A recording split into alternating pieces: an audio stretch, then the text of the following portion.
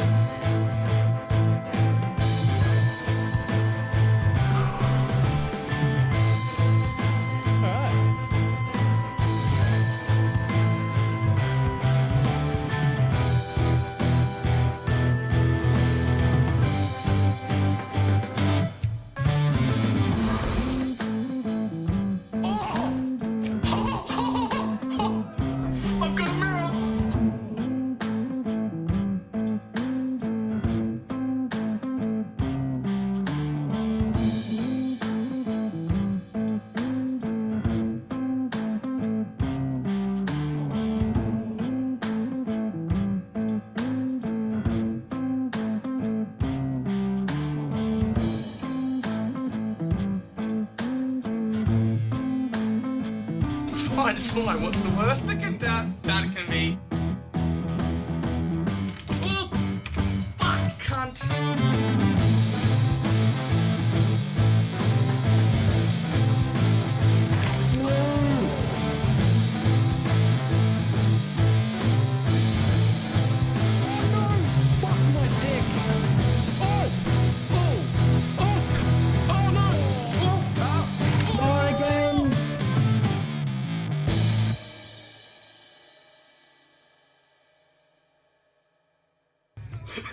Did not work at all.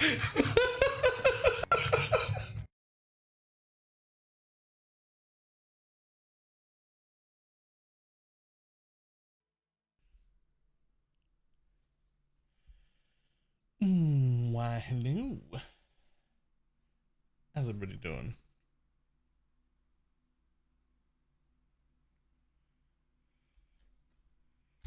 That'll do.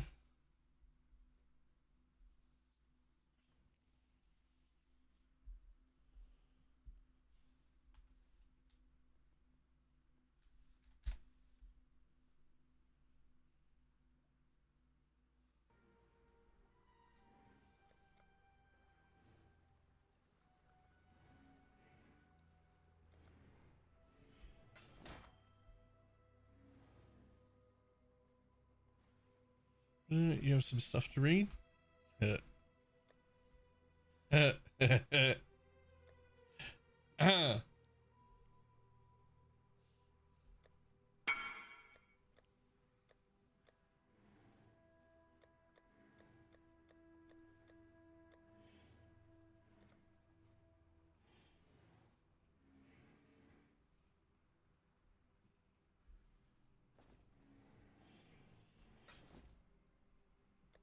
Ready to actually gross. Everything Fairy makes is actually gross. Give me 1 second. Let me see what didn't sell. Ah, yes. This tech is procking up everywhere. I have seen 7 or 8 different pairs of these. Not for this specifically, but like can be modified while corrupted deals.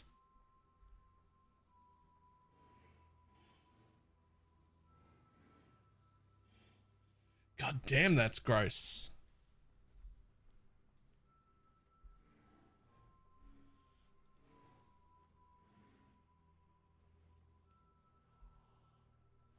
Just visual stream. How's the league now the display? Pretty good. They've been copied 21 times. They're actually gross.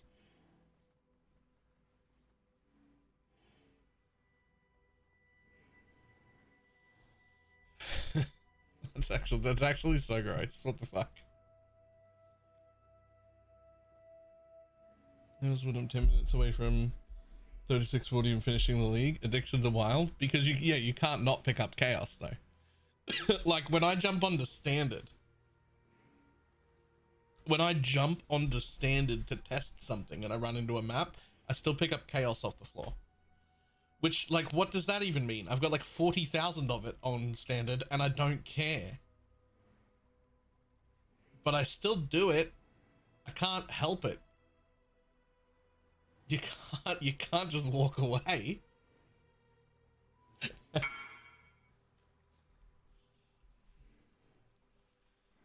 Working on an aura pair, duration, AoE projectile. Jesus.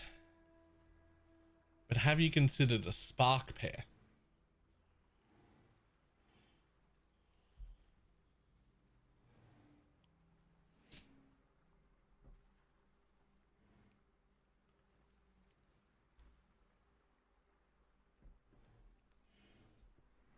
Spark's already made. Get your magic find characters ready. Alright.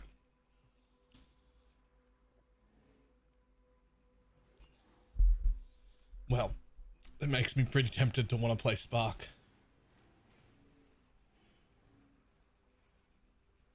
The gold rush you missed is hilarious. What gold rush? What do you mean?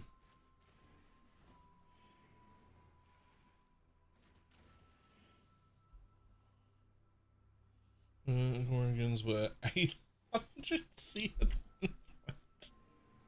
I wonder if I've got any of those. Lord Visceral, thank you for the prime.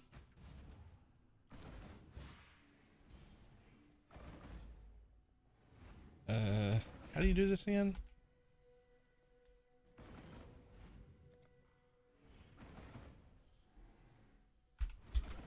Nope. Get your magic find characters ready.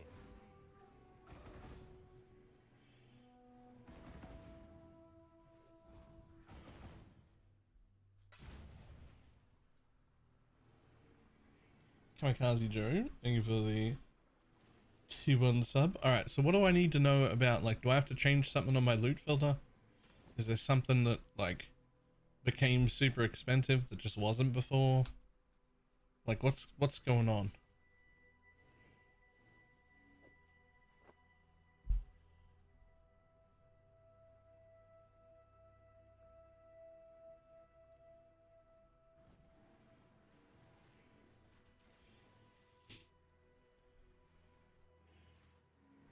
And how do I get the new decants? Are they downstairs? I have to go to the moist area to get them?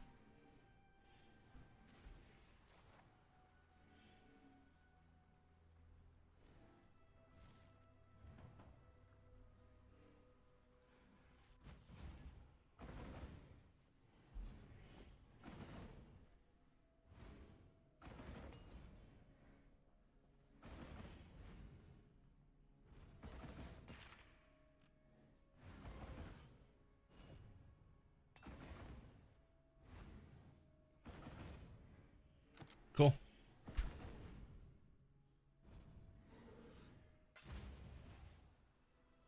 Alright, patch notes, eh?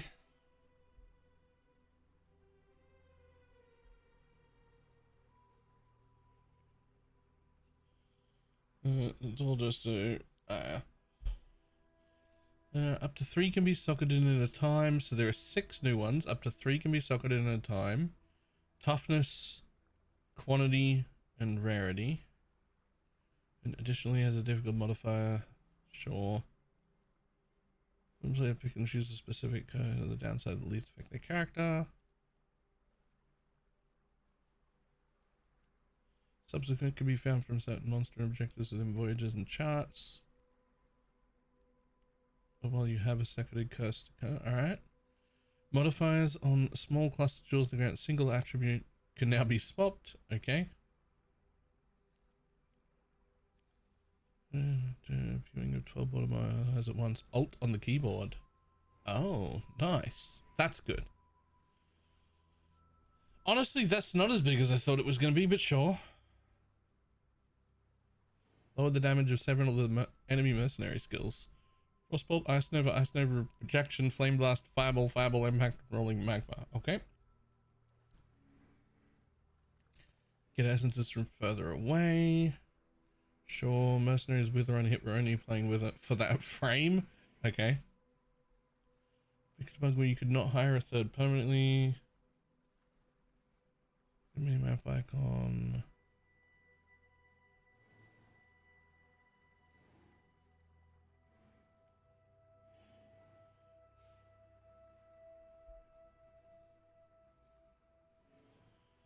Okay.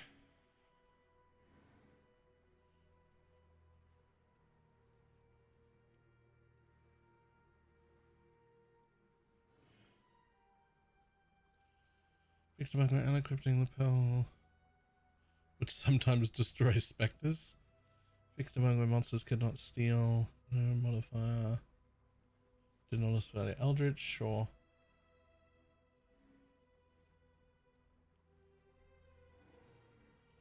Fixing issue where the harvest could fail to begin with the map owner, sure.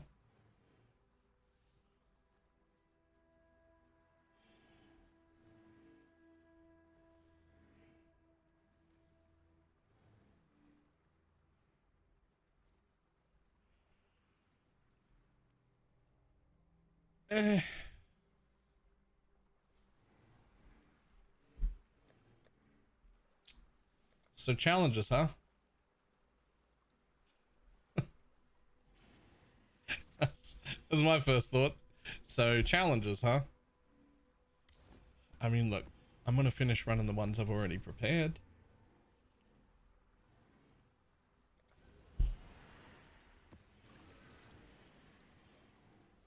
But it might be time to start looking at challenges.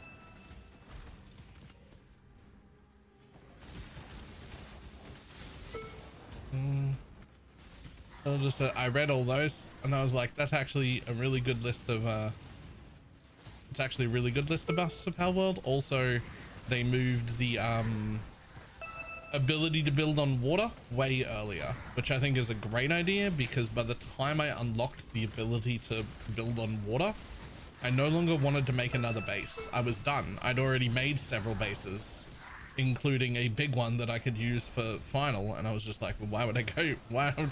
As cool as it would be to build on water, I'm done.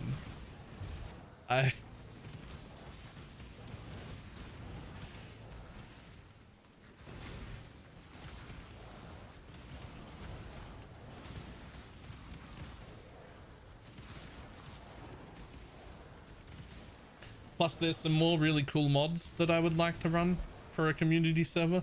One of them is one is a shared feed box. So it treats the feed box like normal, except that anytime a feed box gets below whatever you set it to, like say 500 or something food, it will steal food from other feed boxes automatically. So you still have to make all the food, you still have to provide it to a feed box somewhere, but it stops you from having to go to fucking 5 different bases and make sure you put food in 5 different feed boxes. You just have to make the food still. Like you still, it doesn't change the balance of it, right? Like you're still gonna make the food. Whoops.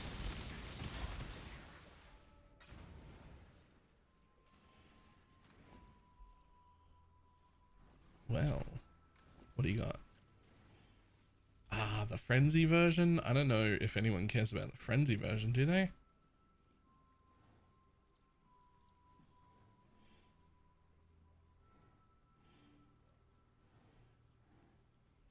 Not really. 100C. I mean, I'll still take it, but not the point.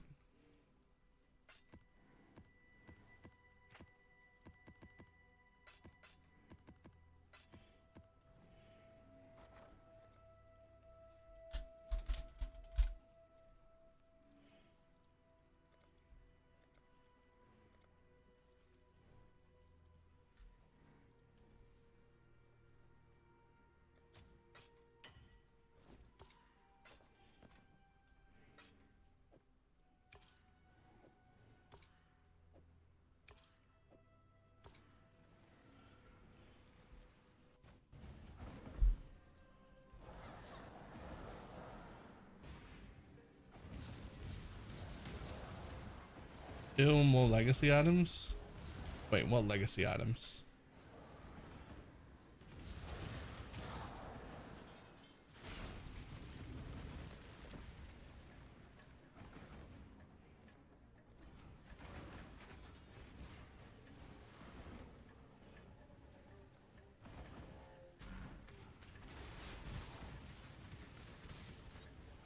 Oh, right, yeah. The percentage of armor applied to whatever. Yeah, I don't know why they keep doing that. Like, obviously it's a mistake and it shouldn't be there, but why don't you just like leave it until the end of the league? Like, why are we doing this? Why are we making legacy items in the middle of the fucking league?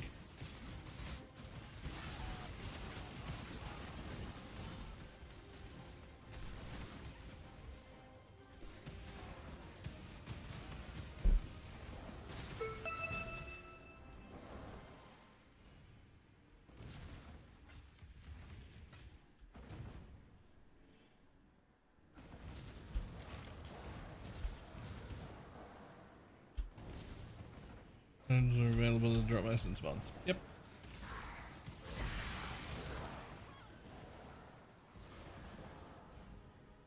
I didn't even clock that as a bug, to be honest. I just thought, oh, they've given us those.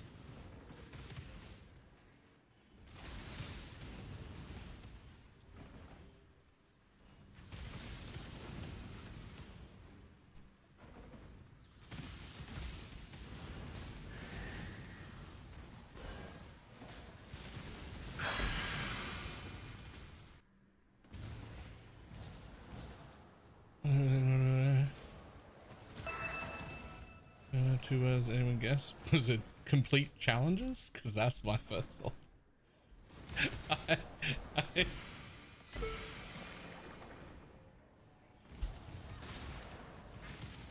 Private league? Yep.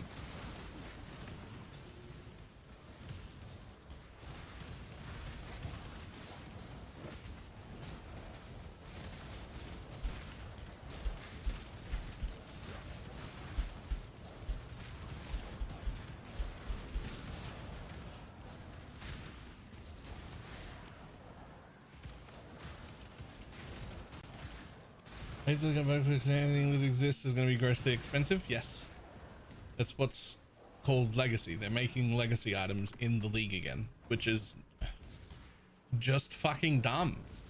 It's actually just dumb. There's no, that's like a rookie error. Like, I don't understand how they're doing that still.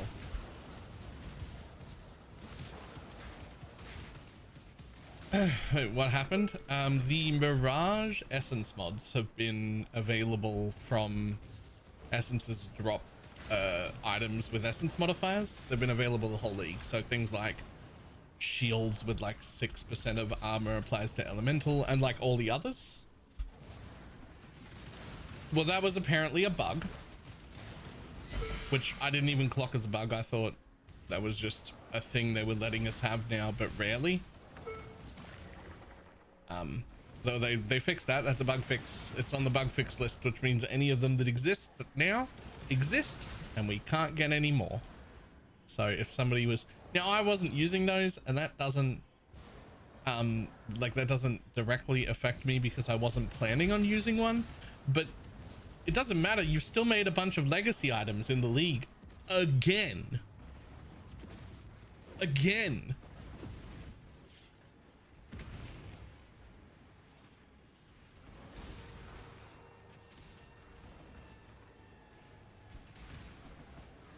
Which just,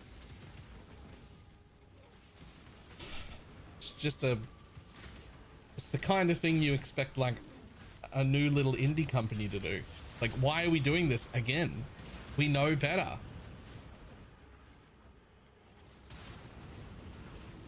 This isn't baby's first game anymore. You don't get to,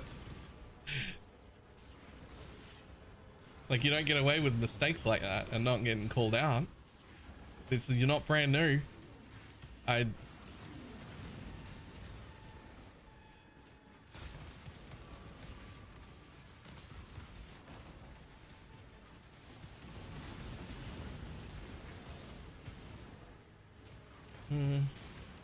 Let's just take us so long. They must be working super hard on it because maybe Underwater Core is going hard right away.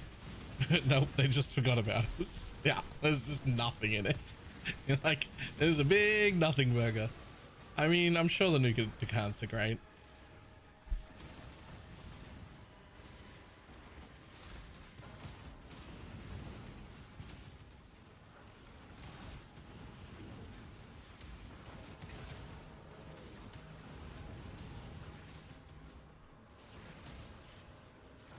Tornado Shot Merc looks fun. He's my favorite.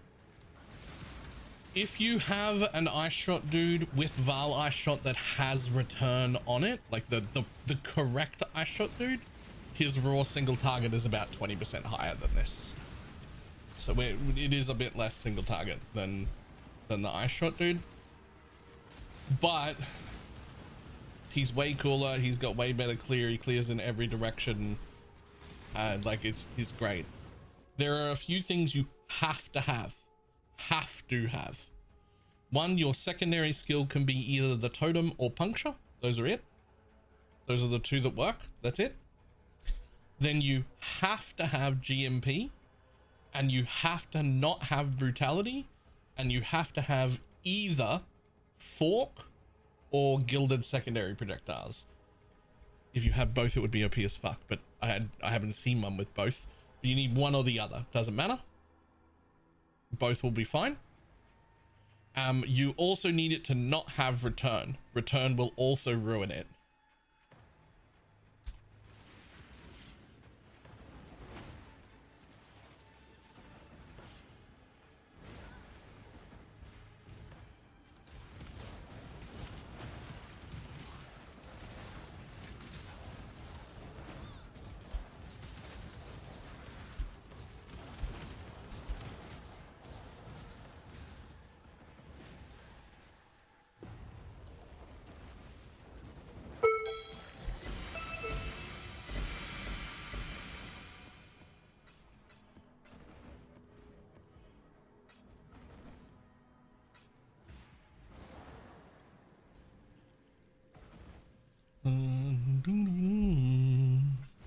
The cost of the game isn't bad to begin with. Yeah, I agree that that's the reason that it's questionable, but I would like to point you back to the majority of the last 10 years, where a very common thing we all said, at least I said, I know Diggs would agree, a very, very common thing that got said a lot was it actually doesn't even matter if we have a bad league, because the core PoE gameplay, the core game on its own is so good that it would easily entertain us for a month just on a reset at a minimum, because the core game is so good.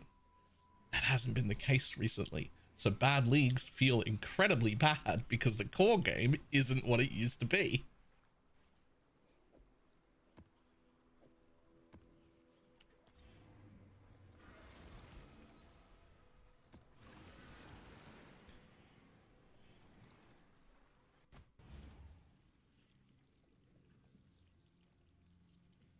Below Lake of Calandra for attention, which is wild. Lake of Calandra was the last time that I thought the game was pretty fucking questionable. And we're here again, so I'm not shocked.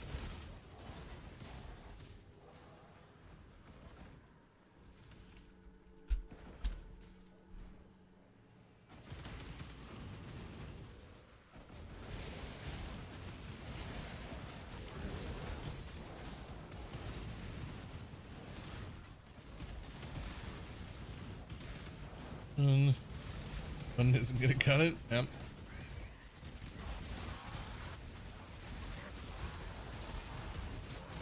I'm thinking about spending a bunch of hours like citing my sources and getting the fucking actual time frame correct and making a long video like, this is why I believe Path of Exile 1 is suffering. This is when it started.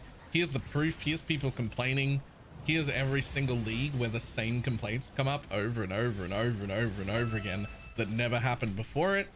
This is the patch note that fucked everybody.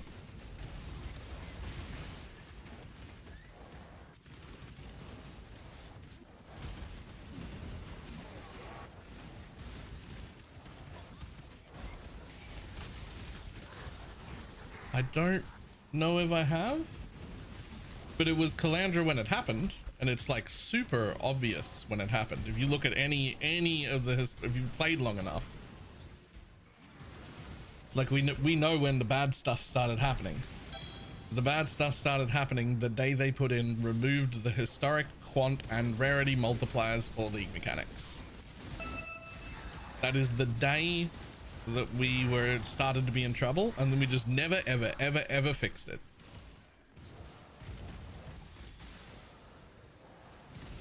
Just never ever got fixed. Literally just revert that change even at a quarter value would probably solve it. Like literally just the exact reverse exactly that 1/4 and it'll probably be good again.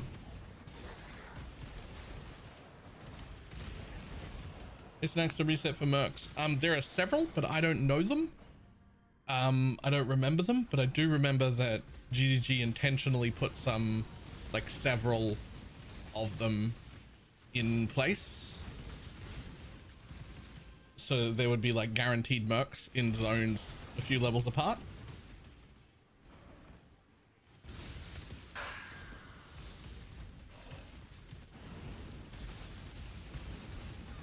Let me grab that link and then also just finish this.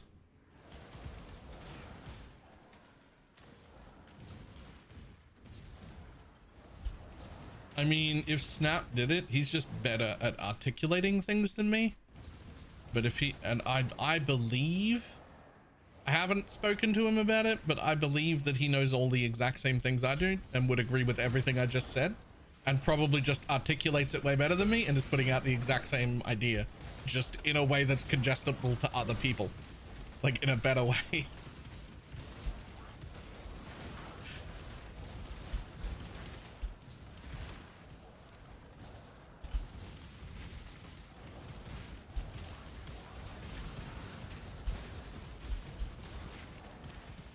Just did off the ground. I'm playing a lot more with the 4, but I've had 70 off the ground. So it's not that there's no loot. It's not that there's no loot. It's that none of your loot comes directly from killing monsters. So it really depends on the kind of player you are. If you're someone who regularly is clicking boxes at the end of your thing to get loot, or getting them from exiles, or getting them from Legion, or getting them from like shit like that, those all still work.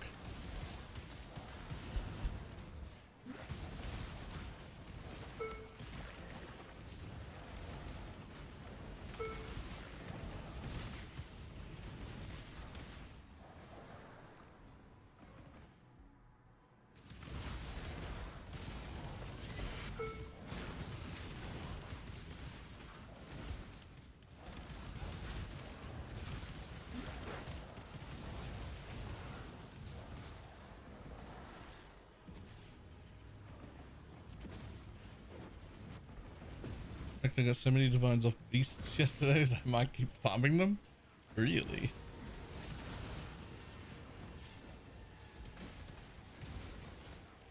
But the real question is to do what with?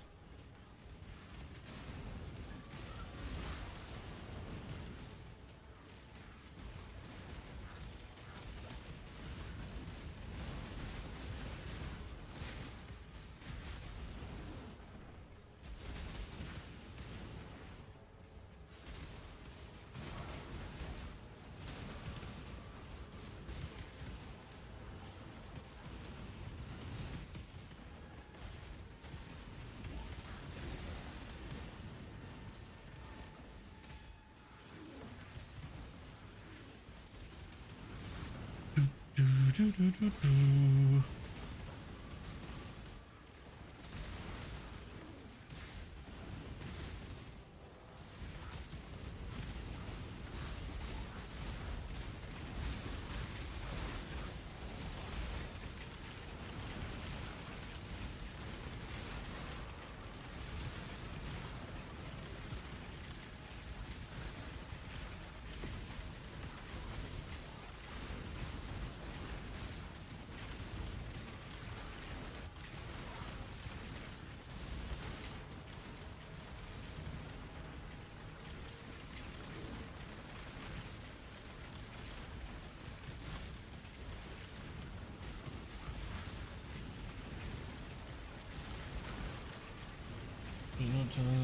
For the book is so much easier. And super juice rares really hurt the ability to make money. But the enraged monkey, I don't think anybody, including me, or even somebody like Fubgun, wants to take away loot from boxes. Like tiled loot. Nobody wants that to go away. I just want other options, the normal ones that we used to have as well. Just don't want it to be only tiled loot.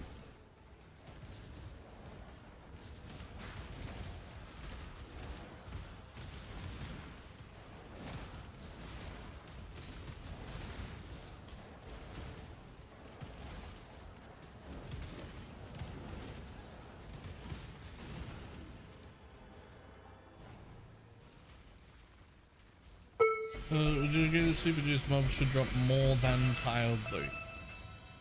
I mean, yes.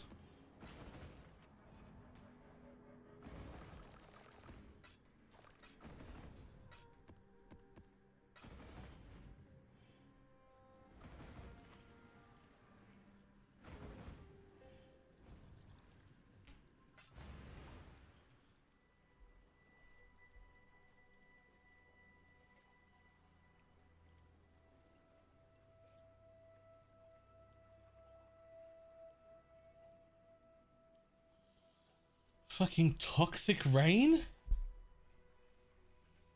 Is that toxic rain?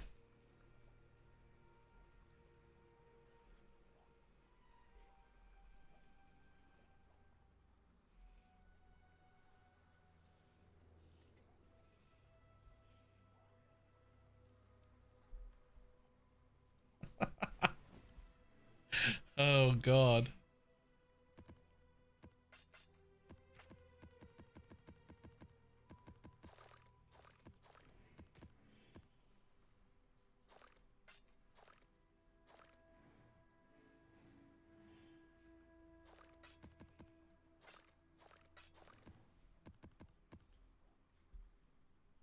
Picture this. You wake up one day in 2026 ready to play your favorite game, Path of Exile. You go straight to YouTube and type Fub Gun Juicing Guide 2026. You follow I do remember this. His advice to a T. Ready to farm, you enter the fortress map. You click on Scarab after Scarab, and then you wonder to yourself, why is 90% of my loot coming from barrels and strongboxes? Why aren't the monsters dropping the loot instead? And why is the only thing I'm picking up scarabs? Well, there's a lot we need to go over to unpack that particular question. Today we'll be going on a journey that starts all the way back in Ultimatum League, brings us all the way to present day, detailing how exactly we got here, because ground loot is a pretty hot topic in modern PoE. Today I'm proud to present to you the calandrification of PoE. I really hope you enjoy. I think I vaguely remember this. Our story begins all the way back in Ultimatum League. For those of you somewhat new to PoE, this era of Path of Exile is extremely different than what you're familiar with today. Just imagine a PoE with no Atlas tree. Path of Exile Ultimatum releases in April 16th of 2021. Many people like to remember this league for how awful the league start was. Ultimatum hands down takes the #1 spot for the worst league launch ever in PoE in terms of server stability and login queues, etc. Anybody who played Ultimatum on league start knows that it was a long and grueling 12-hour long campaign full of disconnects, login queues, and just overall instability. We were graciously reached out to by GGG and given a streamer priority queue, which in hindsight definitely was not the greatest idea. The whole community was understandably upset because of the server problems that were happening, and this definitely left the player base upset and on edge, ready to complain about any minor grievance they might encounter while playing the game. Our group ended up doing a little bit of exploiting here or there. We got banned. Oops. But that's not really the topic of this video. With the disastrous league start, the streamer queues, and just overall player dissatisfaction over those two issues, definitely wasn't a great time to introduce a league mechanic that favored extremely difficult content in the form of the Ultimatum Waves all or nothing reward system, and players took to Reddit to start to complain about the rare monster spam that existed in this mechanic. Many of the complaints were centered around there just being too many rares, the fights were just too hard to navigate because there were so many rares, so many monsters to keep track of, and it was just overall cluttered. Chris Wilson himself confirms this criticism in a Reddit post titled Some Thoughts from Chris, posted 5 years ago. Chris remarks, the encounters themselves didn't have great combat. They achieved challenge just by spamming a whole lot of rare monsters at you, and it was hard to follow what was going on. In Ultimatum League, the feedback was clear. There's just too much going on, there's too many rare monsters, it was just hard to follow the combat. GGG does what it does best. It takes that feedback, shelves it, comes back for the next league, and makes changes to their beloved game. That's the cyclic nature of the game. With Ultimatum in the rearview mirror, we will fast forward over to Scourge League. Scourge came out 6 months later after Ultimatum and featured scaling risk-reward mechanic, which incentivized you to have very powerful builds. During Scourge League, a popular strategy developed involving Alva and something we like to call Pocket Beyond. In PoE, these league mechanics used to have a historic bonus that affected all league mechanics. I miss Alva you being so one of much. them. When you were killing monsters inside of that particular league mechanic, they would get a very, very large bonus applied to them. This bonus was introduced so that monsters were just generally worth killing when you were doing the mechanics, such as Abyss, or in this case, Alva. In order to make the league mechanics feel more powerful and potent, the multiplier that these monsters had on them was, in the realm of like 1,000%, like 10 times more loot. This made it so monsters from those mechanics just Look at generally it. felt more I want it rewarding than back. other stuff on the map. And that reward was So you so get to have potent fun that that people would was? actually bring in a prophecy called Hidden Reinforcements in order to generate extra monsters inside of the Alva. When you proc the prophecy, it would spawn a monster pack, you would kill the monster pack, and it would spawn beyond monsters. You'd then kill the beyond monsters, and they would all have that, 10x bonus from the Alva applied to them. This strategy was one of the mainstays in early MFing, and it really cemented Alva as like the premier mechanic for magic finding at this point in time. The huge focus on killing as many monsters as you can. Killing as many monsters generates a lot of beyond. Beyond generates a lot of loot. It had a very good cycle going for it. It was a very, very fun gameplay loop to a lot of players at this time. But it's important so to take fun. note of this specific historic bonus that existed in league mechanics like Alva, because this historic bonus would become the piece of controversy for leagues later down the line. We need to put a pause on that first because we need to talk about Arch Nemesis.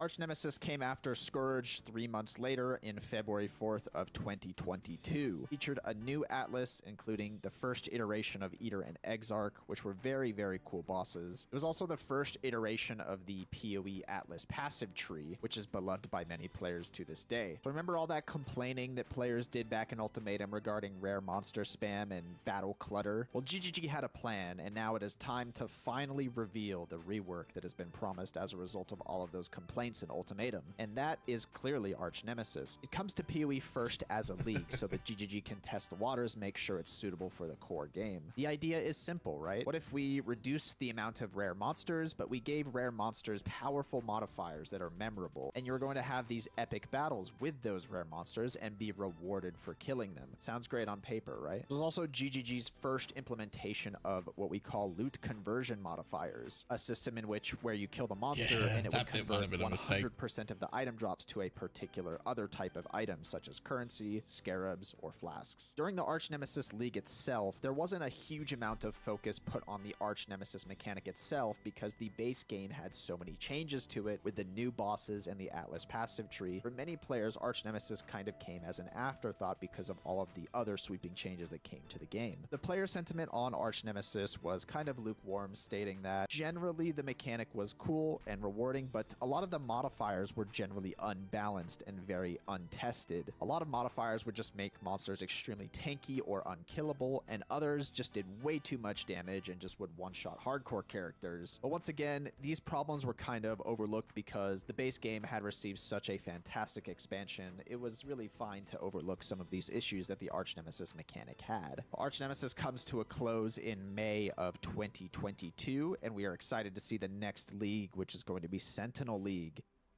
During the Sentinel reveal trailers, it was announced that GGG was going to fold Arch Nemesis into the core game, and players were apprehensive at best, but we were promised that a pass was done on all of the modifiers, and all of the problematic ones are going to be receiving balancing, so we were all willing to hold our breath while GGG cooks in the kitchen here. The first initial implementation of Arch Nemesis into rares had all of the modifiers of Arch Nemesis, but the same amount of rares that were... I remember really enjoying this. I don't really remember why.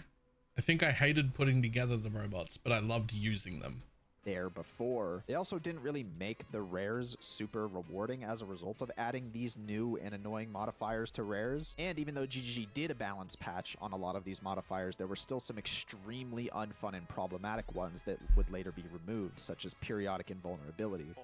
That's not a good welcome sign for a new player. GGG, what is that?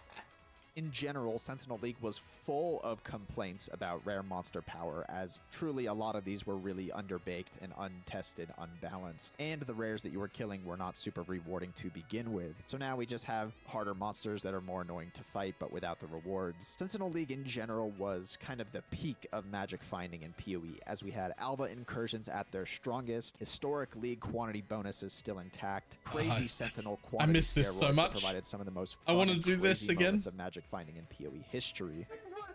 The monsters themselves dropped loot, and you were incentivized to kill as many monsters as you could, and it wasn't just the single rare or unique monster loot pinata meta that we have today in 2026. Every monster was valuable, and every mechanic was valuable, as they had inherent quantity and rarity bonuses. But little did we know this would be the last league we have those. That sentence makes me want to cry. I want it back. I'm gonna get a little emotional. This is the last time we'll have those. Ooh.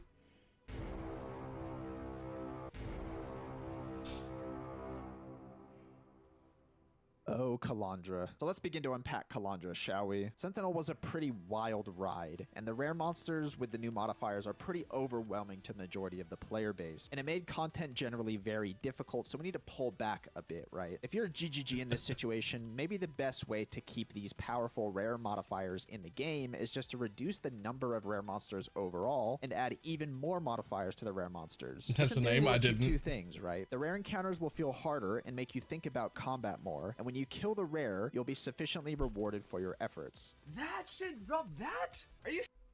Hey, go back. Alright, I'm gonna do it. Cock and ball torture. Content generally very difficult, so we need... Solaris molested? Empowering minions to steal a fuse by letting Thief's grip, Spy's grip, Cultist grip, Wallet Stealer, Rewarding, Moderator 6, Ghetto Map, TFT Service Provider. Right. If you're...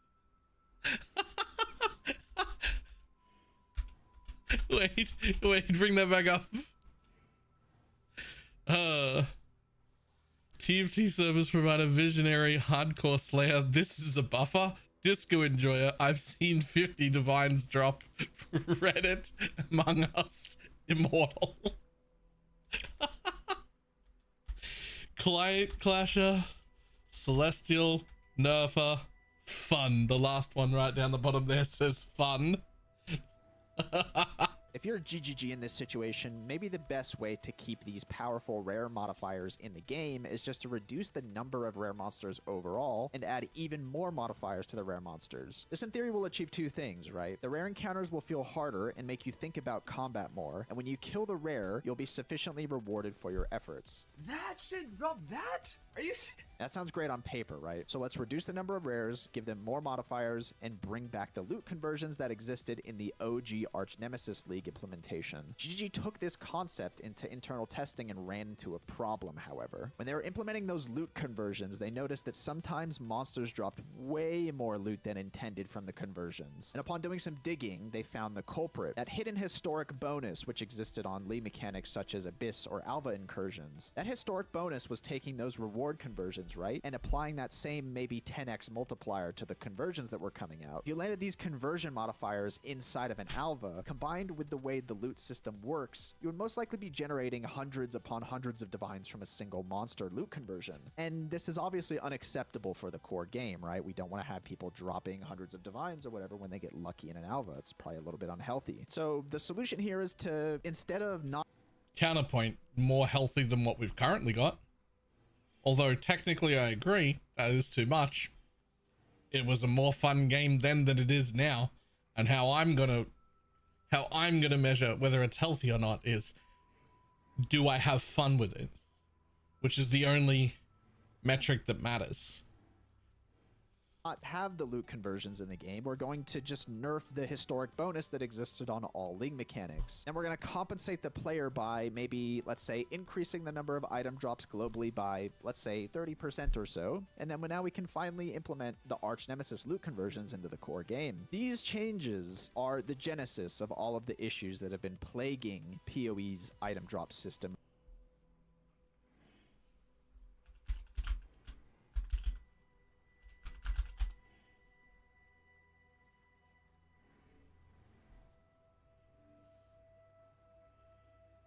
The origin, creation of, or beginning of something. Oh yeah, all right then, sure. Yep, cool.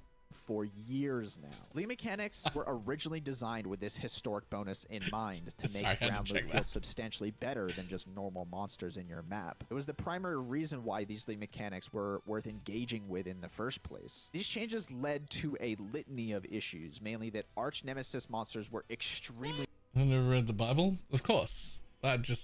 I'm aware it's the first book.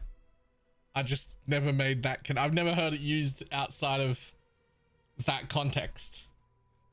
So I never made that connection. unbalanced and your main source of loot. And you were just fishing for those conversions to scarabs or currency when they happened, because it would drop so much currency when you landed the lottery that it was really no point in doing anything else in the game. It also had a knock-on effect that ground loot that doesn't come from Arch Nemesis conversions is just completely destroyed, and stock League mechanics that aren't juiced up by scarabs are now completely unrewarding when you're looking at it in the context of ground loot. These sweeping changes to League mechanic loot was not announced at all in the patch, and obviously This is almost a depressing video to watch, because I'm seeing all of the things that we used to be able to do that I really loved, and I'm remembering how much more fun it used to be. It's not that it's not fun now. I'm still enjoying playing PoE, but like, it didn't used to be enjoying playing PoE. It used to be PoE is like fucking crack to me. And when I see those old clips from the old farms that we used to be able to do, I get that itch again. And I'm like, I want to do that again. Can I do that again? That was so much fun. I would love to do that again. it left players a little bit questionable about what the situation was. The disparity of loot was actually so bad, many people just thought there was a bug. Like, they just couldn't believe that there was this little stuff dropping in Kalandra. There were other changes this patch which also led to a very, very large reduction in ground loot, mainly the absolute destruction of Beyond as a League mechanic. For any new school It's like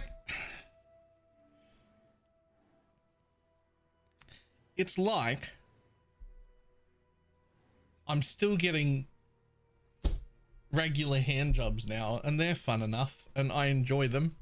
You know, it's not bad. I wouldn't complain about it.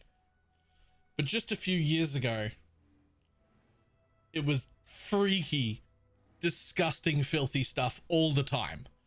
Like, just like degenerate, filthy sex all the time. And I was loving it. And like, it's not that the hand jobs are bad, but you know, we used to get freaky with it all the time. And now I'm just getting a little wrist action, and it's just not the same. It's good. I wouldn't want to complain about it. It's just, but it used to be.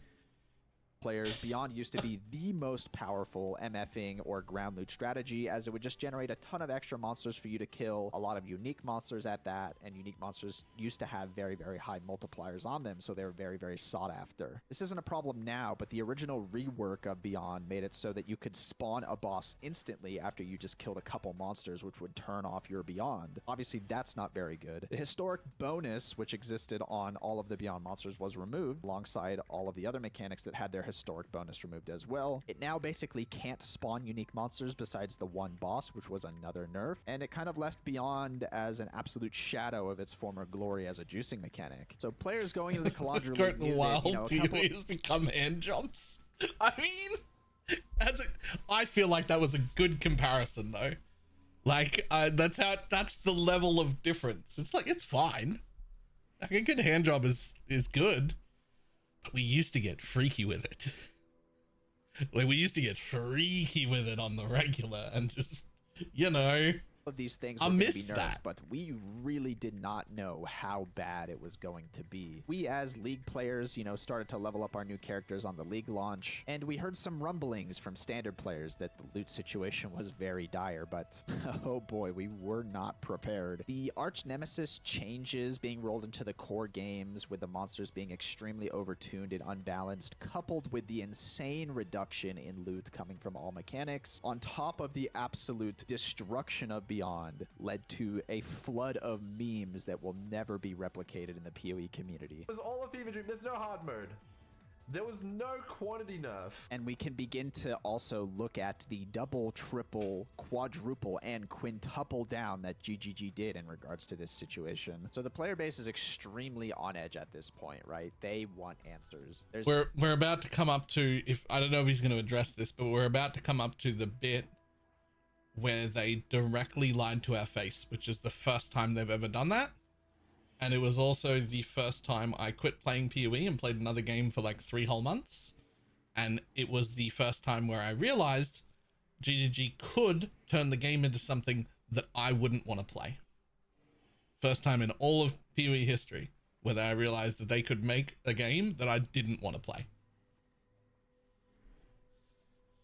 Been the biggest shadow nerf to loot in the history of the game. We had some of the biggest crafting nerfs with the re-implementation of Harvest to trade. Roar 1, 2, 3, fire damage! And we had the destruction of Beyond as a league mechanic. The first thing to address is Arch Nemesis rares being too powerful. It doesn't really address some of the complaints that the community was having, and that a lot of these mods are underbaked and untested. And the only thing that we're going to get from them is just a reduction of life on Arch Nemesis rares that are coming out of Essences, Betrayal, and Red Beast, which wasn't really the problem a lot of players were experiencing, and it felt like a disconnect between the player base and GGG. The next complaint that players were having was about harvest crafting, and that it was just way too RNG to make the items you were having on your builds, right? It was just way too hard for a lot of players. And to address the feedback here, the answer we got was we're just going to be increasing the life force drop rates with no addressing of the community concerns about the crafts being just extremely RNG and less powerful than they were before. Lake of Calandra was getting some improvements, but I don't think many people were engaging with the lead mechanic to begin with. But maybe those changes would be good. Everybody was going to wait and see. And we finally arrive at the now infamous historic bonus removal. Chris writes, players report that general item drops feel a lot lower in this expansion. There are 2 changes we made in 3.19. The first is that the rate of encountering rare monsters from certain league content has been reduced reduced. So you are fighting, killing, and receiving rewards from fewer monsters than before. This is partially offset by rare monsters in 3.19 now being more rewarding than they were before. The second reason is that we removed a massive historic bonus to item quantity and or rarity that applied to some league-specific monsters. We replaced it with a moderate 2 to 3x increase to item quantity to offset the fact that they often have more life than regular monsters and some cannot drop maps. It's once again worth reiterating that the player base had no idea of these changes at the time. They booted up the league, leveled up their character, was experiencing terrible ground loot, and this is the first... Just pause on that real quick.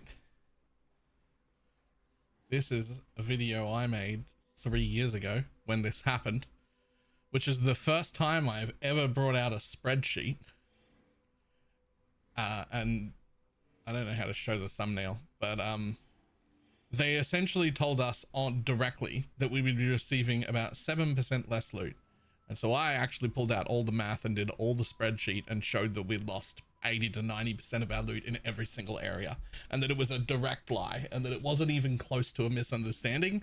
It was just a straight up lie. Made a whole video on it. It's the first time there's a fucking spreadsheet in any of my videos, and it's fucking 20 minutes long. It was one of my longest videos, and the only time I've bothered to back it all up directly with math and actually show my work rather than just do it based on feeling, because I felt like it needed to be done.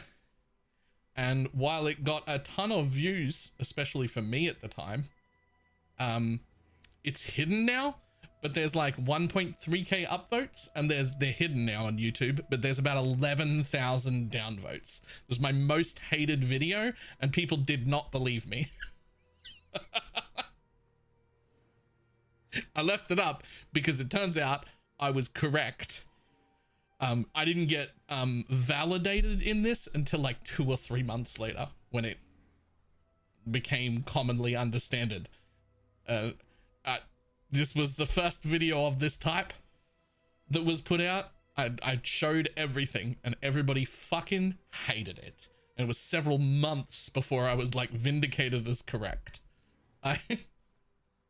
Anyway, time we had ever heard about these massive sweeping changes to the way that loot works in the game. This post was received with overwhelming negativity by the PoE community. How could such a massive sweeping change not be communicated in the patch notes to the player? It was, for all intents and purposes, one of the largest loot-related changes to have ever been implemented in the game, and it didn't even receive a passing patch note or anything of the sorts. And a frustration that the community had at the time was that there wasn't any willingness to try and make any changes in that regard. It was kind of just, here's what we did, and this is kind of how it's going to be. The massive historic bonus removal just came as a shock to the general community. It's just, how could they have done this, was the overall sentiment, as you can see from some of these Reddit comments from way back in the day. The next Reddit post to satiate the Reddit dumpster fire would come from Chris in the form of nerfing defensive arch nemesis modifiers, which honestly was a huge W for the community here. A lot of the modifiers were extremely annoying, underbaked, untested, as I keep saying over and over again here, and they ended up nerfing a ton of those modifiers, and these changes were met with much positivity because people really did not like some of these modifiers. With the community still absolutely enraged and the Reddit just on fire at this point, Chris would sit down and write a post to address much of the criticism that GGG is receiving as a result of a bunch of these changes in Kalandra. Let me preface these posts by saying I have the utmost respect for Chris Wilson. In the now infamous What Happened with Items Reddit post,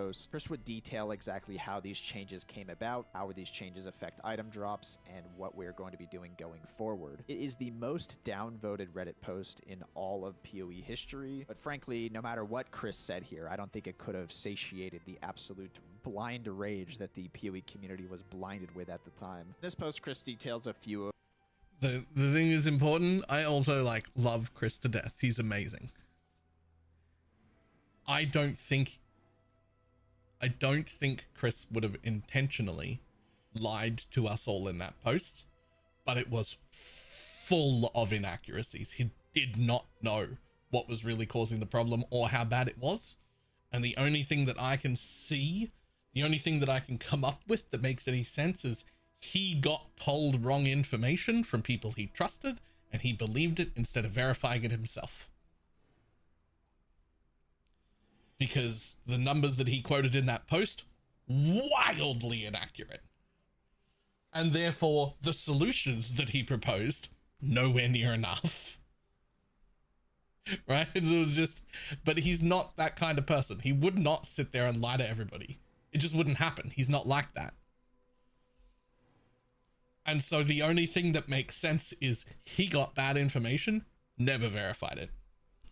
So somebody was feeding him some bullshit.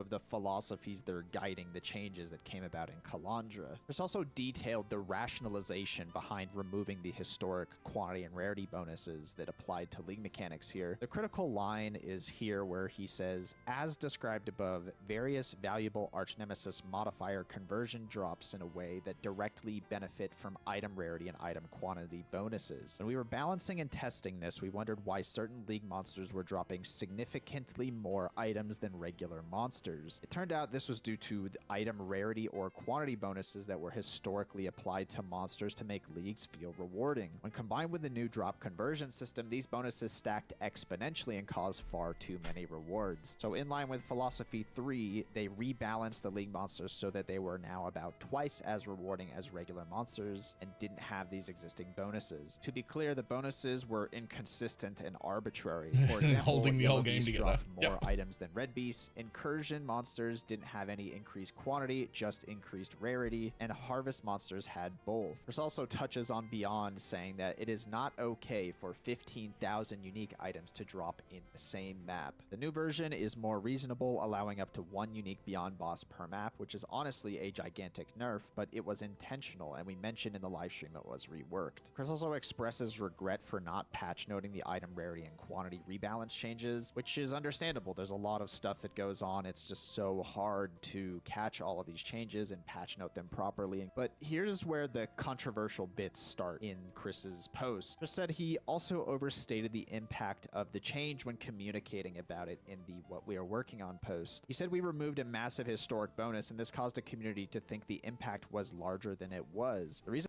And this is where the first set of legitimately just bad data came from. This is the post that made me make that YouTube video. why I used the word massive was that the numbers sounded big and viewed in isolation, but are less impactful when viewed in context. For example, the rarity bonus that was removed from a red beast was 750%. This sounds big, but a 4 mod Arch Nemesis rare has a 41,000% bonus. Players have been saying we massively reduce drops, throwing out numbers like 90%, but in reality, a large difference could only occur in the most extreme situations involving Beyond Delirium and Incursion stacked with Side note, it is and was much closer to 90% than 7. party quantity, rarity, sextants, and scarabs, and a dedicated MF Kohler. I think he might be singling us out here. Every other player is unaffected on average. For example, when playing Breach, the reduction in currency items found is around 7%. In 100% Delirium maps, the difference hits 17%. In Incursion and regular non-league content, you'll find 25% more. So you have to understand, the whole community is also untrue. Every single one of those numbers, wildly inaccurate. Is telling GGG that the loot is terrible. They've made a huge mistake. There's a massive amount of FOMO going on because of people culling rare monsters for 70, 100, 150 divine. And poor Chris makes a Reddit post, which is essentially like kind of gaslighting the community, saying that the loot is really fine. Which the tidbit about saying that there's X% of reduction of items was really what kind of rubbed the community the wrong way, so to speak, and why this particular post was so frowned upon and heavily downvoted at the time. On the topic of Kalandra, Chris would go on to make one last Reddit post about tool-assisted Pantheon mod farming, which did receive a bunch of community praise, and this would be the last Reddit post Chris Wilson would make for 4 years.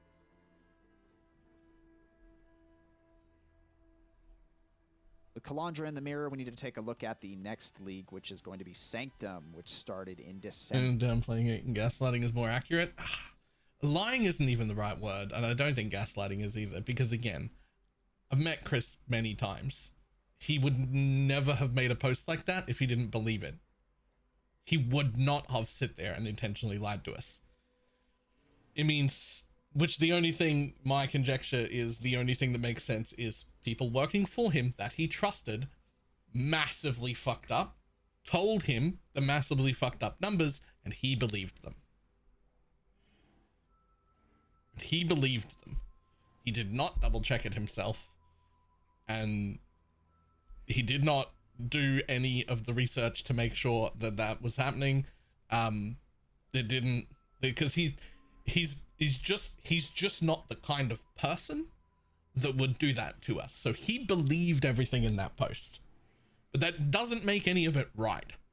It was just inaccuracy after inaccuracy after inaccuracy after inaccuracy, right? Like it doesn't, right? Like it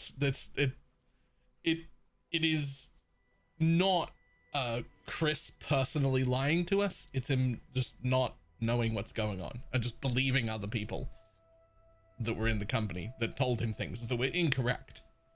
Of 2022, just 4 months after the Kalandra incident. Sanctum fixed a few issues from Kalandra, mainly that loot conversions are now purely random, so there is no telegraphing of what is going to do a loot conversion anymore. So now, in theory, every single rare monster you kill has an equal chance of, doing the loot conversion. This fixes the culling problem that existed in Kalandra. We had more nerfs to problematic arch nemesis modifiers as GGG continues to iterate and bring down the problematic arch nemesis modifiers. And on top of that, rares now spawn with less modifiers than before, so they're not as annoying to kill, and there's not as many problematic combinations for players. Ground loot is still in a dire state, but there's one singular mechanic holding up endgame magic finding or endgame mapping on stilts, and that is going to be enraged strongboxes. The last thing. We are now in a landscape where, on average, then it was enraged strongboxes for about 3 years. Just that was it. Monsters are unrewarding, but there's one way to inject base quantity onto monsters, and that is enrage. You simply use the sextant for 600% base quantity on monsters in the strong boxes, and you add as many strong boxes as you humanly can to your map with the Atlas passives and scarabs. You choose a map with a good div card, and there's still ground loot. Hooray! Game's working great. Thumbs up. But the problem is that this is now the only way you can inject ground loot into your game. We're just holding up the end game on a single mechanic on stilts. We'll now fast forward to the trial of the Ancestors League, which came out in August of 2023. Here we get another pair of stilts to stand on when it comes to end game farming and juicing. With the Ancestors patch, we got a new toy that is going to be the Speaker of the Dead Atlas Keystone passive. It makes it so tormented spirits in your maps can possess players for 20 seconds, and tormented spirits in your maps cannot possess monsters. For those unaware, touched monsters have a significant quantity bonus applied to them, similar to enraged monsters out of strong. Why does he keep raising his eyebrows? If I had to guess, I'd say it's the same reason he's jiggling his legs constantly. This is a very negative video. He does not make those very often, and it is directly criticizing the #1 love of his life game that he's been playing for the last 10 years. It's correct, and he's done it very professionally and very well. It's still a fucking... I did watch this. I must have watched this. It is all correct, but like, this is a nerve-wracking thing to do. Strong boxes. With some clever planning and manipulations of ghosts, a new farming meta arose. It's the same divination card farming strategy as we've seen for many years, but now instead of enraged strong boxes, we have to jam as many tormented spirits into the map as possible and infect monsters with that quantity buff. A common theme you'll see here with a lot of strategies post Kalandra is just players chasing the last remnants of mechanics that haven't had their quantity bonus nerfed yet. First we had strong boxes, then we had ghosts. Later on, we're going to talk about rogue exiles. But it kind of does feel like we're drug addicts just chasing the very last mechanics that drop loot in the game. Overall, Ancestors was a very good league for juicers, but the problem still remained. We have a handful of viable ground loot strategies that are just warped around injecting as many monsters with high quantity bonuses into our maps. This makes stock league mechanics on average very unrewarding, but at least there's more than just strong boxes now. We have ghosts. But after Ancestors, we will see the craziest thing that has ever come to PoE. Affliction League came out in December of 2020. This was the last time we had an absolutely fantastic fucking banger. Mirage was pretty good. Mirage came close. This was a banger. final like 2 weeks of the league, I'm still playing and having fun in Affliction League. I think some people like Diggs. I think Diggs was on when the servers went down. I think he was still playing when the servers went down.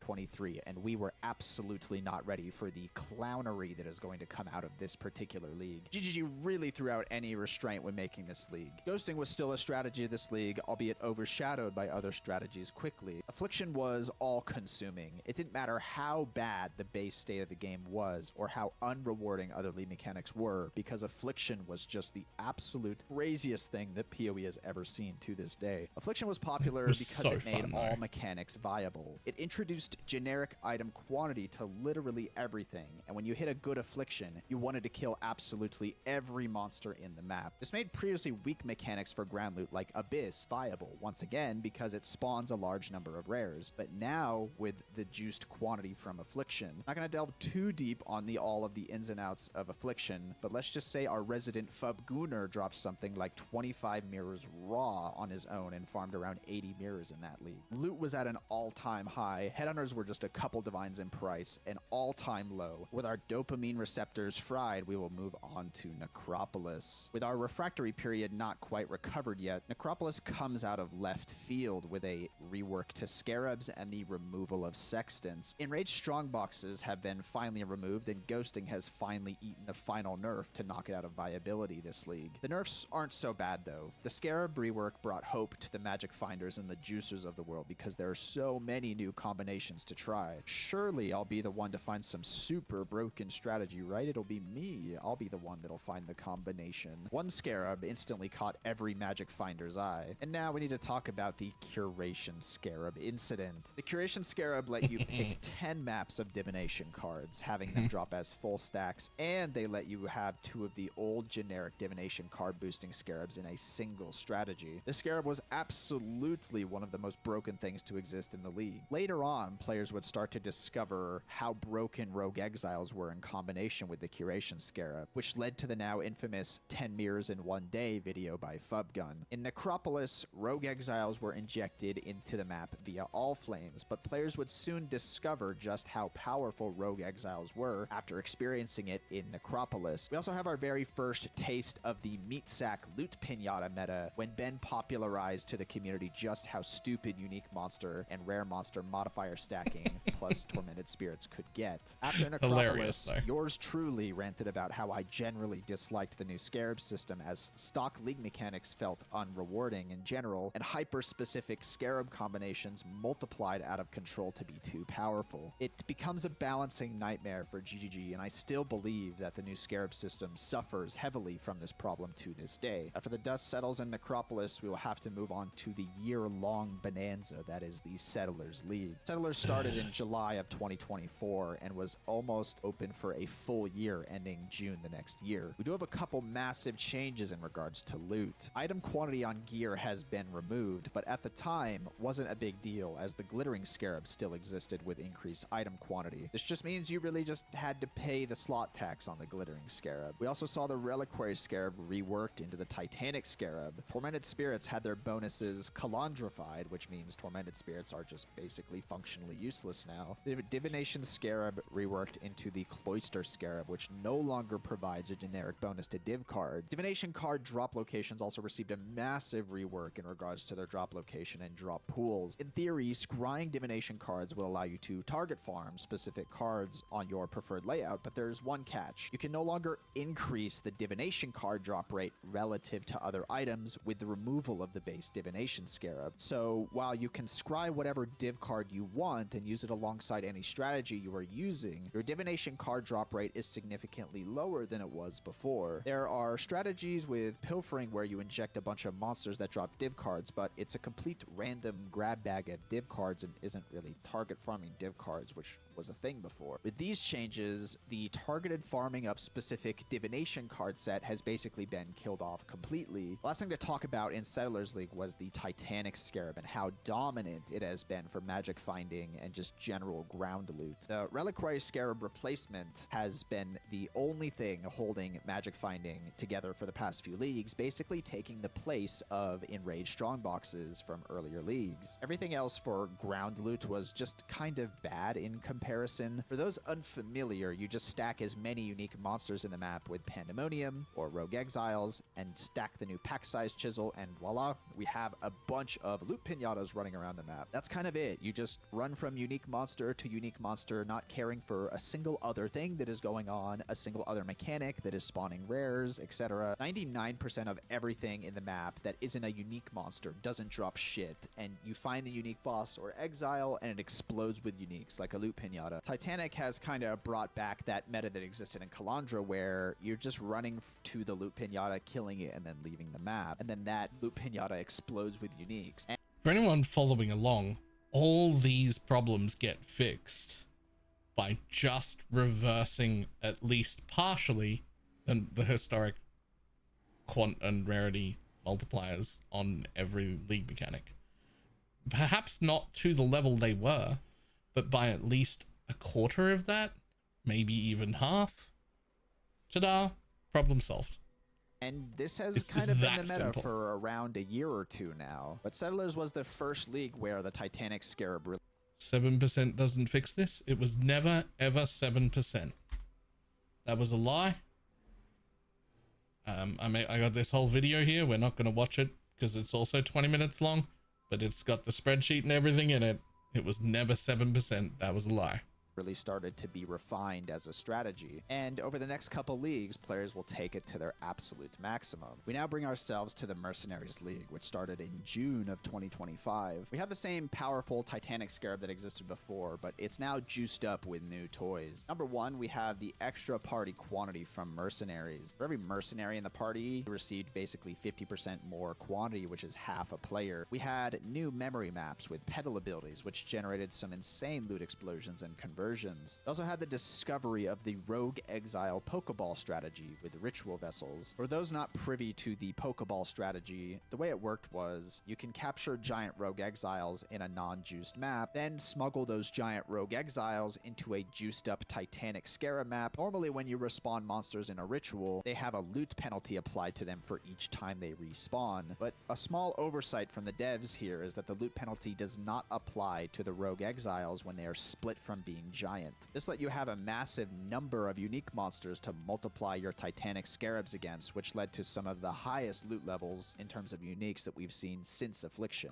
It's worth reiterating here again that all of these strategies require hyper-targeted niche interactions and scarabs to function. Meanwhile, the base game is still unrewarding since Kalandra. While Rogue Exiles took the limelight as the strategy of the league, some new creative farms sprouted up as a result of the scarab changes, some notable shoutouts being the Evolution Shrine farming and Abyss of Hordes. We finally move on to GGG's latest released league, which is going to be Keepers, which started in October of 2025. Keepers is where the years of bad decisions warped around Arch Nemesis finally catches up with GGG. Some notable changes in Keepers was that the Titanic scaling was cut in half, which is obviously a big nerf to endgame farming and juicers. Additionally, generic map mod effect on the Atlas was cut nearly by half. Additionally, quantity and rarity nodes on the tree were also cut in half. The Evolution Scarab was pretty much gutted. The Rogue Exile inherent quantity and rarity bonus has finally been Kalandrified. Abyss Hordes ate a huge nerf. Tier 17 map modifier bonuses have been nerfed. Risk Scarab has also been nerfed and limited to 1. And then finally, Breach, one of the most beloved mechanics of all of PoE, was reworked into something way more annoying and less rewarding. In terms of ground loot, that is, not speaking about the tree. Yeah. In Keepers, we no longer had a strategy that holds the game up on stilts. No enraged boxes, no affliction,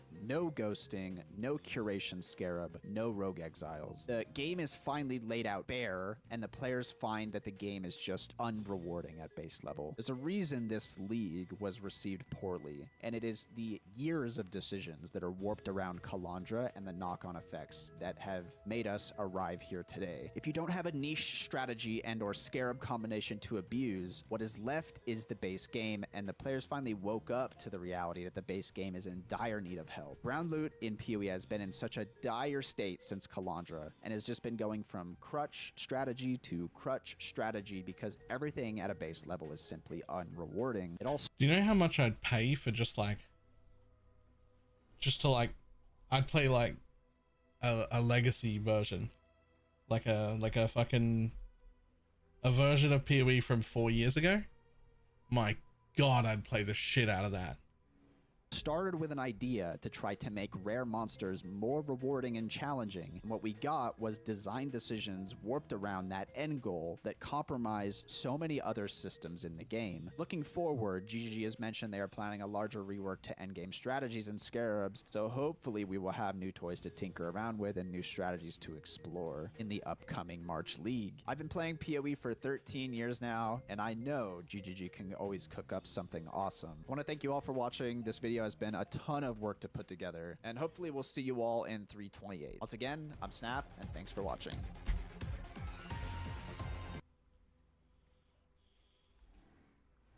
There's that. It's a little old. 5 months ago. It hasn't gotten better since then. And just in case anybody's cares, this was a video I made 3 years ago after that one Reddit post where I did like all of the data and like spreadsheets to show that 7% is a ridiculous number and that it is indeed closer to 80 or 90% on nearly every mechanic.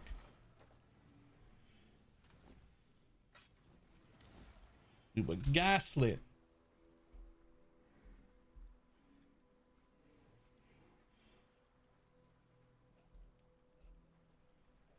Alright, let's go kill some mobs again.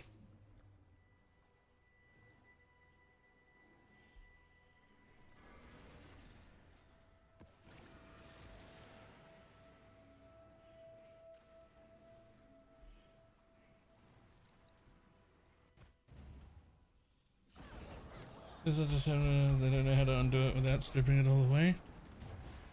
I mean, literally just give me a quarter of that modifier back for every league mechanic, and suddenly we've got a game again.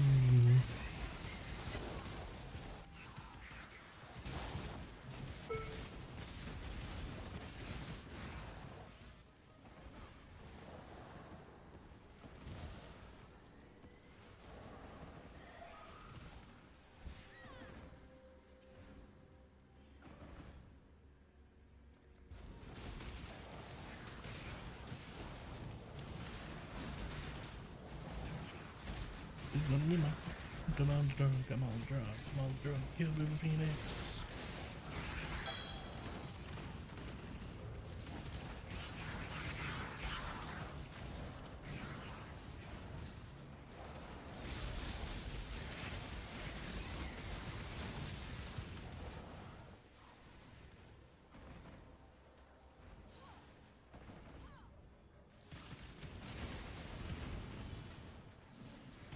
Pancakes for breakfast, but I don't want to make pancakes.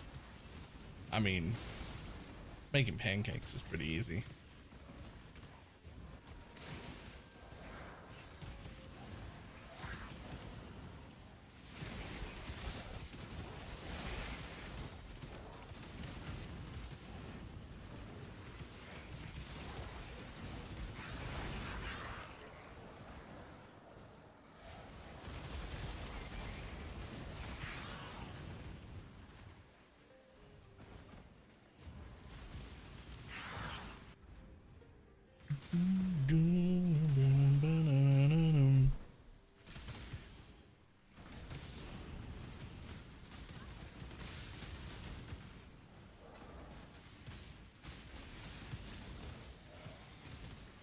Without lanterns. I guess I need to go try underwater again.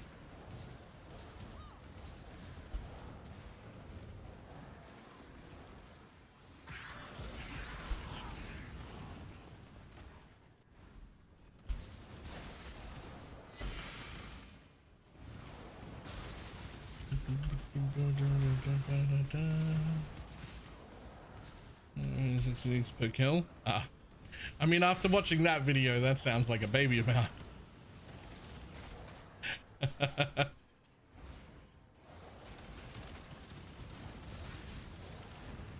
Now that I remember doing Alva as a single player and being like, ta-da, there's 55 uniques on the ground. I missed that.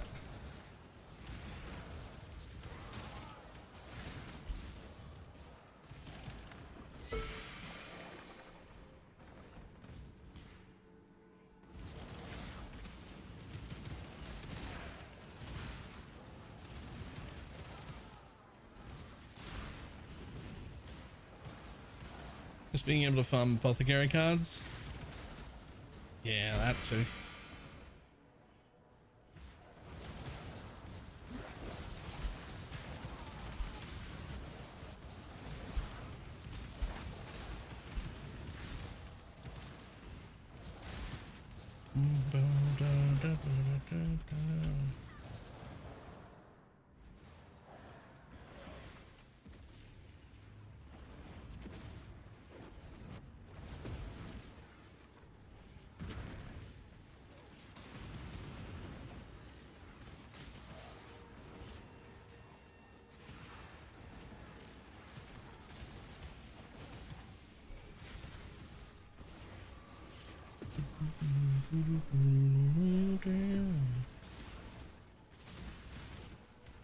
Just dropped a mirror. Nice.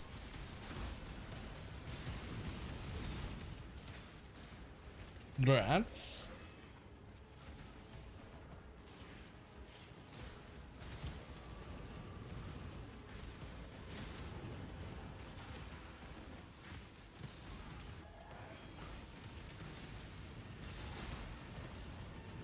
More kills. The number was 22,000. Yeah. Yeah, you're like, wait, what? Oh, the merc kills don't count as your kills?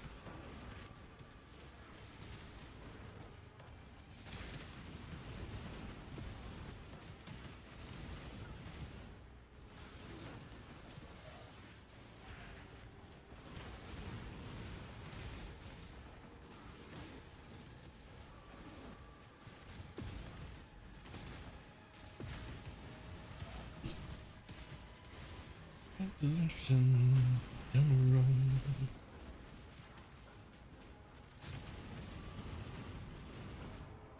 I'm gonna buy a dope merc now, but what the fuck are we gonna do with the mirror? I've never been this rich.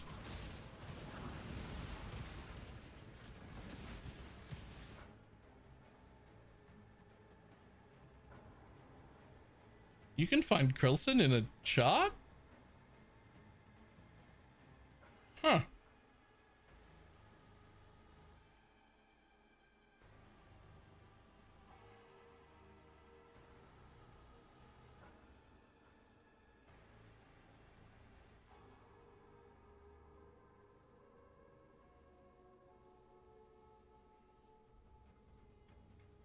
Cool though.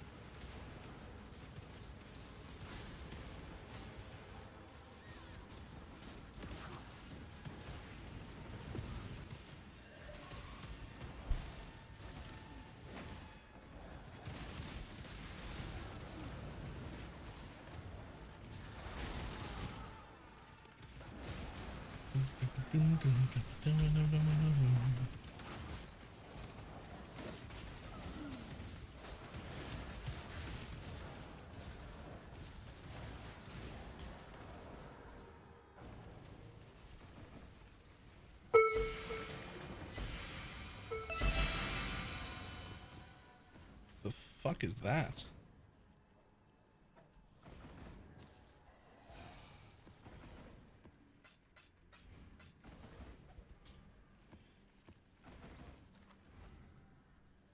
Come back and grab those in a second.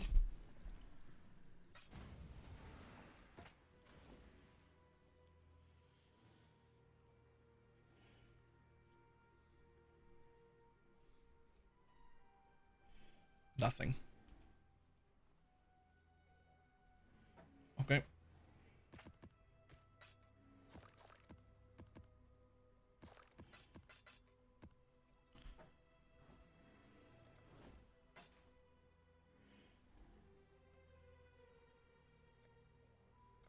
Yep. I'll take the fracturing shot, I guess.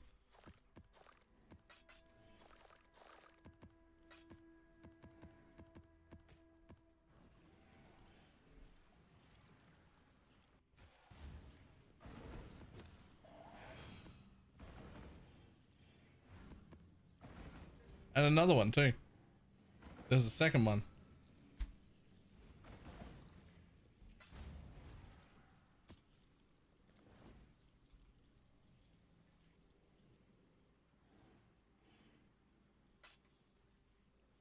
Two fracturing shards.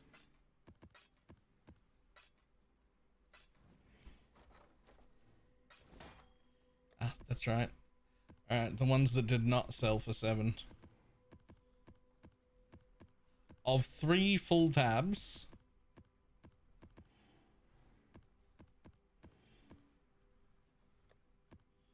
that is all that did not sell for 7.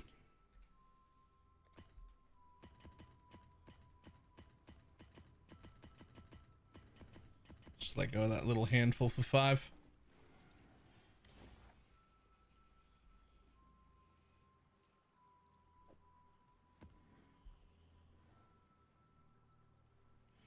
Huh.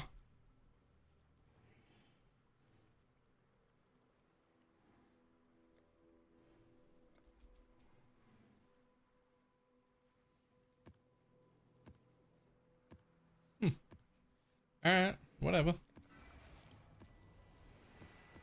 Anything still up for 5 tomorrow gets fed to mappers? That there's nothing. Last time I did that. Yeah, what happened with the abyssal socket fossil yesterday? What do you mean the abyssal fossil? Sockets, yeah. I don't know, yesterday I didn't touch the computer or really even barely my phone. I did a lot of moving furniture and packing up upstairs and everything. The lounge room is now basically empty. My sister's birds are still there, which they're not gonna be, but other than that, everything else is empty and ready for me to move my stream setup. It's all empty and cleaned, and we're just waiting on the desk to show up, which I checked again this morning, and all it says is dispatched, which is the same thing it said yesterday and the same thing it said the day before that. There's no tracking information. It just says dispatched. What?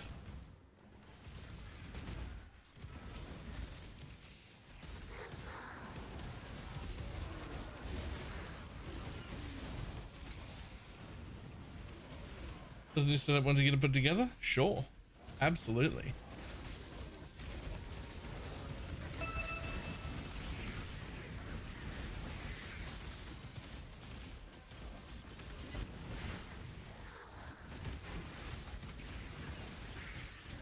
How fancy did you go with the new desk? Well, thanks to Taj and Boom, I went as fancy as I would want to. Which is I got the fucking Magnus Pro XL from Secret Lab, which is a disgustingly expensive, but also fucking fantastic desk.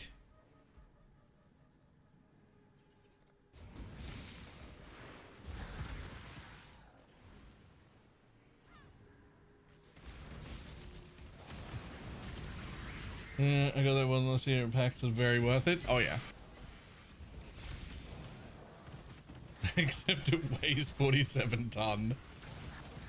Yep. That plus I also bought new audio equipment because if someone would have heard us the other day, the Go XLR that I've been using for like the past, I don't know, 5 or 6 years, it doesn't even let me edit settings anymore. It's literally been getting worse like over time for a while now. It's been discontinued for several years. The company who made it went bankrupt. Like, it isn't getting updates, and it's slowly getting less and less compatible with just Windows in general.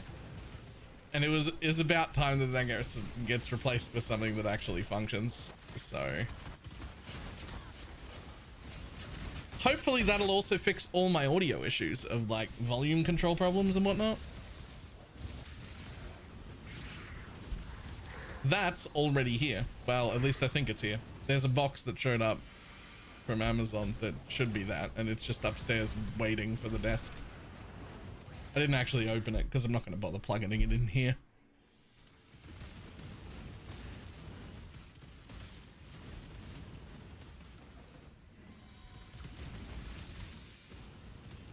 Also low 20 minutes. Yeah, I think the bigger issue is that it's like fucking just heavy and has to go upstairs. So well, I'll be getting some people to come over, and I'm not carrying that upstairs on my own.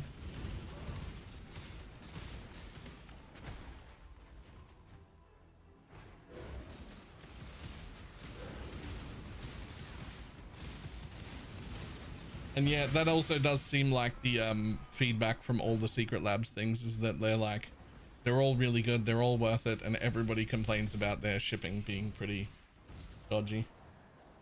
For it's in the room you want it to be in. Yeah, we're gonna move the box upstairs and assemble it in the lounge room. Like I'm not doing that.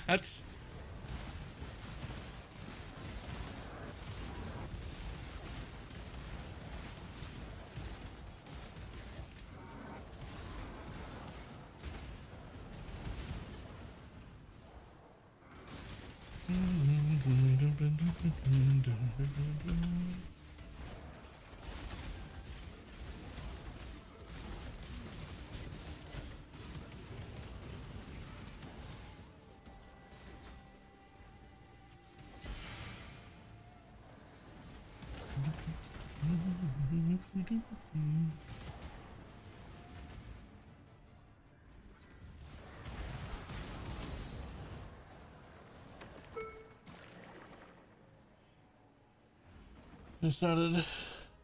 Make sure you got all of it before you started. I started and the monitor mounts came a week later. Oh no.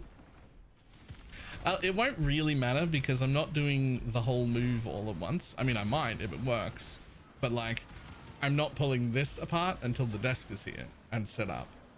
So if I like start setting up the desk and realize that the accessories that I ordered with it aren't there yet, there'll just be a desk upstairs and I'll just keep streaming here until everything shows up.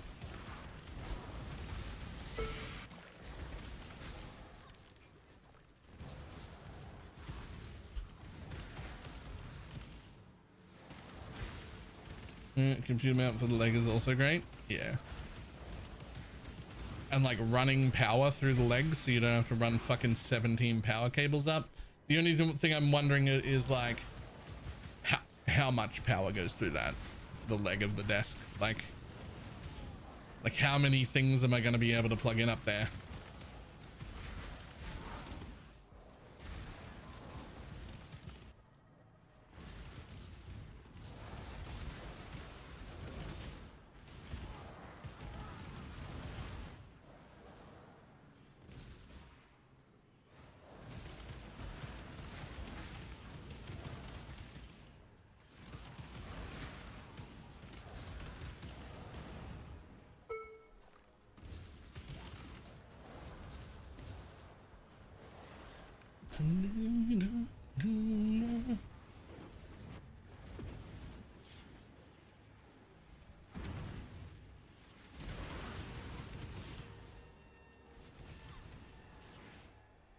As once.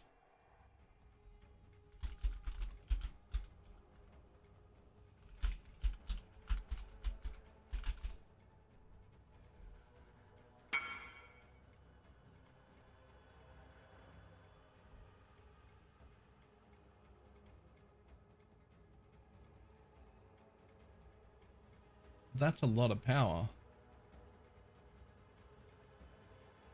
My monitor only uses like 100. I mean, I got 4, but that's only 400 plus the Elgato lights and like a few accessories. Sounds like it'll do everything.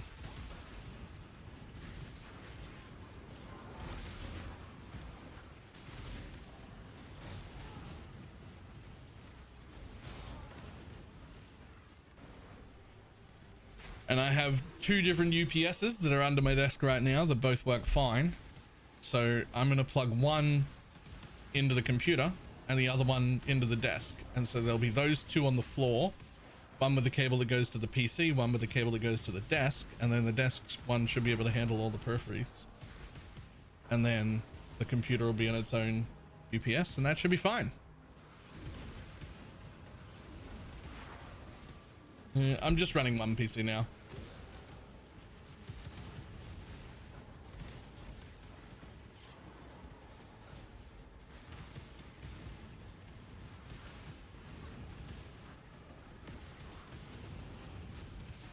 For the fancy PC to while back, yes.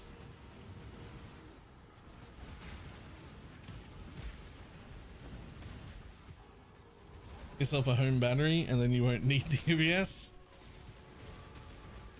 I think those are also pretty expensive.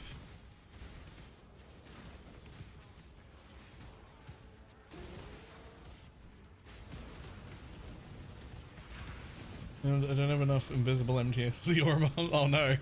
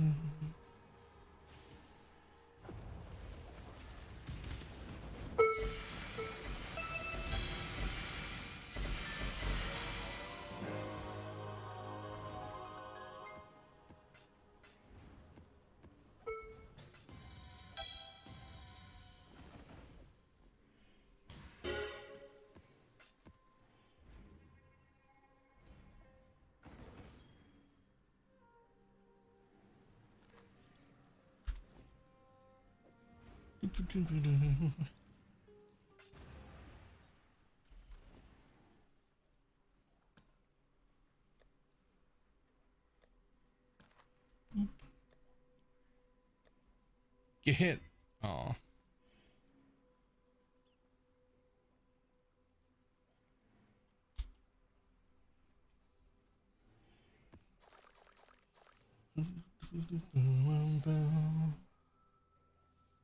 Enter crossfade like 3 times that I was running 100% daily.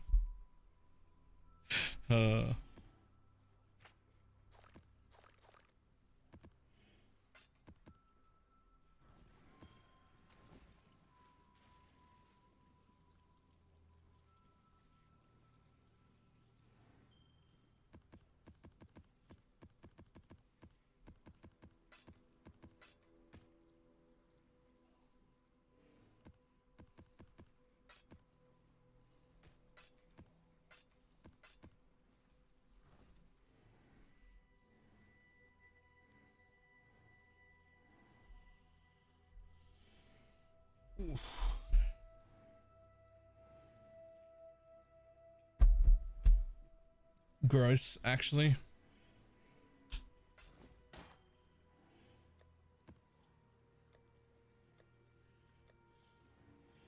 Surprised all those 5C ones aren't gone. We got 10 more of these, and then that's literally all the maps we had prepared, and then it's probably time to just go downstairs.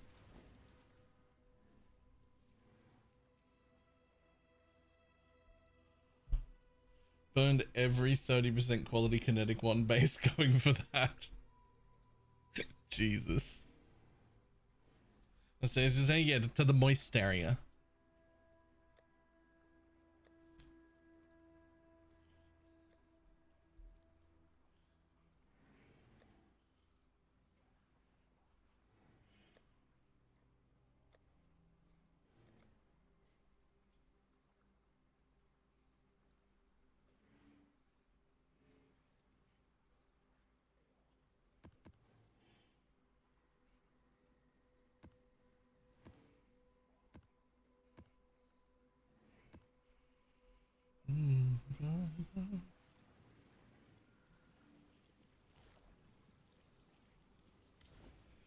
Downstairs, not challenges. Maybe challenges first and then downstairs. If we do challenges first, then you can just stop whenever because challenges are done.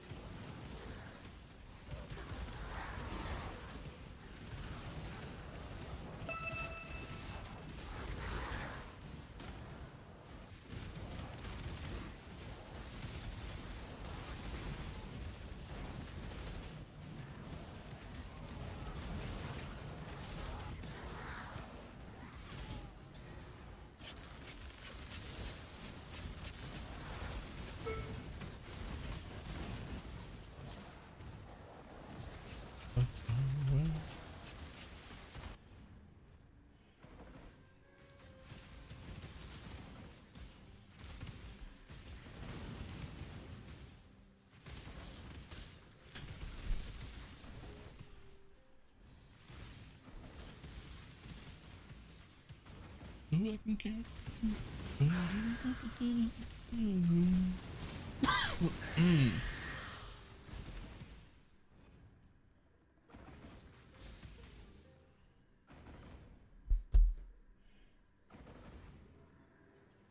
Oh, I didn't even notice the bus come down. He just died.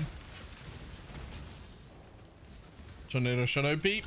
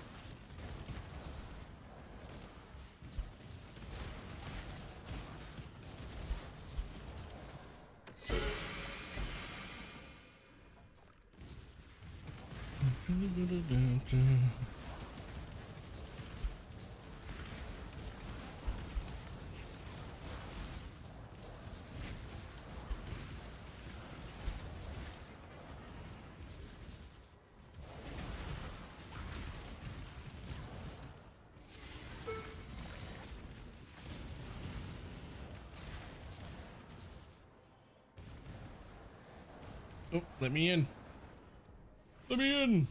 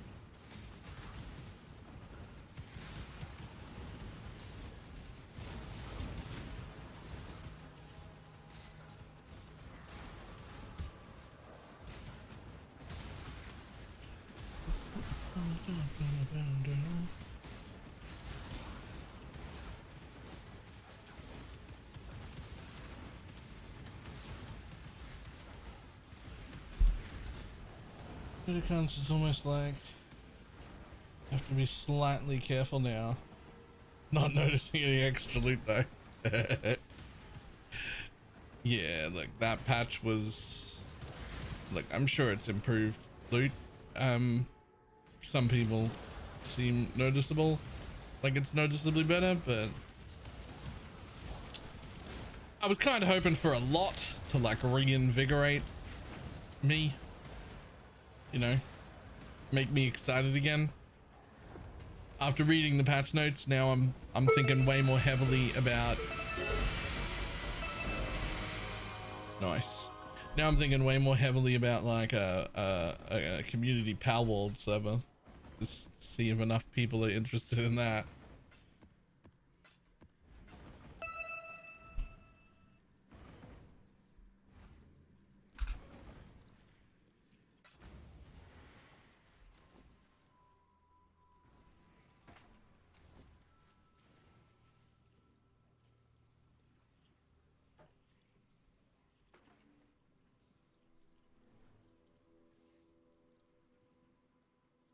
Hero Siege on 21st. That's what I'll be playing soon.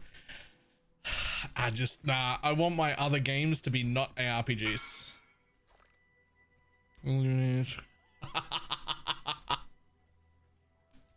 Because of the link. No, I did not, but I love it. It's also like just subtle enough that like if you get it, it's funny, but if you don't know, it won't offend anyone.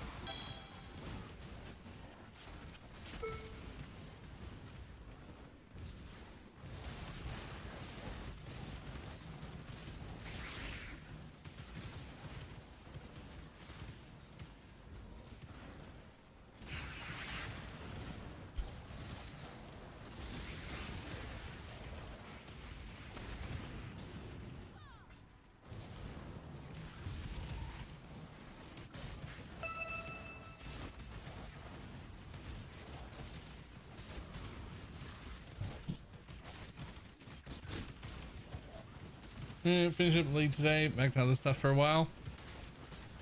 I'm seeing a lot of that. Patch note came out and a lot of people are like, I'm done now, that's enough.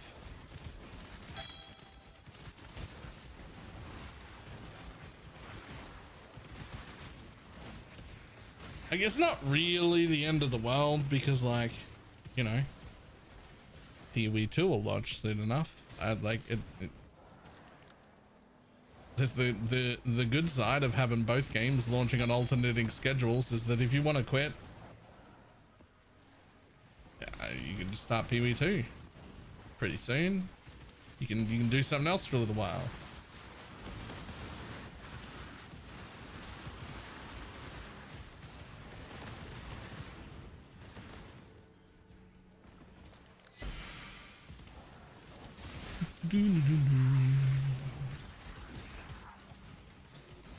The news will be on the 25th. Yeah, it's like what, 10-12 days away or something. There'll be news.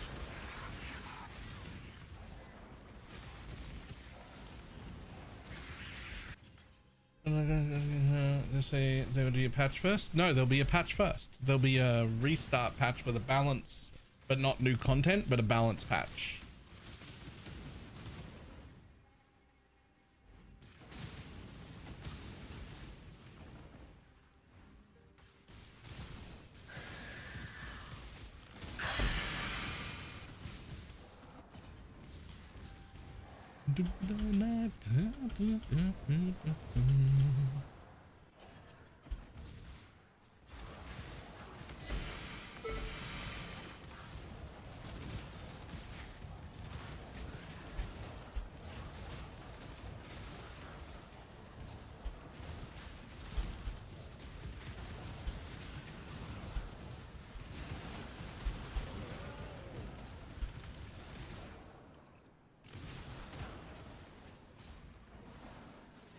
Nice latency. Any use new challenge rewards with the reset? I don't think so.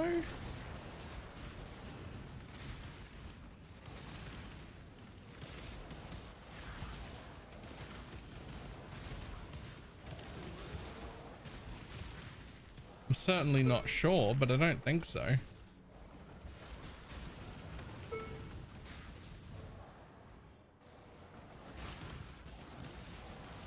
Yeah, it's just going to be a balance patch and then an economy reset, but with the exact same, like, content in it.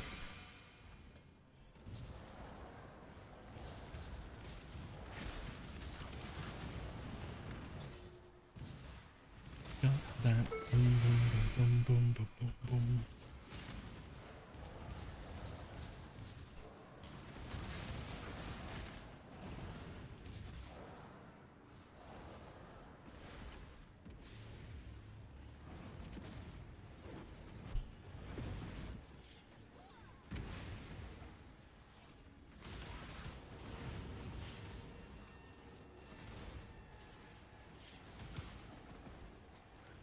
Just for the PoE, I just play.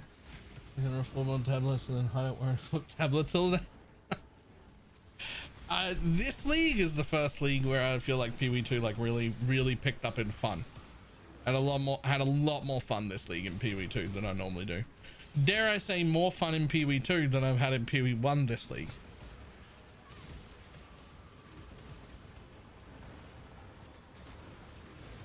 For the first time.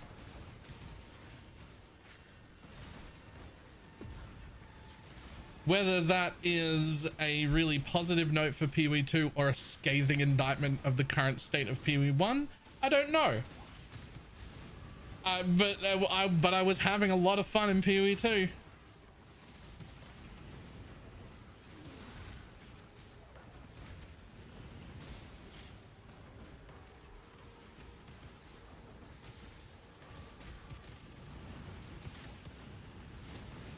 So you read it? No, this has been pretty good, and this is the best Ascendancy I've ever played, and I do want to play it some more. But I do think it wasn't bad. It's just I think PoE 2 did a better job this league.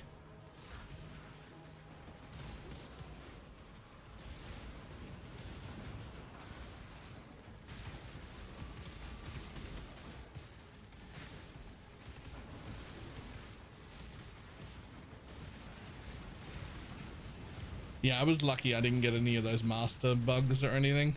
That would quite ruin it.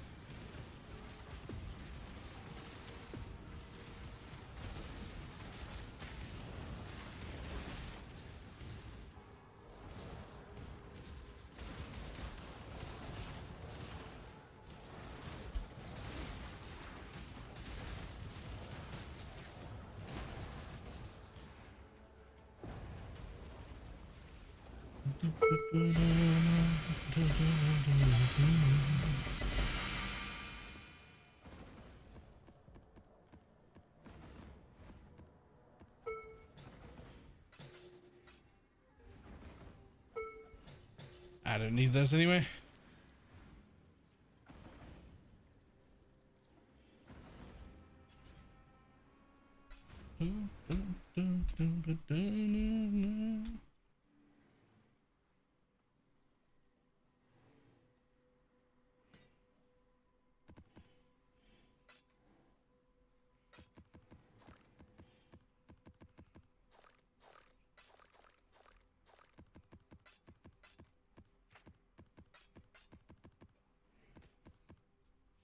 Alright, what are the things here?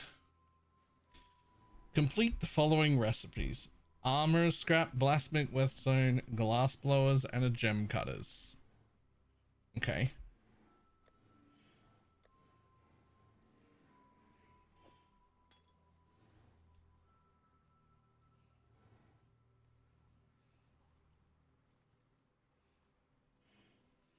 I go fuck yeah, do, do, do.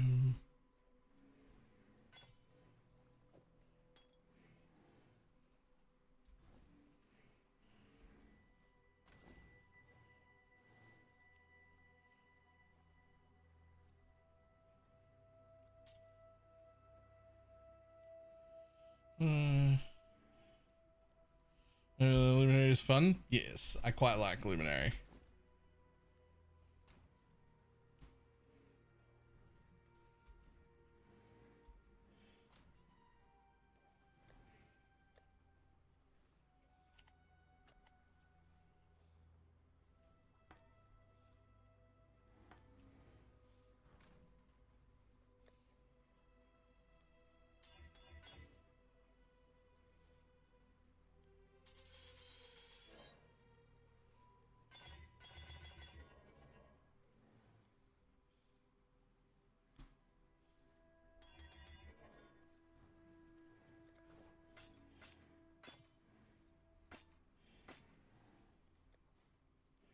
Ta-da!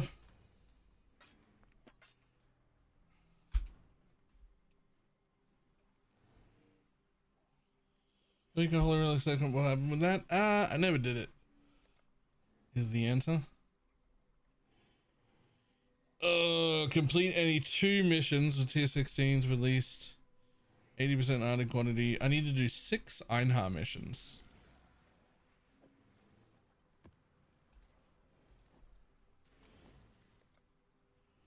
Like that strong into 16 tons.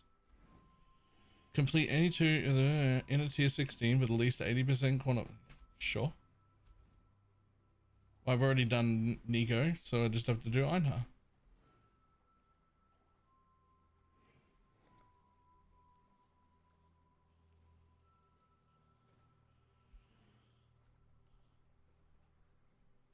Mine 16 tons. Number 9 coal.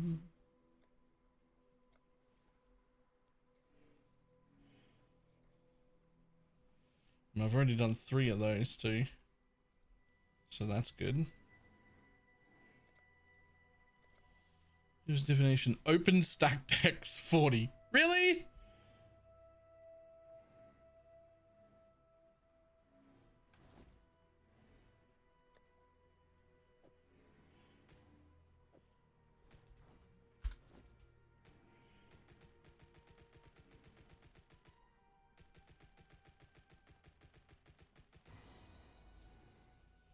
Okay. Getting cool.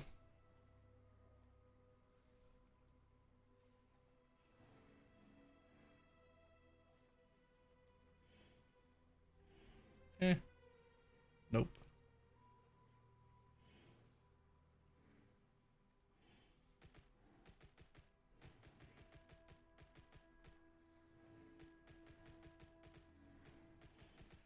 Don't get you, then the left one will. Oh, cross contaminant. Is it content well affected by a shrine? Okay, that's pretty easy.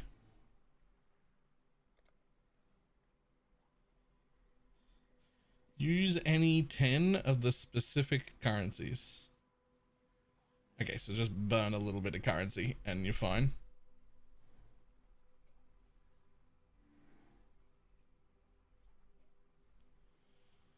That's nothing.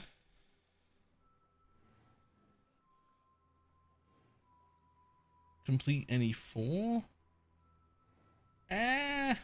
Probably not reaching level 100. Probably skip that one. He feels weak. Man, switch to destructive. Yes, 100% switch to destructive. I think the Flame Link Luminary is really good in the mid game to most people's end game, but destructive Link is way better early, and also way better super late. Like if you're putting a Mirror Plus into the build. then you're better off becoming a proper juiced aura bot and then going back to destructive. But I would start with destructive and I wouldn't touch flame link until you're around 11 or 12k life.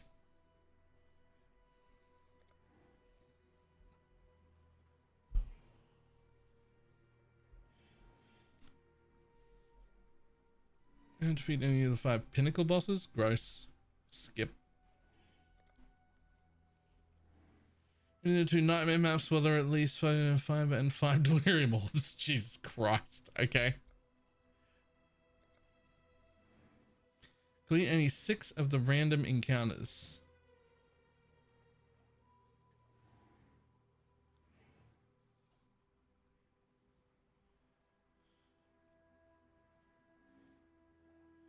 I don't think I can just do any of these, can I?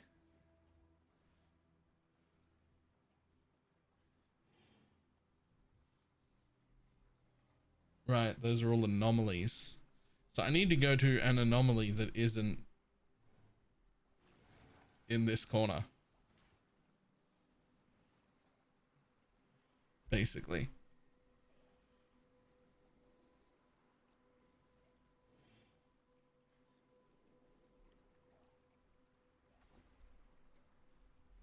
Wow, the only map in the bottom left? Yep.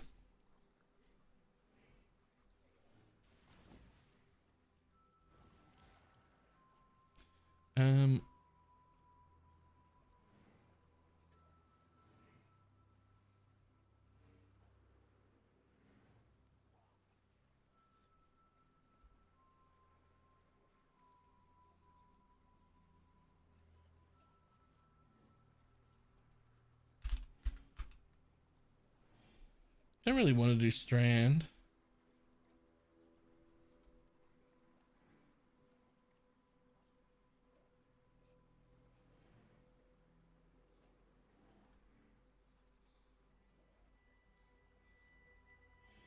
I'd probably just go Graveyard. Just buy it. Well, I need to do some other things at the same time. Right? Like there's a few things I can complete at the exact same time. Like I just replace one of my scarabs with an Einhar scarab and I go to Graveyard, for instance. Then I'm doing the maps that have the quantity that's required. I'm doing the unlock of this thing and I'm doing that at the same time.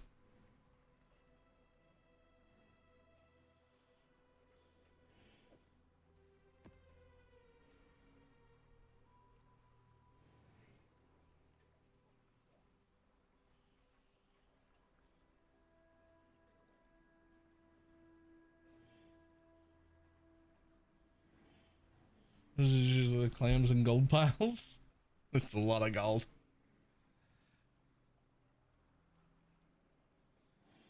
And there's nothing I really love over there. What about down here?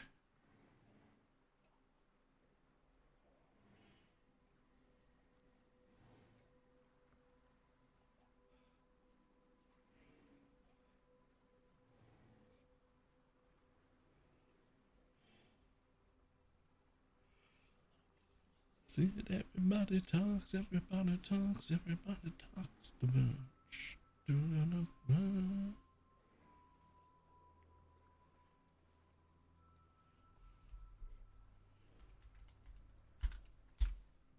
Yeah, might as well. Alright, let's see if there's anything else we can complete at the same time though. So this should hopefully unlock one of these things, because I only need to do one more.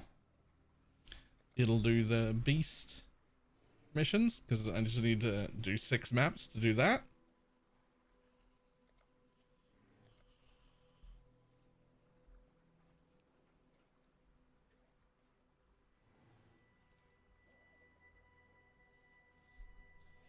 If I did 3 simulacrums, one of these would be done, which I don't actually mind now. Simulacrums are alright, but I would still need to do one more.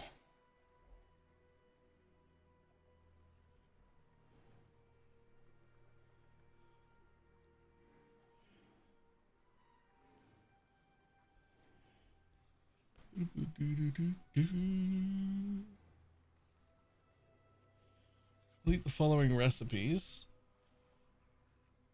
Make 5 tier 16 maps, or 5 scarabs, or 5 unique items. Okay.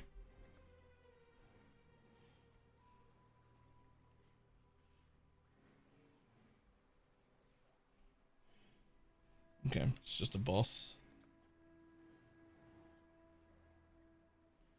Use any... Oh, I've used no Ducats so far. But you only have to use 5, so that's just throw a little bit of money at it.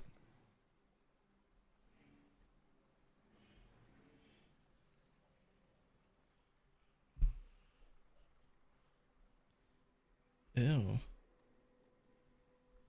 I mean, I can't believe I haven't done that by accident.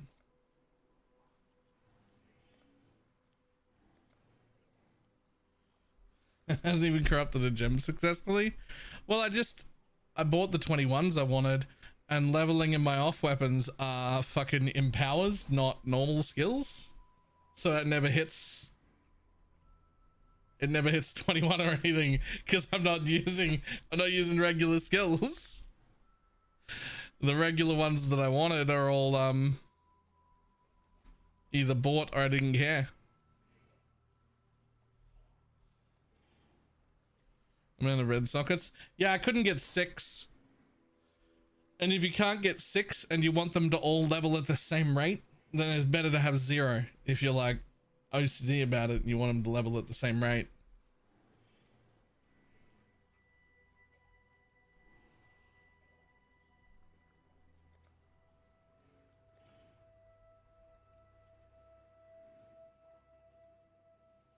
This is the following type of aspirants with tier 16 of at least 5 scarabs.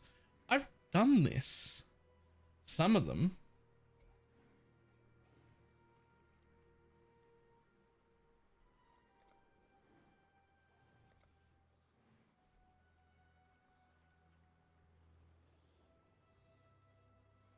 LOL.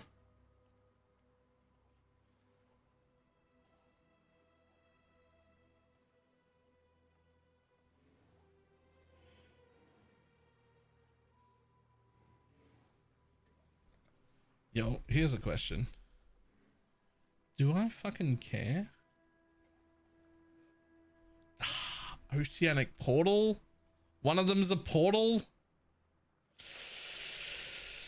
Ah, damn it, I do care. How dare you? I don't care about that, and I don't care about that, but that's a portal. I do care. How dare you? How absolutely dare you put an MTX that I actually do. I collect portals. That's my favorite MTX to get, is portals. I probably use the same like 5 portals over and over again, but that's not the point.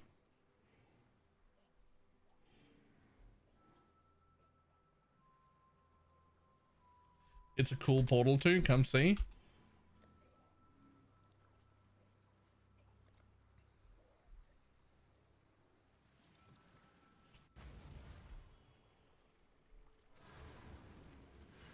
Oh, that is a cool portal.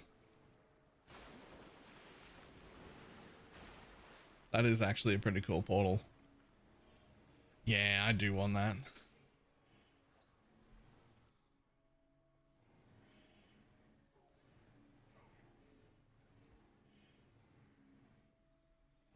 I have to do challenges. I mean, if you also want that portal, yeah. Yo, this boat is way cool of a hideout too. I also love that crafting bench. Oh, and you've like clipped the recom station and the horticrafting station into it, but it looks like they should be part of the thing. That actually looks cool.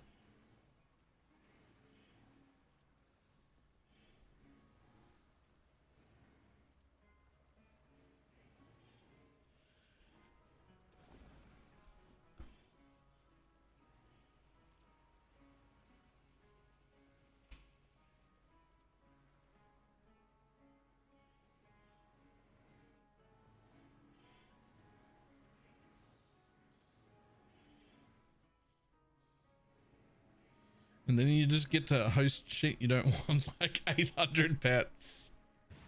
But also like this stuff. These are mine.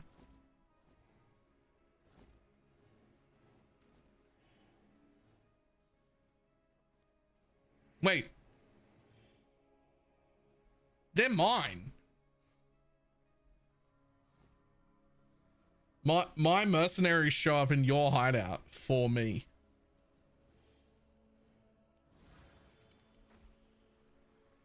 Which I was unaware of.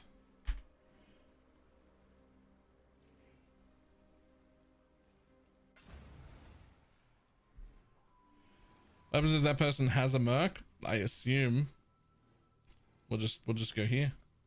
I assume it'll still be mine even if they have a merc. Pineapple definitely has a merc. She's playing a luminary.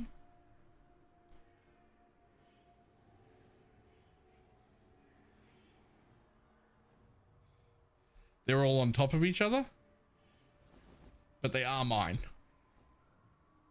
Well, one of them is mine. I don't have a kineticist.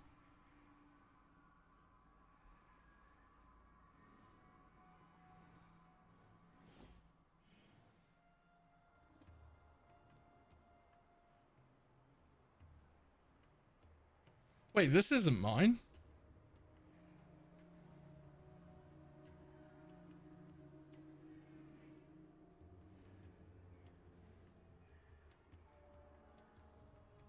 My Val has returned.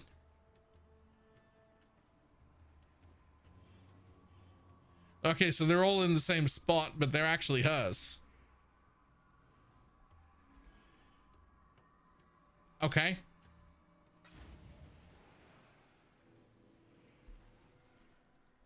Could you buy them? It has a button? No. Well, we'd already know that. We'd be worried about either people duplicating mercenaries by just inviting to the hideout or people stealing mercenaries, which would be fucking hilarious. It would be a definite problem, but also absolutely fucking hilarious. Just enter someone's hideout and just yoink them. Right. I'll be back in a moment, but that would be hilarious.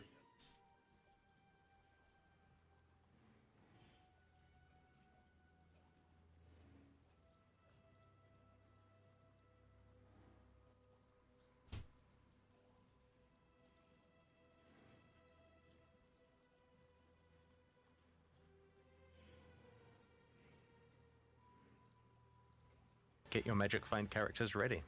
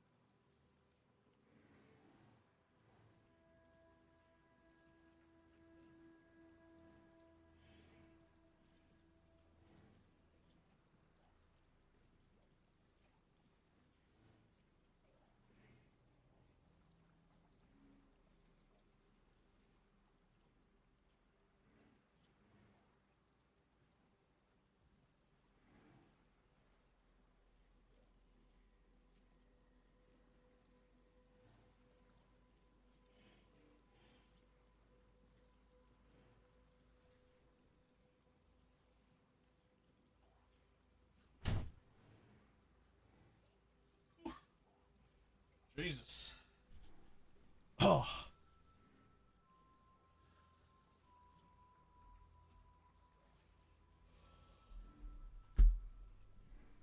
Alright. We're back.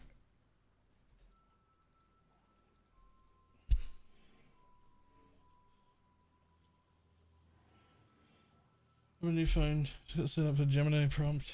Immediately followed by Bixby. Why the fuck do I need two? Why the fuck do you need one?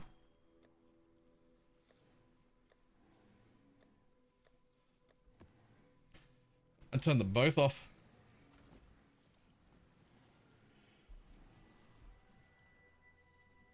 Holy chaos. Yeah, it happens.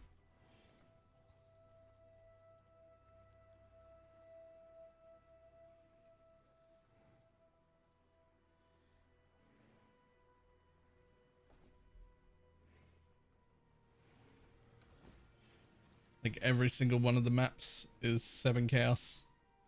You pick up like 15 of them a map. Except these, which are more. But I haven't sold them.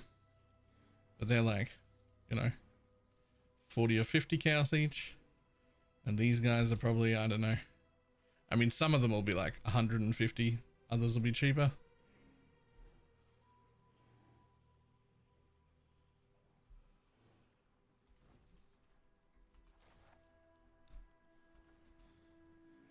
Okay, what else have we got? It's got to be something else I can do at the same time.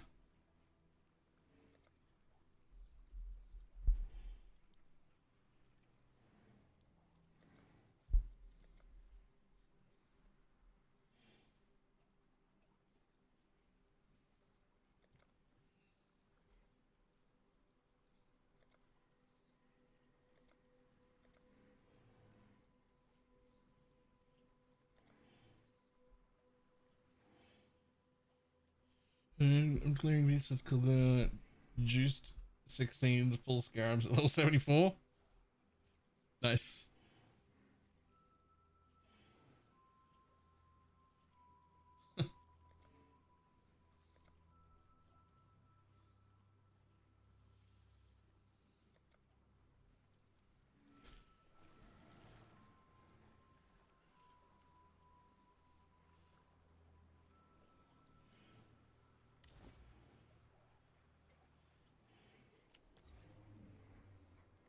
Alright, these should do it.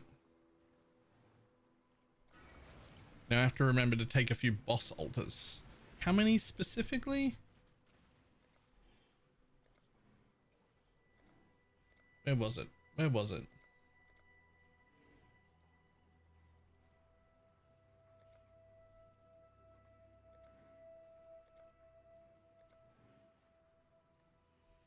Fuck, it's in there somewhere.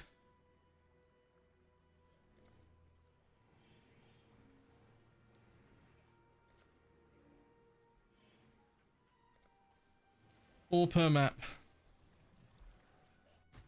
Okay. What the fuck? Oh.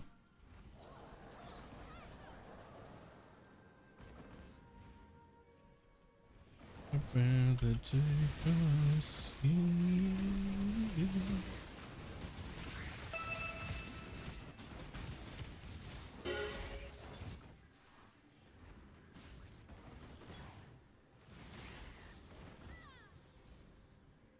Yo, are there no wisdoms on the floor?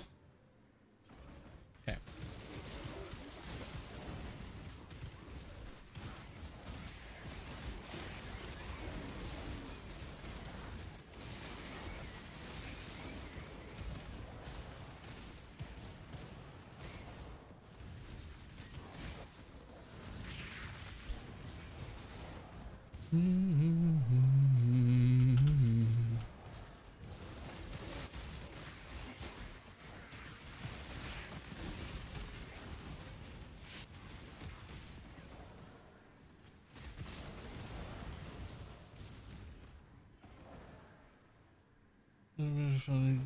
It's easier.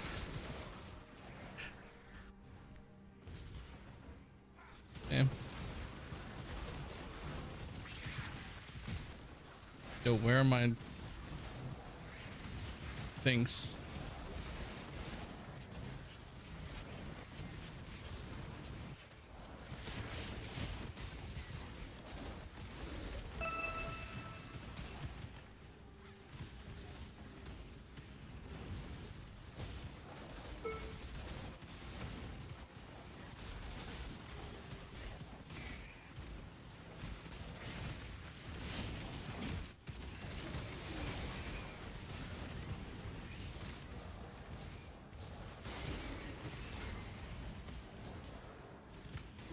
I didn't find any altars.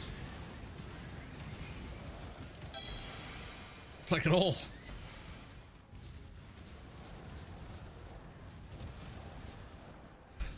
There were mobs, but they didn't give me any altars.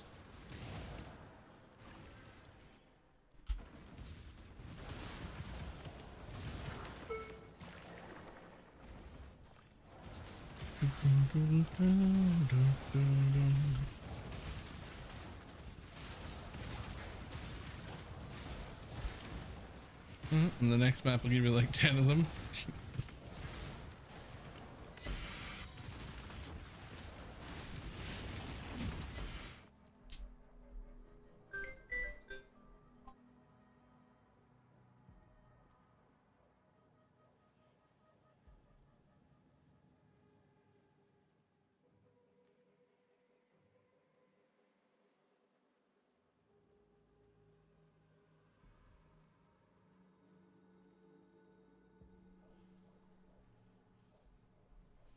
Okay. So I think that's probably a step in the right direction. It appears that instead of ordering food delivered to the house, my sister ordered food ingredients delivered to the house and has cooked something in the kitchen, just like hot dogs or something, I think. But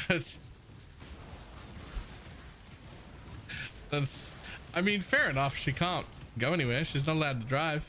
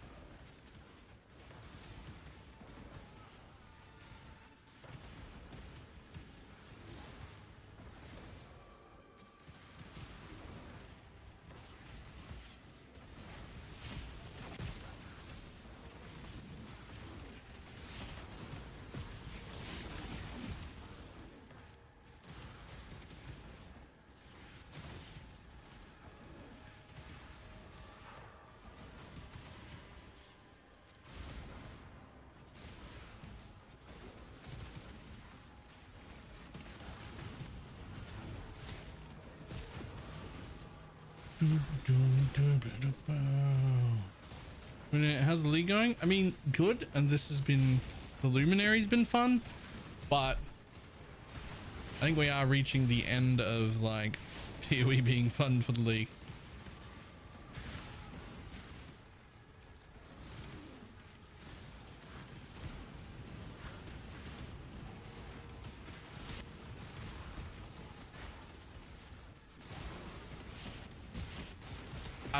A lot of my hopes were riding on that patch, hoping that it would make it like a lot better.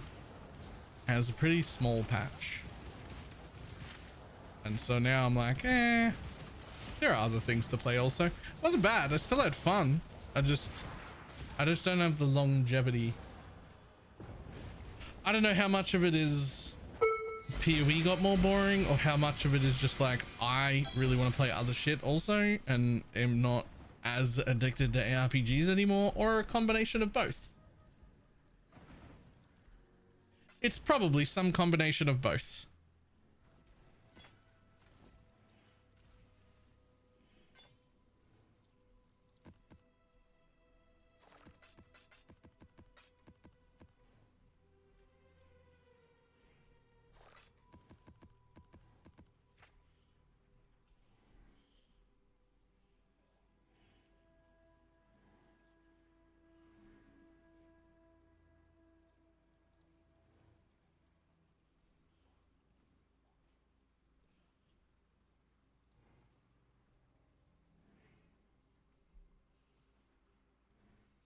Story clipped.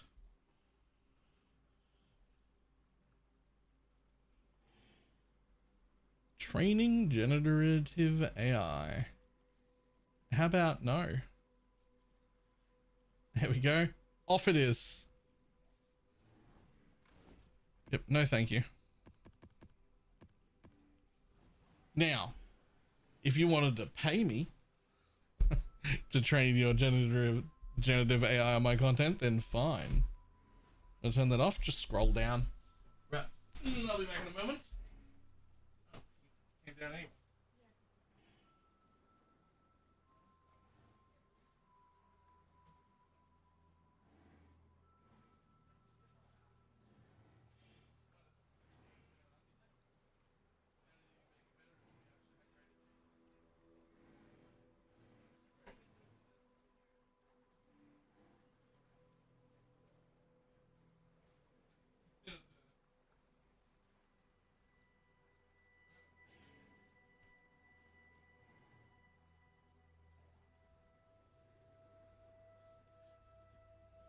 Hot dogs.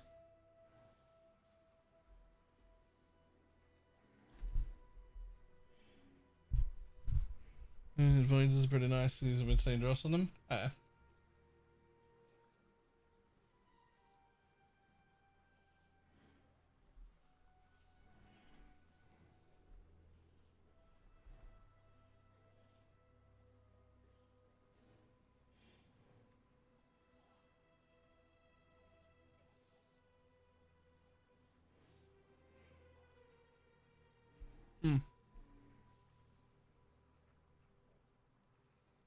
Because if it was something you had to opt into, nobody would do it. Nobody would do it.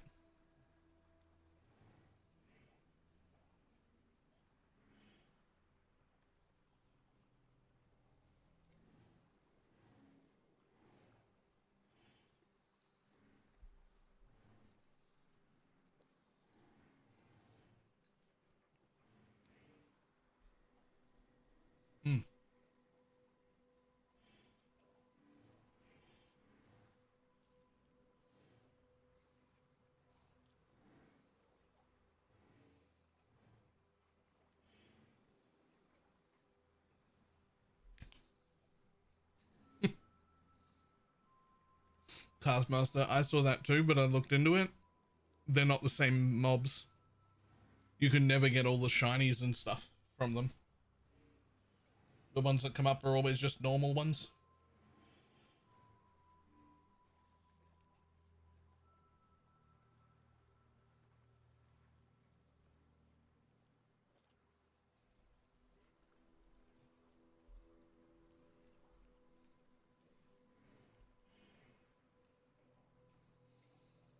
Yeah, Lupus, I'm on that train too. But it's also real sad because there's a lot of stuff I could see very useful for AI. Generative AI is not the thing. Fuck that. Go down other paths. There are so many useful things for it.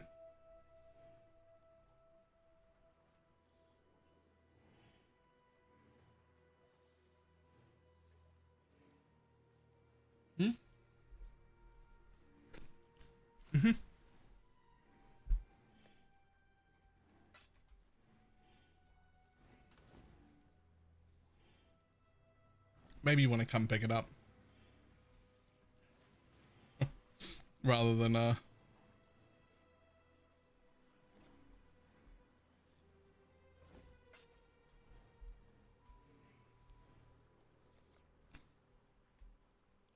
always pay your rope bunnies. Sorry, what?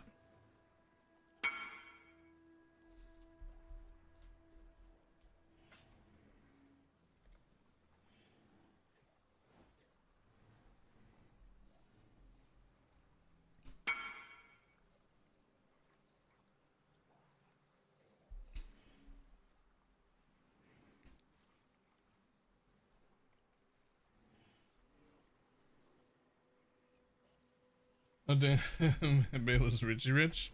Not that rich. Although over here is the funny part. It's just starting to fill up the second tab.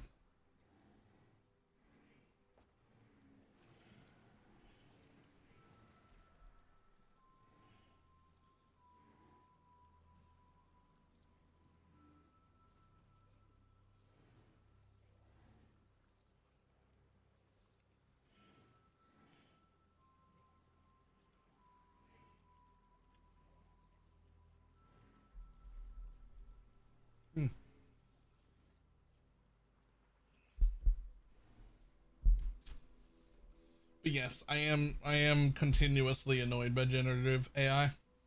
There's so many good things to use AI for. And like, why are we using it to generate content, to write code? Why are we stealing all of that from other people? Like, just, there's so many good things that you could be doing with that.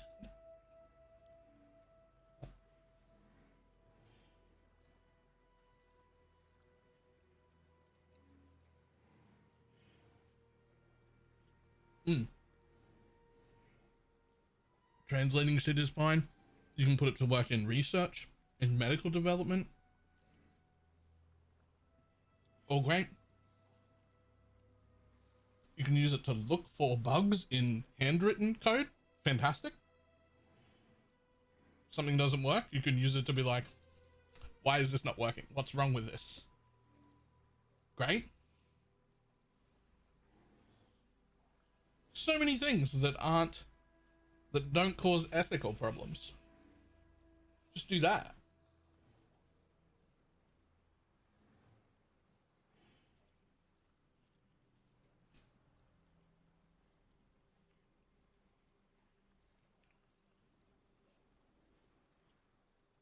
Just making my own capital. Yep.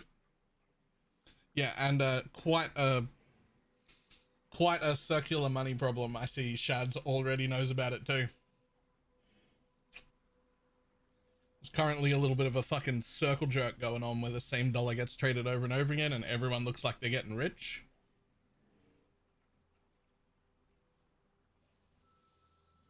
Where like Nvidia uses their pull and resources to help fund generative AI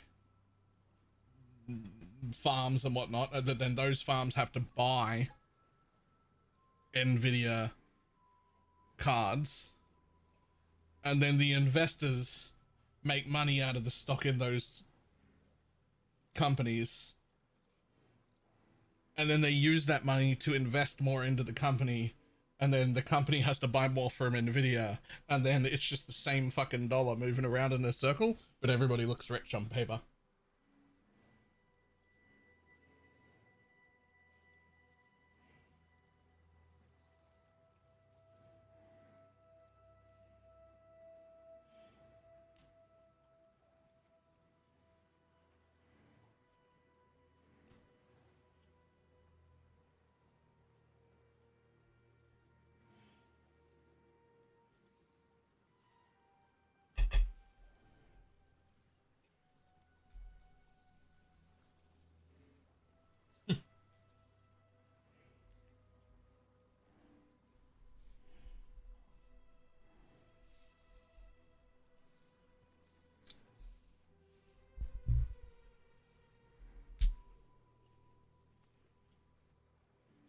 Customers pay more because of inflation, I had to guess. It's actually going to get so much worse than pays more, because it's not even, in many cases, and this is just going to keep getting worse, at least for a little bit, in many cases you're not going to even have the option to pay more. There won't be anything left to buy.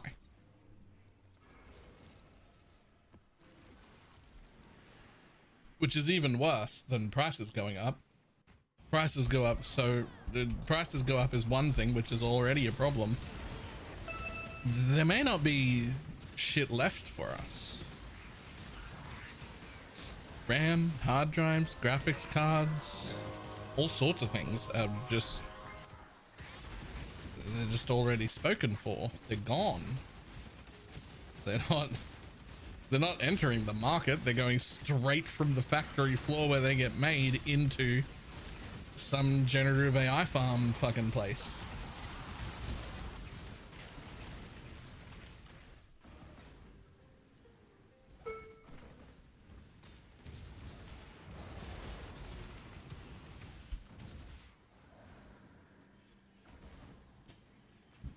Considering upgrading 64 gig of RAM, and then I realized what would be $200 is now $1,200.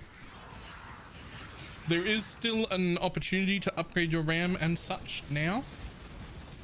The thing that's still working really well right now is just going on Craigslist, Facebook Marketplace, shit like that, and buying people's complete secondhand PCs. They're like old gaming PCs and whatnot, and just ripping the parts out that you want to upgrade your setup. For how much longer that keeps working, I wouldn't even care to guess. I'm not a market person. But right now, that is still a thing that an individual person can do if they need more RAM or a graphics card or whatever. You can buy complete ones and often get the entire computer for the same price as getting a new graphics card would have been, or getting the RAM you want new would have been. Then you have parts you can resell. But that won't last. So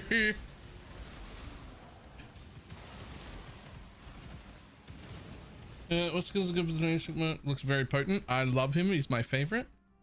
There are some mandatory things. You can only have either puncture or the totem as a second skill. The totem is better, puncture is okay. You must have GMP, and you must have either fork or gilded secondary projectiles, and you cannot have return or brutality. Anything after that is a bonus.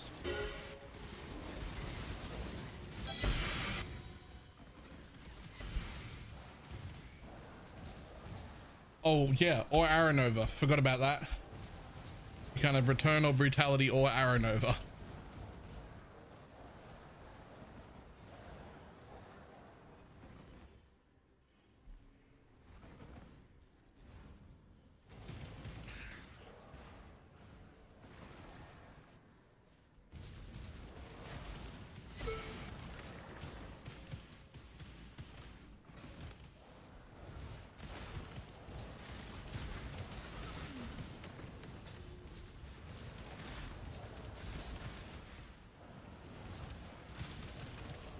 I choose to mostly focus on what I hope becomes the positive outcome of the incredible scarcity of hardware to upgrade people's computers with.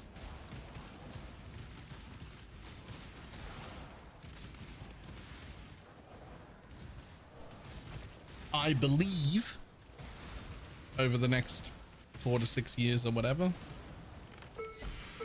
that we will start to see much larger leaps in, I don't know what the correct words are, but like optimization and efficiency of already used stuff. For a very, very large, long time, from like the late mid 90s up until like 10-12 years ago, something around there, lots and lots and lots of optimization and software getting better and utilizing the stuff we have better was happening in all programs and video games. They were just getting more and more efficient while we were also getting better equipment, better hardware. 10, 12, 15, somewhere around there years ago, we really stopped. We largely stopped, not completely stopped, but like things aren't that much more efficient compared to the growth rate we were getting before that, because hardware just kept getting better and better and better at an like an extra large fast rate. Ooh. But like with that becoming a very large issue, for at least the next few years, perhaps we'll start to see things getting far more efficient on the software side.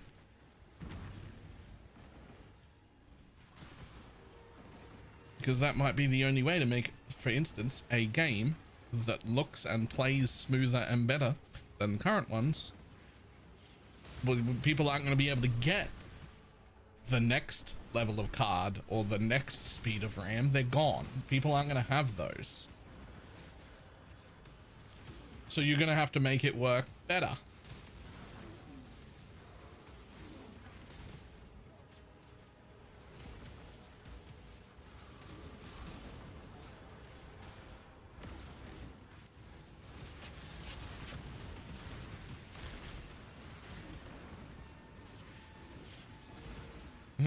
Just say you're in cloud gaming, so no, it won't get better.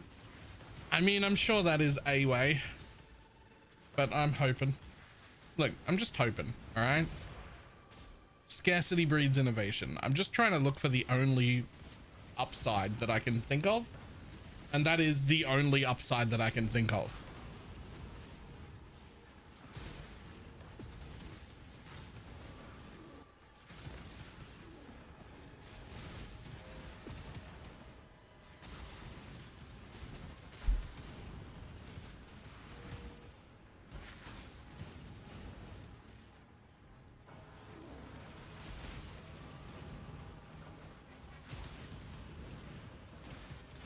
Show me how to turn off specters without deleting them.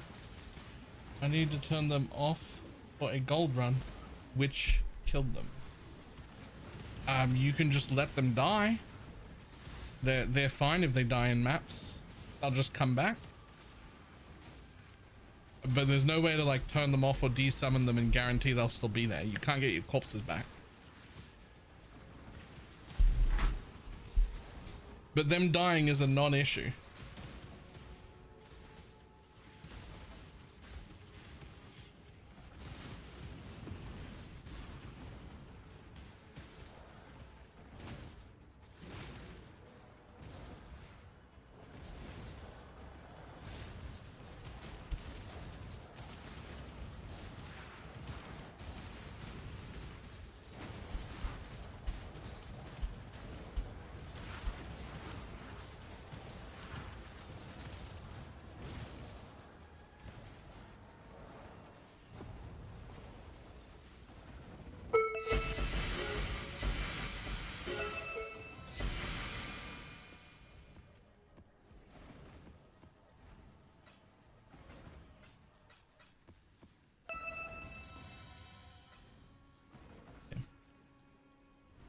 Take him out. Oh, killing shit. It's removed the gem. Ah. Well, once the gem is removed, they're gone.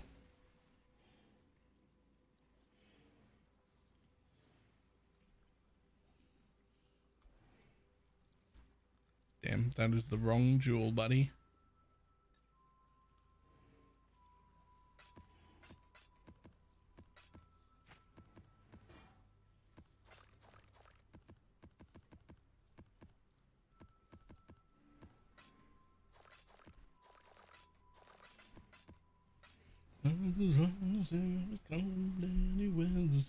Time.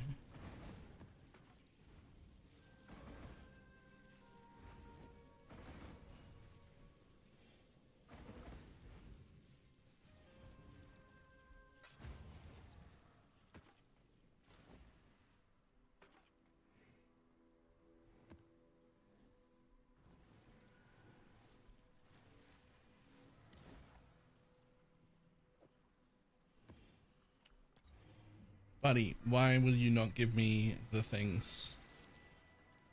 Do it.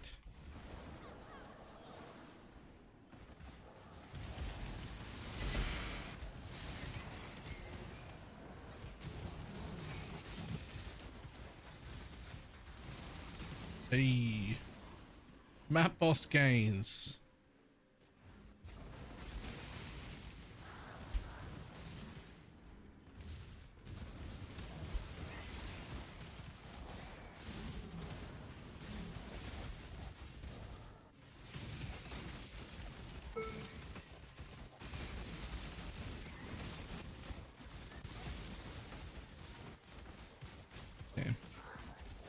Only minions gain.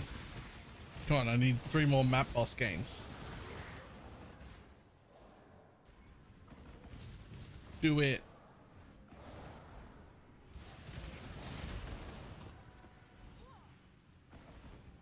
Map boss gains.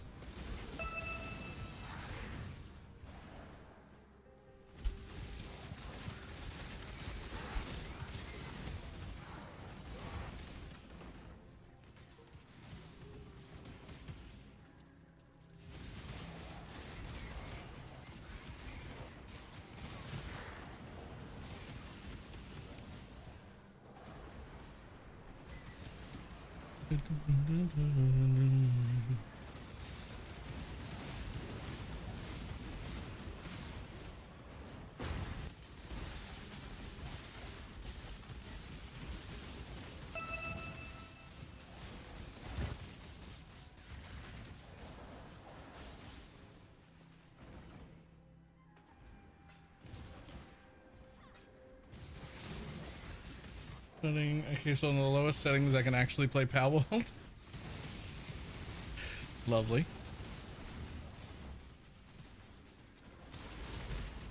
Does it not max out the juice and dying like a man? I mean, fair.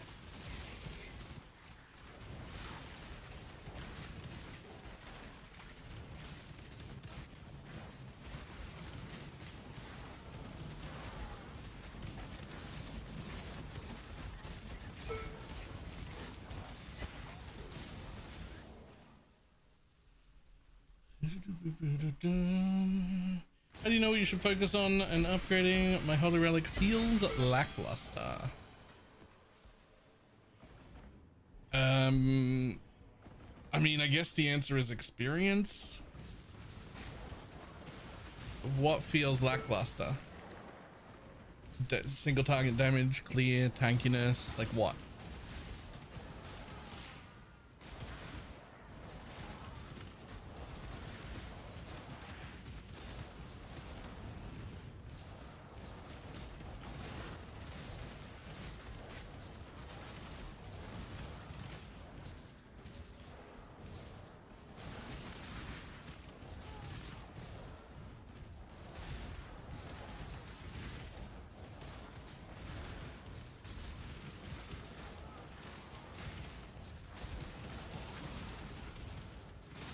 Defense seems worse this time.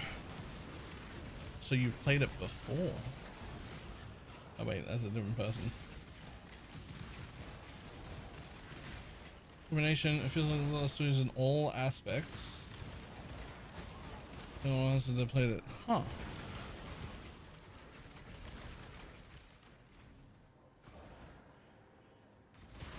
I mean, it certainly shouldn't be any worse.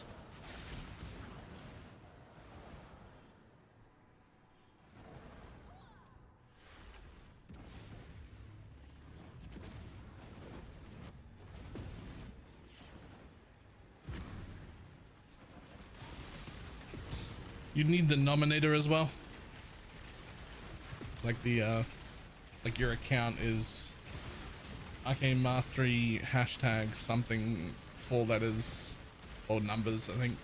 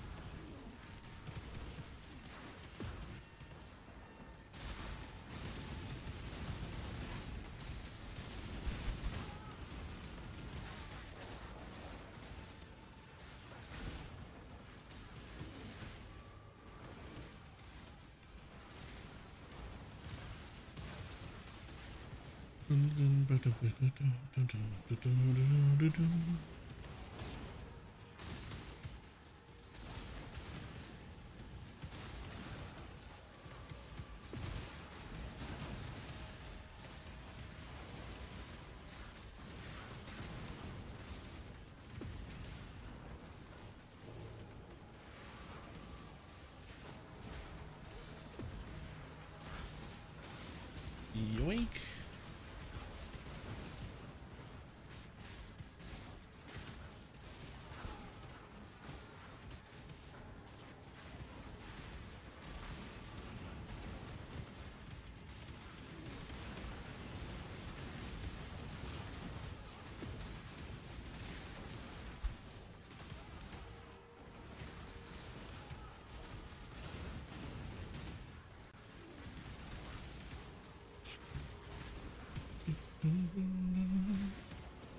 Slightly low on life, but let's get out of here first.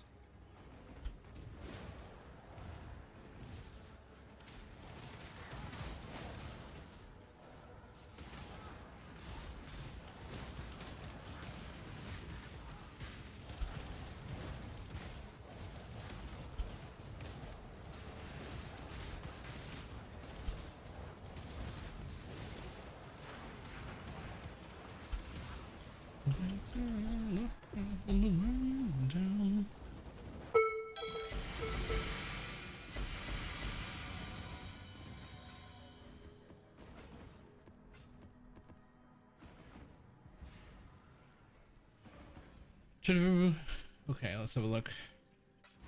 Okay, we've got the RT. This is the worst cluster jewel. No damage. Not capped on block. Doesn't have this wheel. That's odd. Shield is pretty bad. Especially with only being a 3%er, but even if it wasn't, it's pretty bad. Doesn't have the block wheel, so we're not block capped at all. With the block wheel, we are. So we need to get that.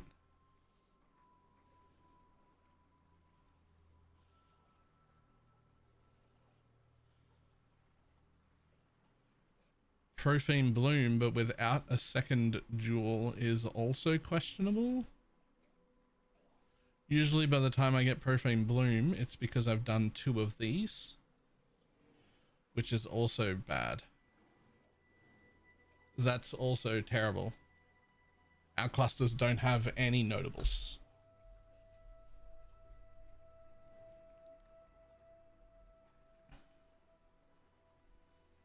I suspect a large portion of the problems is on this area. That cluster is not quite completely useless, but close. Certainly not good. There's no cluster here, but you're using forbidden sets, which can you even afford to? Like, how are we even still poison capped? Oh, we are poison capped. Oh, we're poison capped because we're using chance to poison support still. That's like a first few days of the league thing.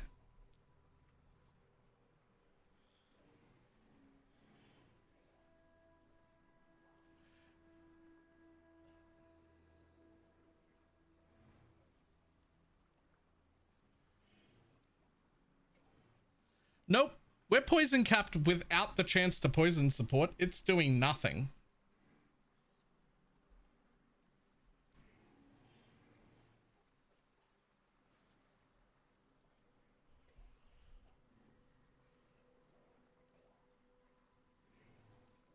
Yep, rings are fantastic. No need to replace those.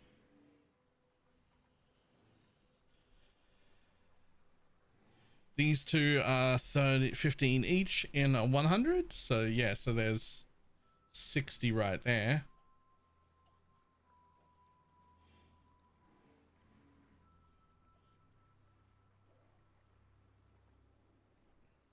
Whoops. I changed one of the jewels by accident then. But yeah, okay, so replace chance to poison support because that's just wrong.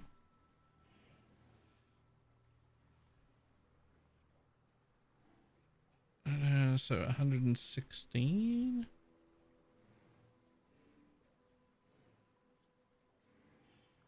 126, 130. Yes, a little tiny bit too much quality, but too much quality doesn't hurt. Just that the level 4 enhance is unnecessary. It might as well be a level 3 so you can get some money back there.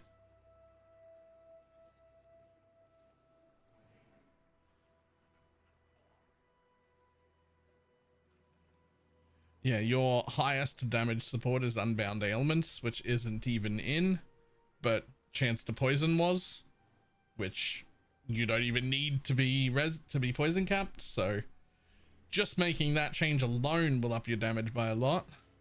Elemental weakness is not a curse we use. Oh wait, that's in off weapons. Doesn't matter, that's leveling shit. Those are all fine. Those are all fine. That's fine. That's fine too.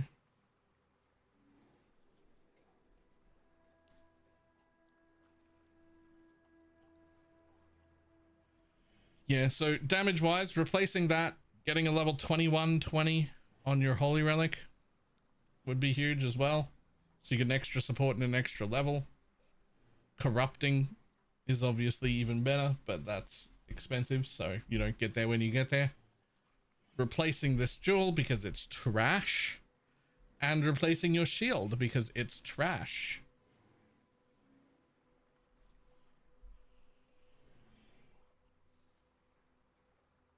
I'm cool with the weapon. I'm on board with the weapon. And replacing, oh, it was this that I changed.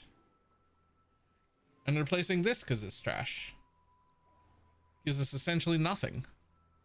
Some Chaos Res, which you can get fucking anywhere. And Frenzy on hit. That's a day 2 jewel. Where you just get something to be attribute free. You need to get some fucking minion damage nodes.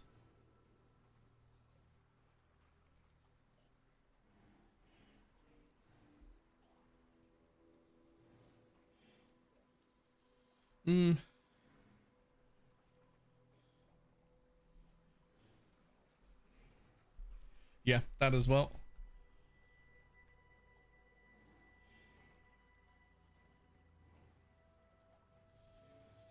This is also fantastic. The problem is aspect of the crab goes hand in hand with Svalin. It's not really super worth to use aspect of the crab until you're using Svalin. Although this is a top tier pair of gloves, it's fantastic, except that you don't have a Svalin on, so why would we be using crab?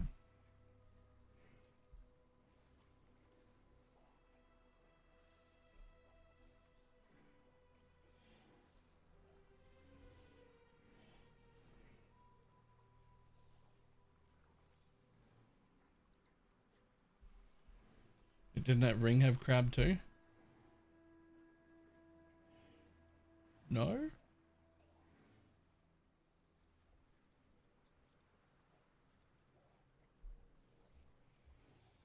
It's just everything well broken without direction.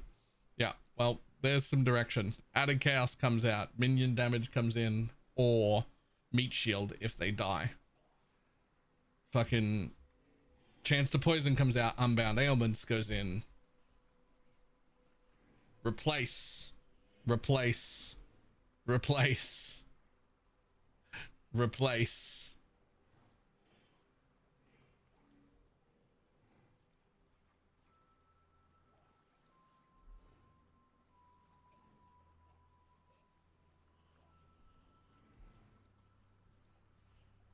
Jewels are all fine.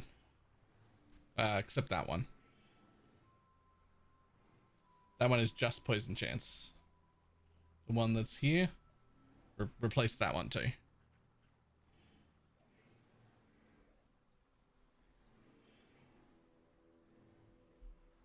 Poison chance and life as a minimum, preferably with a flat.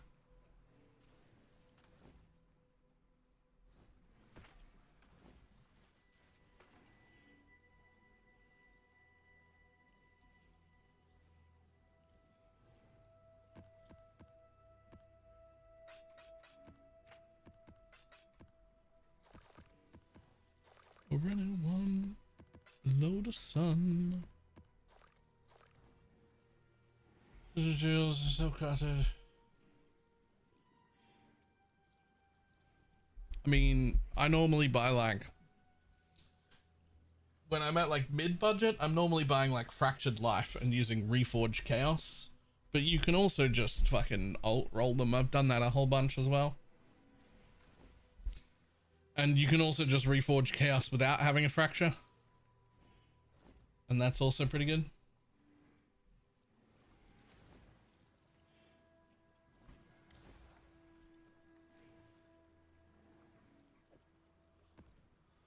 This so viral.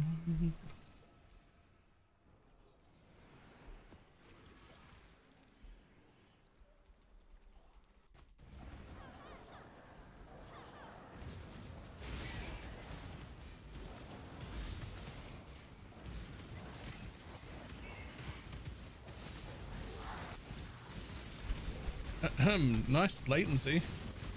Hello, buddy.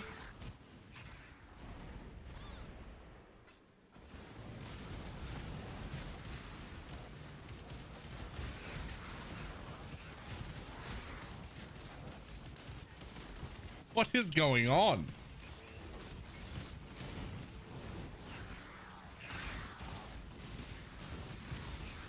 Hello?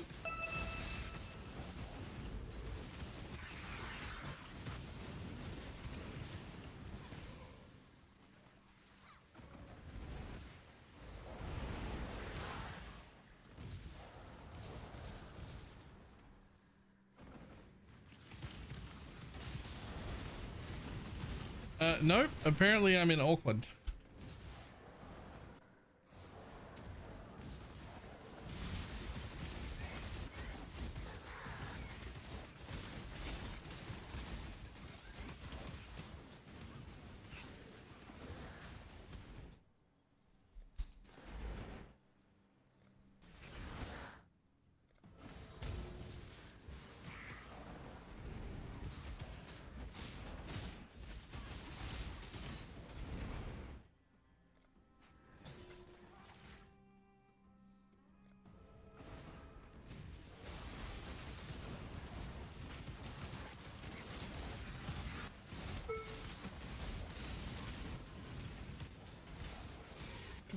Take this. Yo, this is trash. I'm only getting like one or two things. Like altars. I can't get the 4 altars.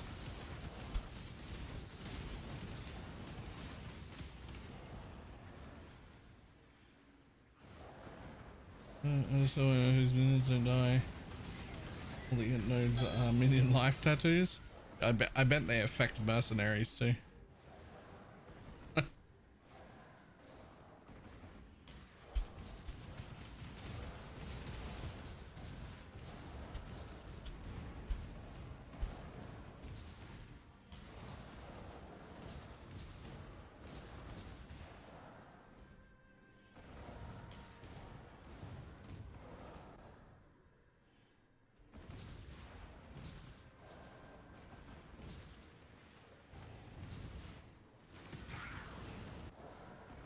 It feels like it should have been an easy one to do.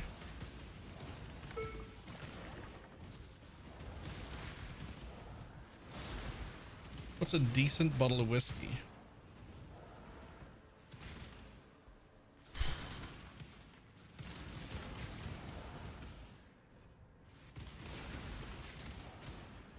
What's the name of that one?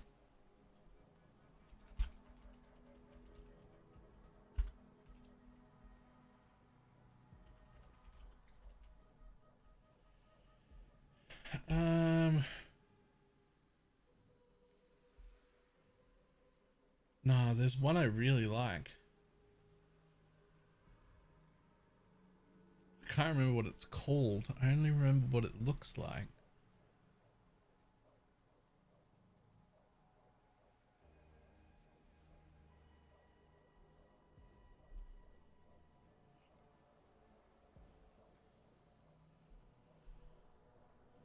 I know, I remember it was a single malt. It's in a skinnier bottle. It's like a lighter orange or gray. It has a white label on it.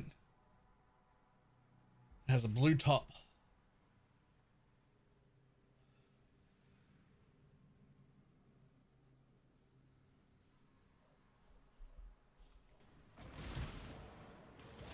Gotta get a 12 no minion and lose the jewel socket, or get an 8 and get both jewels. Gonna crap one for the jewel sockets mostly. I tend to go for 8s because I like to have more flexibility. And you have to have 8s if you want the eventual option to go for a 3rd cluster, which you can do. But you need at least 1 8 to fit everything. So you really want to have 2 clusters, which I tend to just go 2 8s, but it is perfectly valid and probably objectively better to have 1 12 and 1 8.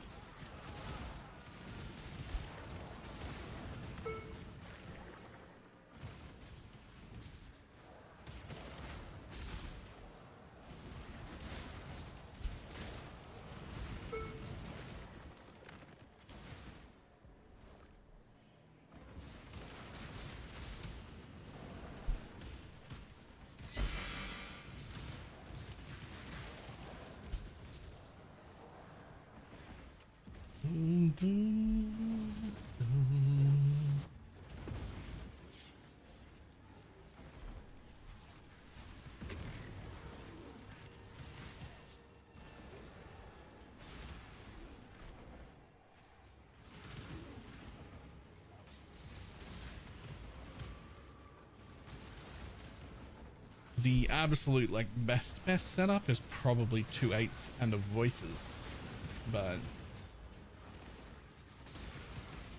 that's also fucking expensive.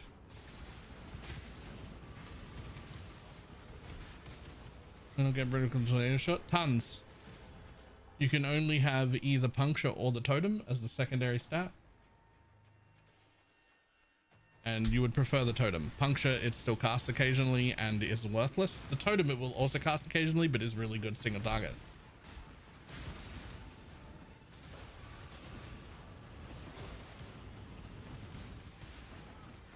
Two 8s and a voices where I usually end up when I'm maxing Flicker Strike. Oh. Yeah, 2 8s and a voices is probably the best, but that's, you know, very expensive. Frenzy, does it spam it? Yep. Spams Frenzy, it spams Split Shot, it's everything else. Puncture or the totem, those are the only two options. If you watch closely, he still casts Puncture occasionally, which is not great, but it's fine because he doesn't do it very often. But the others take precedent, so he'll spam the other things and then just occasionally use a tornado shot, which is, that's not ideal.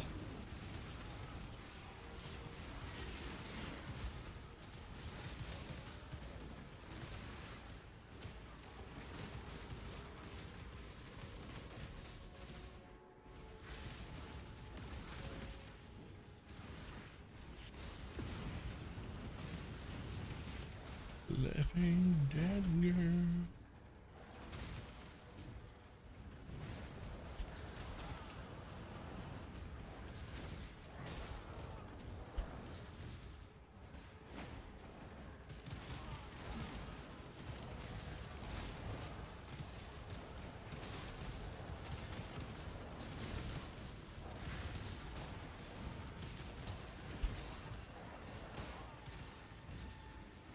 The same as the Ashot one. Yes, although with tornado shot, it is worth putting a little more weight on additional arrows just because it's tornado shot.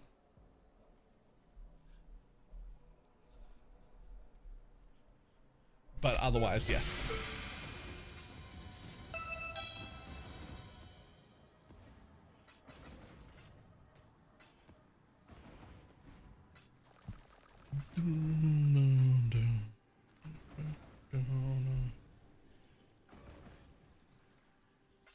At some point someone will main the ball lightning one. I wish I could main the arc trap one. Arc traps is like an old school favorite of mine. He's trash though, don't use him. He's bad. Not arc traps, that's the wrong one. The lightning trap.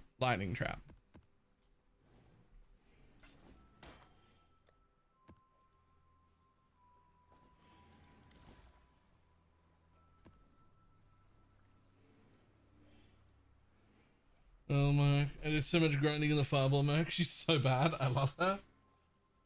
Is she bad?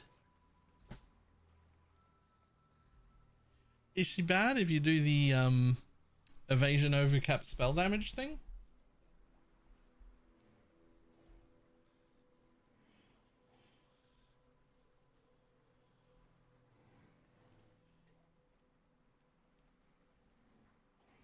Do we see this? Kirov reporting. Hello comrades. So, just like in our previous video, we're sticking to the same Atlas strategy, classic 8 corrupted mod maps. I do fucking love. The gameplay is incredibly satisfying. Fucking love. The pack density is insane. We just hold left click and watch the whole screen pop. Death Oath is so good though. The gambling district is probably the coolest thing they've added in a long time. At least one tank every Gamba box. This thing is broken. Maybe we should do boss rush again. Alright, we still need lightning coil, or cloak of flame, with death or implicit. Yep. Both of these uniques are tier 3 items, which makes them somewhat rare, but definitely not impossible to get. The weakest part about this build is the physical max hit. We can't just pump our armor. This is why we need physical conversion instead.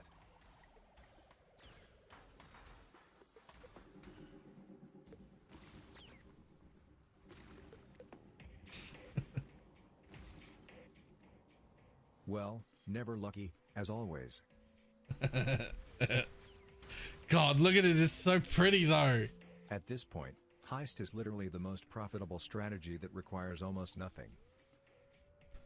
Everybody needs 8 mod maps. Imagine selling all those maps without the instant trade system. No, thank you. I'd rather not. Another gambling district.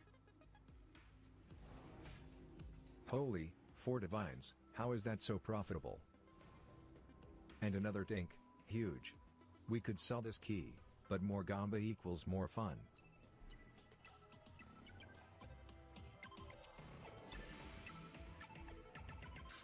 Fuck Interesting. off. Almost perfect mage blood. How Wow. about that? GGG buffed this YouTuber client too much. 240 divines, what should we do next? Put it on? Of course, more gamba. No Let's use way. volatile Balor. No way. What if we get a 5 flask mage blood? This dude's balls. Okay. Oh, come You know on, what? You never deserve that. lucky. 2 flasks only. Well, win some, lose most. At Win least some, it's lose actually most. ethical to use this mage blood now. That's why we need new flasks. Bismuth, He's with using it tons of anyway. elemental resistances. And second one, Quicksilver flask with extra movement speed. Damn, this speed is huge. Mage blood is such a stupid item. It's weird how GGG likes to crush everything that feels good to play, but mage blood always gets a free pass. Another gambling district, why can't we just live there? As always, at least one tink. So yeah, like we said before, 3.29 feels amazing so far. Player retention might be lower than usual, but we don't really care. 3.30, though, should be absolutely massive. Octavian confirmed that they'll be focusing on reworking the endgame systems, since it's gotten pretty stale. We can't wait to see what they're cooking. Damn, those stupid porcupines. We can't easily fix our physical max hit, since this setup simply doesn't have the mana reservation to squeeze in an extra aura. But we need to do something. So, let's start with the gloves. We need fractured effective non-curse auras. This should be easy with the new league mechanic. Holy, what is that price? But okay, it's still worth it. You kidding? Only 2 choices for 114k? And we lost it anyway. Well, All Flame is too expensive. Good, we got it. So, let's use Shrieking Essence of Fear, since we have Spiritual Aid. Suppress, an open prefix, and suffix, good. Then, we just slam it with All Flame couple times. Perfect. New helmet, we don't need much right now, just some chaos resist, suppress, and mana reservation. Alright, looks good, for now. And Okay. even more suppress from the tree. Well, we kinda broke, and guess what? We didn't fix anything. Our physical max hit is still practically 0, so our current biggest defensive layer right now is run, and don't get hit. Unironically. Run and Scuba don't get with hit. Death Aura feels so nice. You just open a new zone. Boom, everyone explodes inside it. That's Why so, is nobody so buying fun. our maps? Oh, that's why. We can Just- feel it it. always We're about looks to hit so the king fun. of Kulamok. So, we need chaos damage, a chaos multiplier, and explosions. But, there are none on the trade currently. That's kinda weird.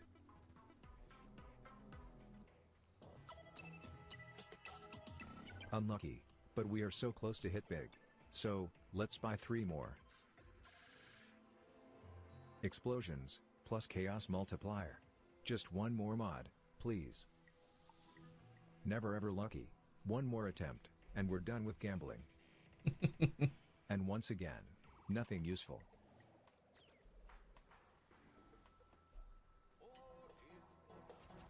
Well then, let's try different Gamba.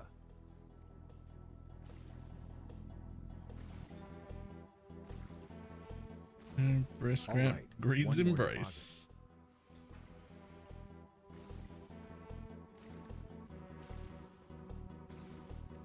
Holy, incandescent heart.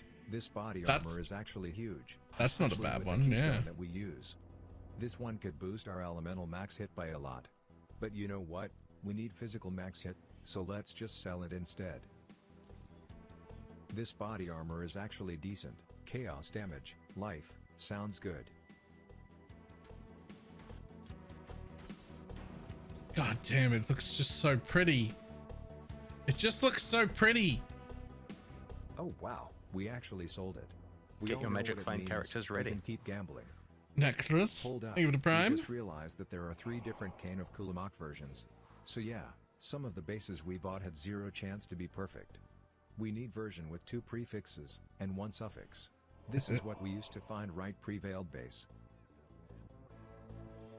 So, let's buy unidentified ones now. Good, most of the bases we bought have 2 prefixes. Alright, we got explosions, and a chaos multiplier. All we need is just chaos damage. Yes, finally, That'll we do it. actually got it. None on the trade, but since chaos, plus chaos multiplier is 18 divines, we assume that Arcane of Kulamak is like 4 times more expensive. At least. And He's got so let's many divide of it as them. well. Perfect. New flask, with a high avoid being shocked roll. Plus, storm shroud. Yep. So, we are immune to ailments now, good. And, a new enchant on the amulet. 20% AoE, and 12% increase reservation, so we can us flesh and stone. That'll help a little. Alright, better, but effective hit pool is still garbage. Damn, double explode actually feels amazing.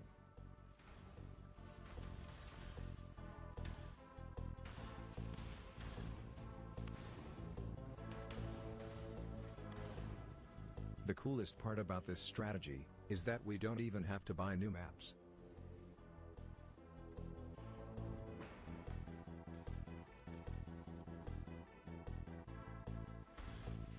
Alright, we still need to fix our effective hit pool, which is our biggest problem currently. First of all, we completely leave the right side of the tree, and we got into the middle. Why? So, if we combine all those jewels, we get a really huge damage boost, plus 58% more damage. That's giga big. Very large thread of hope. Yep. Right here. Extra block, life, AoE, and even spiritual aid. Very broken place for our build. Replica reckless defense. Since we are immune to ailments anyway, extra block is huge for us. An intuitive leap, even more block chance. Yep, now we have 72-72 block, that's massive. Alright, we're finally starting to feel tanky. Maxing out our block is literally the only way we can pump our defenses, beside new unique body armor in a future. Yo, this looks so good. So, what do we have left? Yes, new death or unique. Hold up, what does that mean? We can boost it 3 times? Is that new? Yep, sounds like we can boost item tiers now, but we have to kill more monsters. Good, let's see if it works. Another sometimes lucky? Yeah, this build is truly blessed. So, we finally have some physical max hit. New boots, classic, movement speed, life, and resistances. Let's finally craft a new helmet. As always, we will use a deafening essence of loathing. Alright, looks good. And, Wine of the Prophet, for even better clear speed. So, let's finally test the build. Yes, about 250 divines, for 2.8 million DPS. But on top of that, we have Blight, that also deals some damage. To be fair, this is one of the most satisfying builds we've ever played, especially after we crafted that massive cane of Kulamak. That's it then, probably one of our luckiest videos ever. We just got everything so right, actual true sometimes lucky moment. God, it's so good. And of course, if you like this video, leave a like, or comment, or both.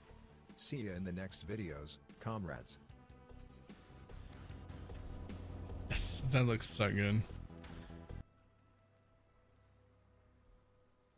Explosions are just pretty, and it's just so clean.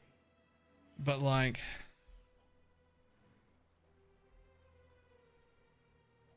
it's so clean though.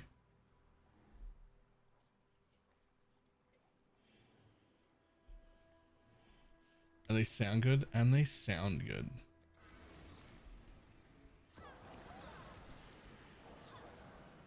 I feel like if I still don't want to go back to Holy Relic next league, I may end up just starting Death's Oath.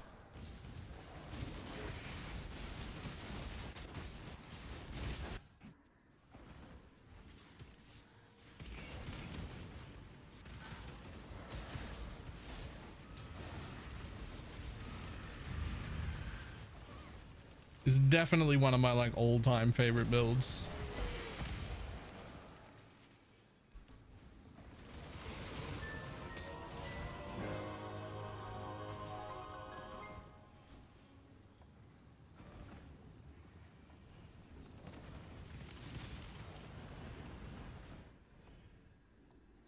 Really want to try and solo Sylphan run on it.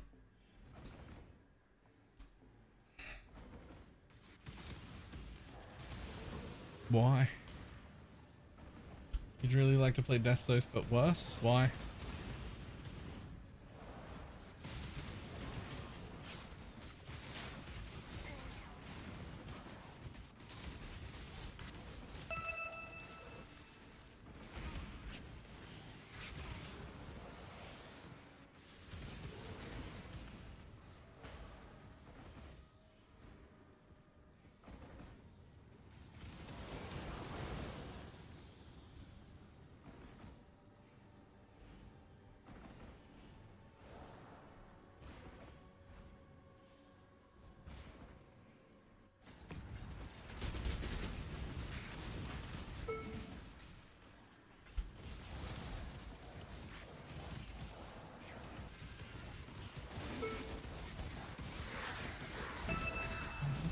Answer is there dancers.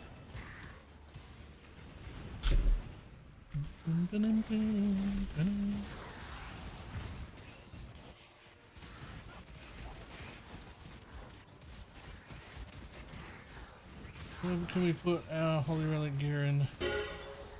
Is good. Good to find Holy Relic. I've been doing essences in King's March. I can't tell you what is good to farm on Holy Relic because we can farm pretty much everything. The problem is what to farm at all. The problem is what to farm at all.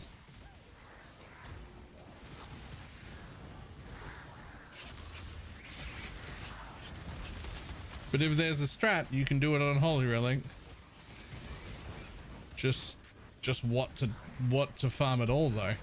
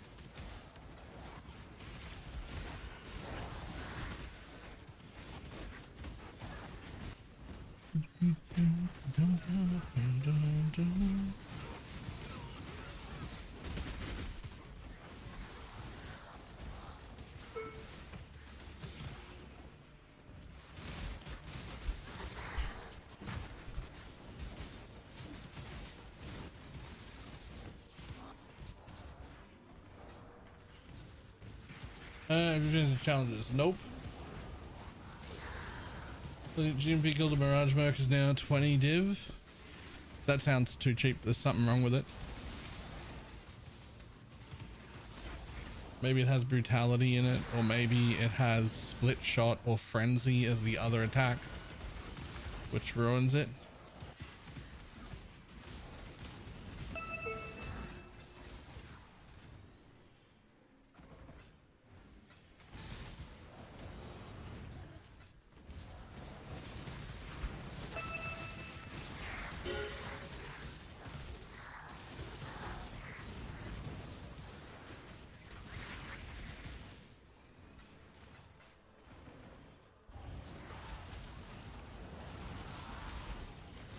Nope, it was just gone in seconds. Okay. Well, it was too cheap then.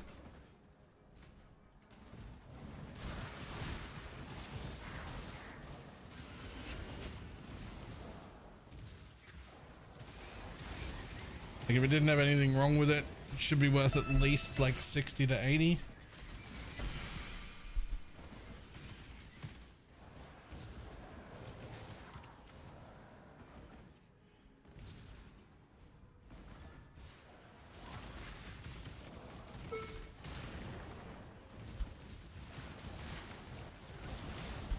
Back to the real one.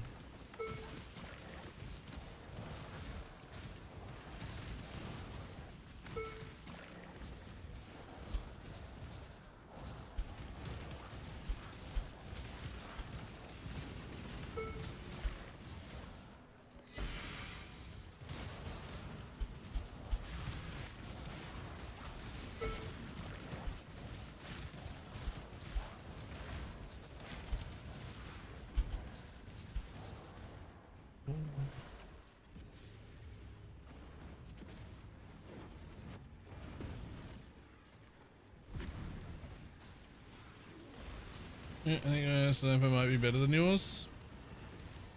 Possibly. There are definitely ways to get it better.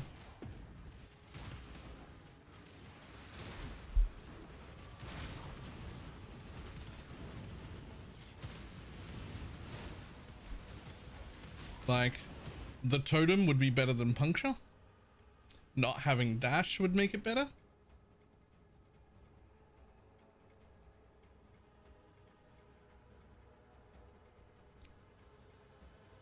Having either chain or fork, as well as gilded second projectiles, would make it better also.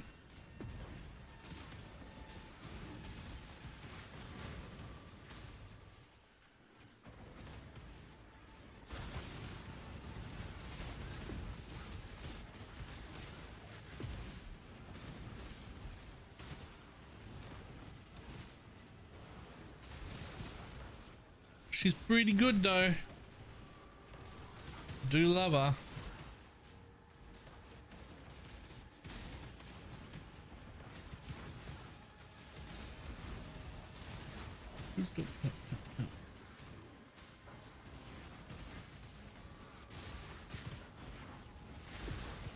I mean, I won't take it off you, but just throw it in guild and I'll just look at it from there. I won't use it or anything.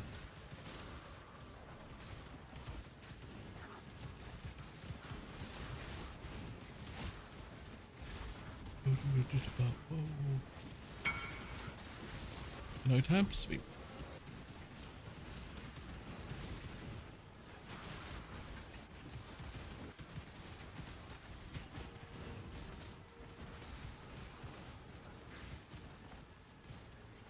Yo, Bella, why hello.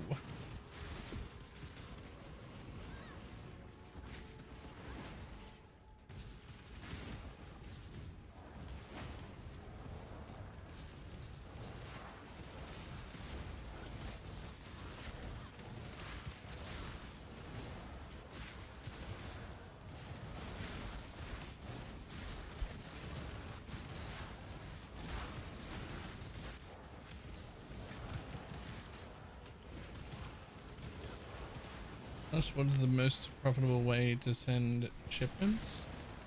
I have no idea. I only know about the 4 million for tattoos strat. I don't know if that's the best, or if it's just the cheapest.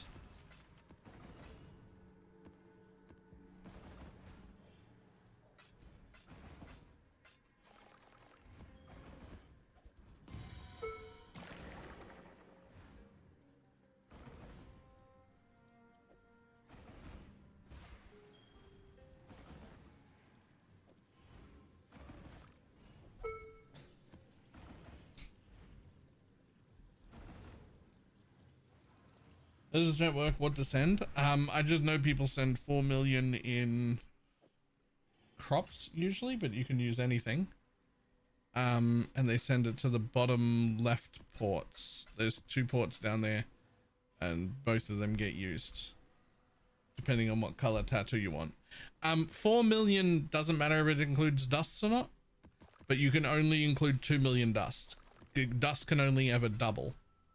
So if you've got a bunch of dust and you want to use it, it would be for 2 million worth of crops and 2 million worth of dust. Right? At 4 million, you cap out the amount of tattoos that can come back. Right? So there's no point in having more than 4 million per shipment.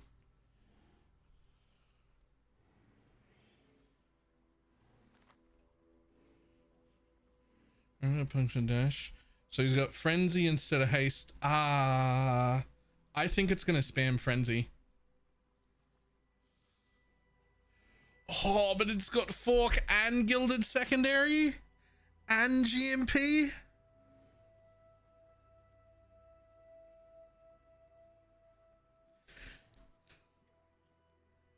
It might be disgusting, or it might spam frenzy. And I don't know.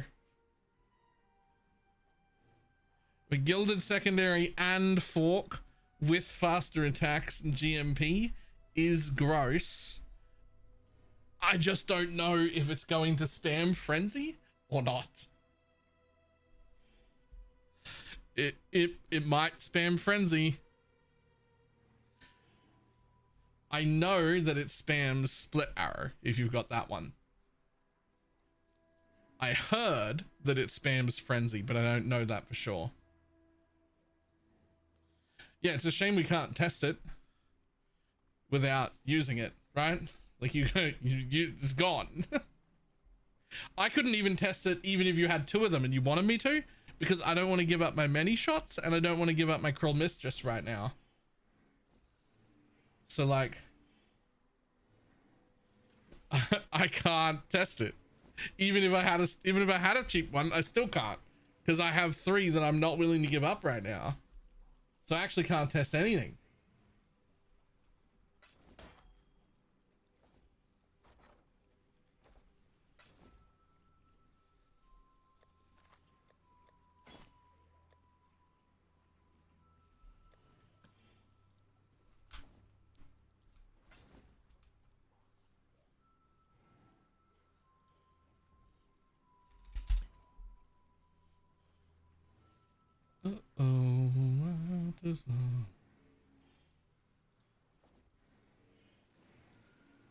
Yeah, the limit is annoying. Yeah. I still think you should just be able to re-itemize them and sell them, but if they don't want you to sell them when you're done, if they want it to be a limited thing, I should still be able to re-itemize it, and it should just become account bound. Right? Just so I can use it again later, but I still can't sell it on. If that's what they really want, that's fine. But at least that would mean I could put away my many shots because I'm not using them currently, and I could put away my Cruel Mistress, which I might want to use later because it's really good. And I could just like stash them and test other things, but then bring them back out if I wanted.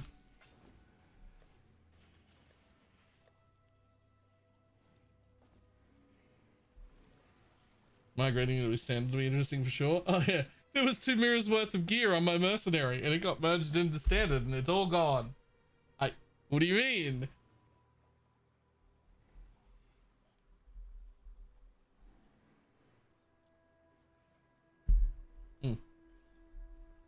Right, back in 1 second.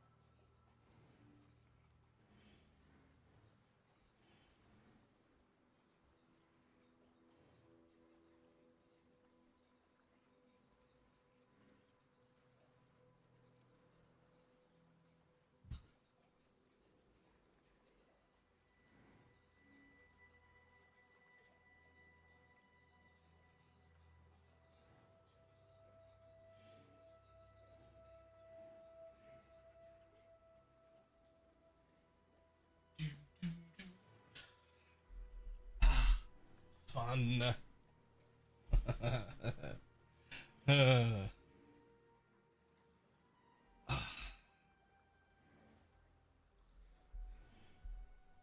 My sister hurt herself trying to lift things.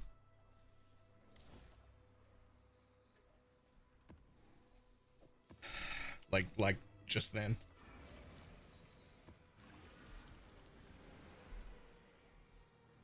Oh, what the fuck? She's just trying to like lift books to move them all downstairs.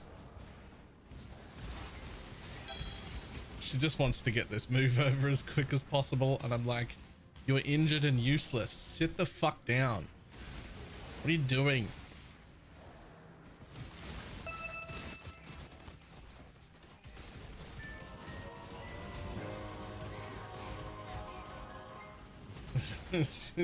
What I was saying, she's as stubborn as you are.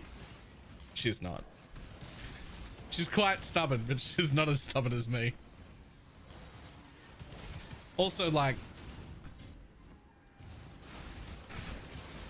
when I do it, I'm right. So.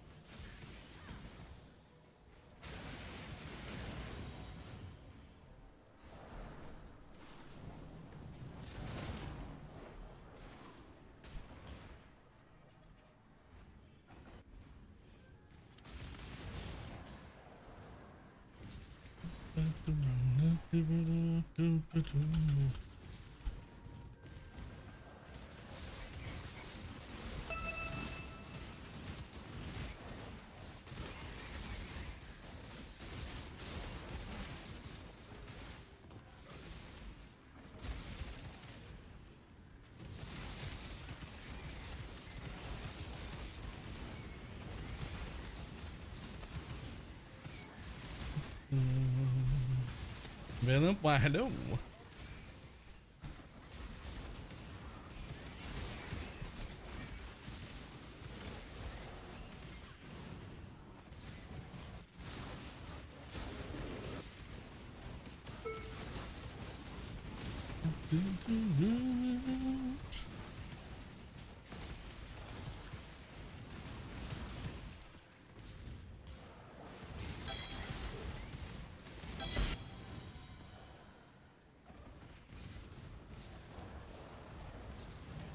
No missions over. The only thing I don't like about Tropical Island, it's a big run back if it spawns in the first half. And the American Sniper is actually goated. He's fucking great. He's just way harder to get a good one off. Because Brutality, Return Projectiles, and Arrow Nova all brick him. There's a shit ton to do when you first start Pal World. I'm a bit overwhelmed. Yes. Yes, there is. I'm going to start a community server soon, though. We're going to be using some mods, but mostly like quality of life things.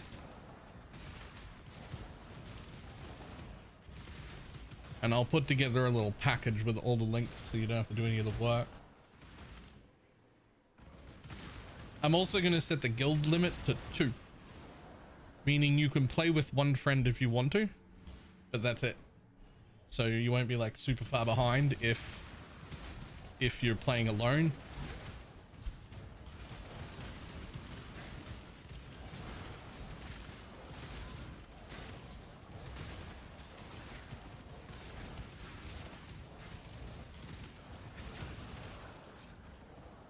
What I will do is make sure it's scheduled at least a few days in advance, and I let everybody know. So we don't just like randomly start up.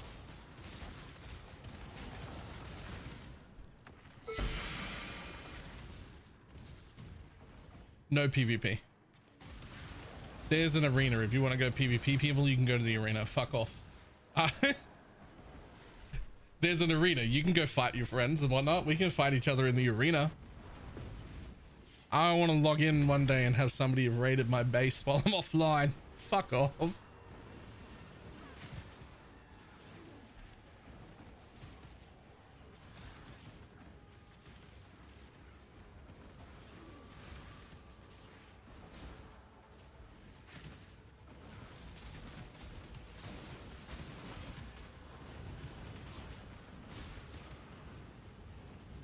I don't know if I'll be playing with anyone else in my guild.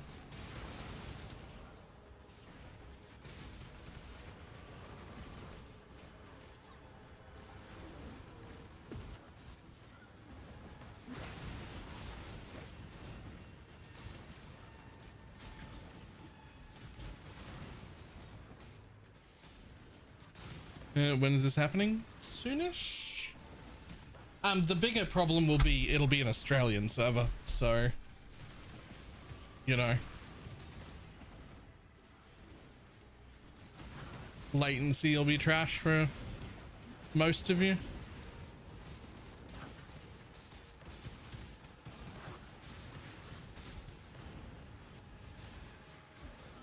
Oh, right, yikes. Yep, but like, you know, it's got to be in Australia. I want to play it.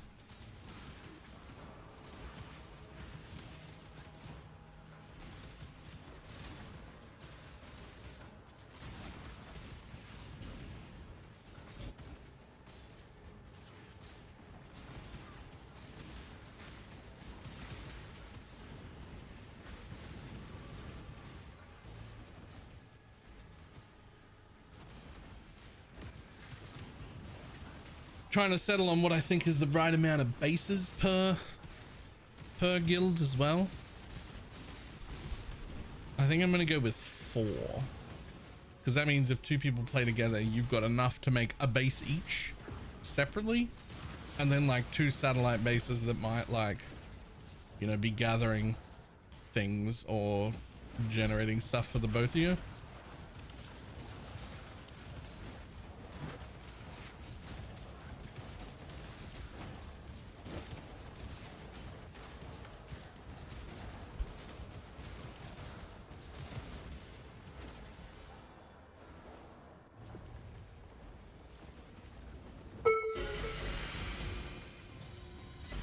Oh, Hive Blood's full.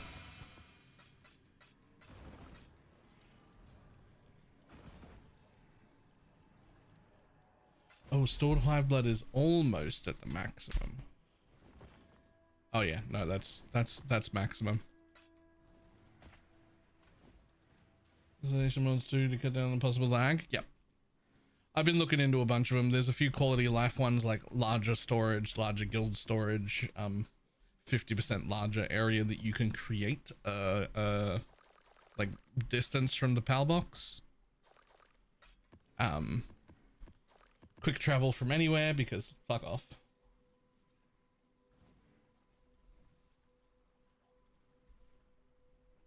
And then a few little optimization ones and things like that. And I'll probably put the PAL spawn on like 1.9.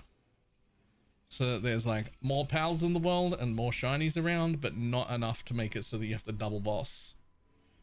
1.9 is the perfect range. So if you make the pal spawn 1.9, you essentially get 90% more pals in the world, but without having to deal with double bosses. As soon as you go up to 2, every boss there's 2 bosses.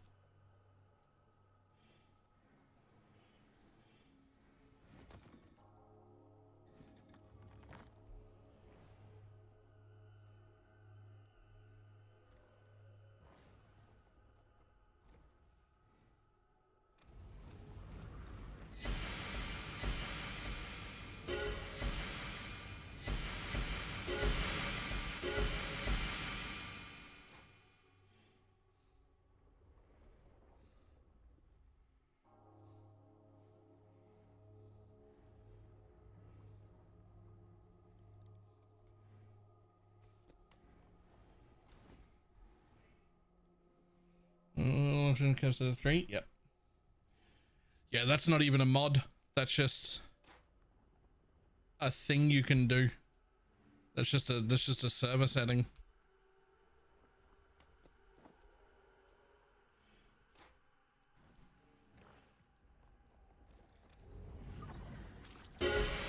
Oops.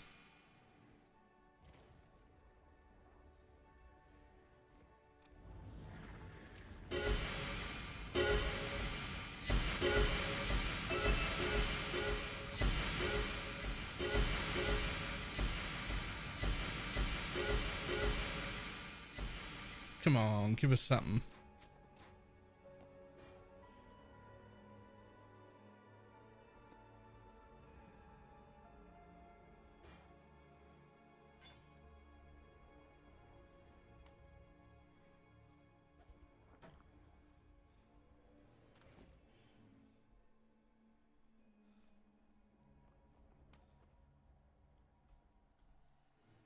Nobody cares about the interstacking boots. Cool. Nobody cares about those. Nobody cares about that. Or that. Or that. Or that for sure. No.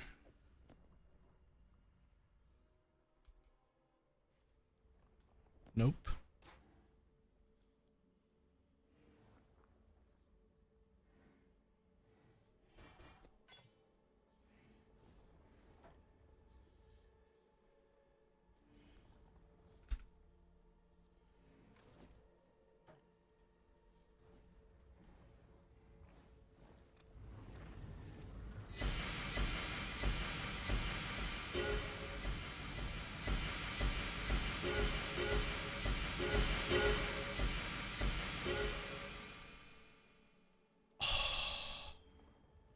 Wrong one, you piece of shit.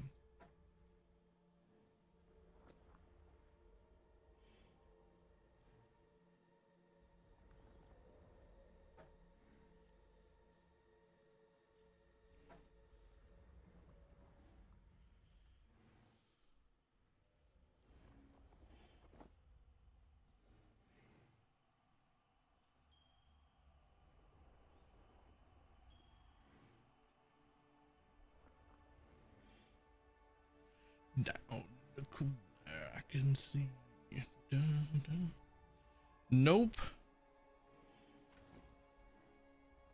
This time thought I could swim further than I actually could. Yep.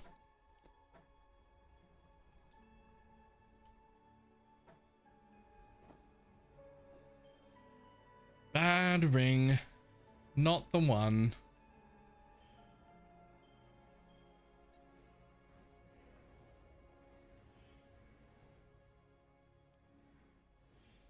Sag.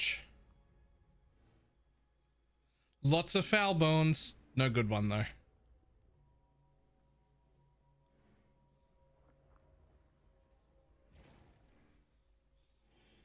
More doing mysterious. I mean, you get consistency using mysterious, but you're not gonna go pog mage blood on the floor or one of the jewels or anything like that.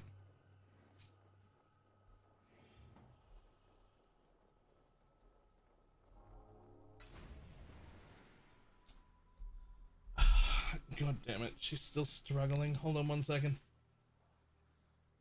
I can just take.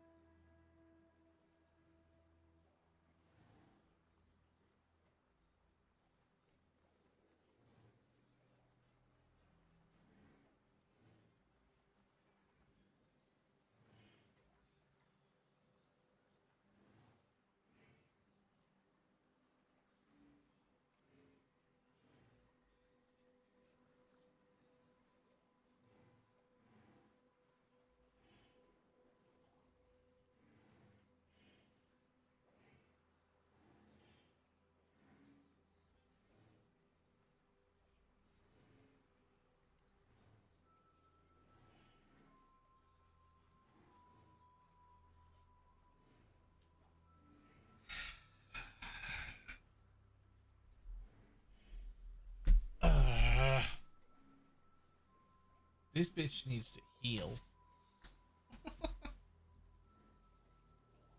How long does it take to recover from surgeries again?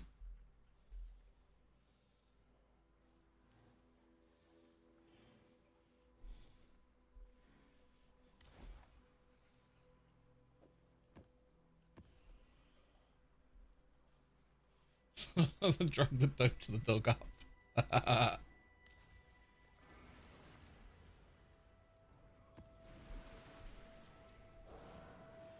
Is that much she wants to lift, really? Wow. Apparently it gets worse before it gets better. And it's in the process of getting worse right now. Which confused the fuck out of me. So she had to explain it. And she was like, well, the first few days, you're just recovering from bruises and scars on your body and whatnot. And then that slowly gets better just in normal healing. And then around day 8 to day 10, new nerve endings start properly attaching to each other because they cut out a meter of her intestine and inside bits, and there are like nerve endings that are connecting together again. And then you get a whole new type of pain, which sounds incredibly fun. And apparently that takes another week to start like getting better. Doesn't that sound fucking miserable?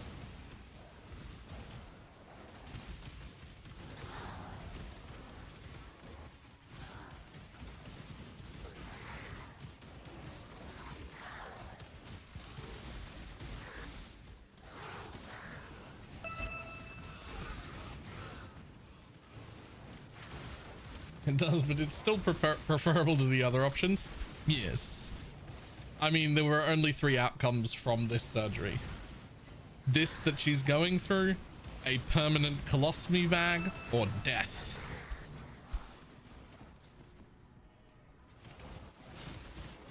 So, as shit as that is, we're still calling this the good outcome.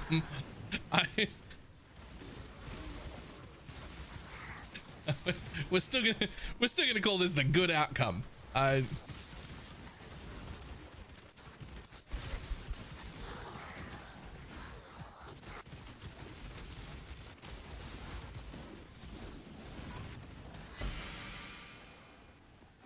Should be eating more fiber.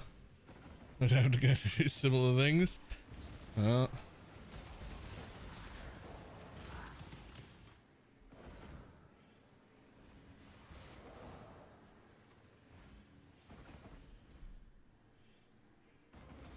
Did the business not craft on a weapon? Do I need to spec into Resolute Technique now? Resolute Technique has nothing to do with whether you have an abyssal socket or not, and everything to do with whether or not you have hits can't be evaded. If you have the hits can't be evaded craft, you do not need Resolute Technique. If you do not have the hits can't be evaded craft, and then you need Resolute Technique.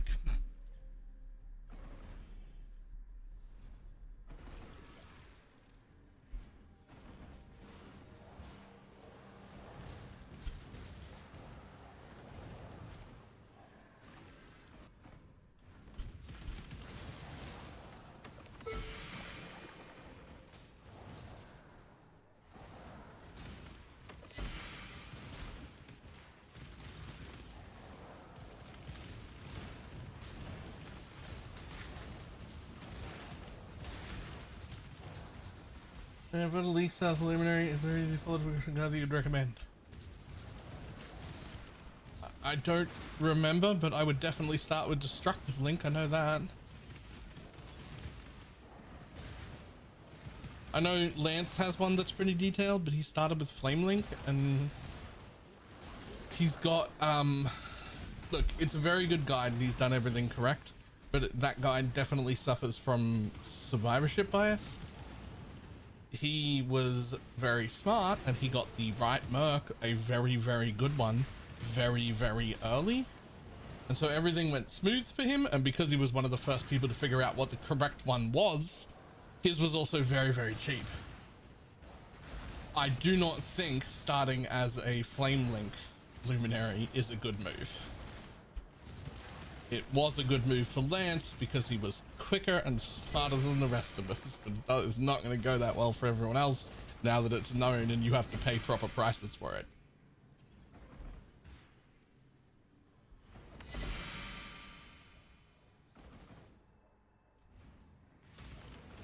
So yeah, destructive link plus the type Pan or whatever to start with.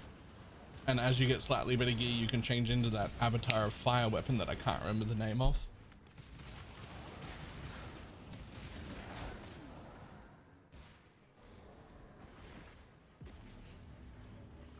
So I found Luminary and he had like 10k health before he could. Wow. I mean, maybe he's doing something different.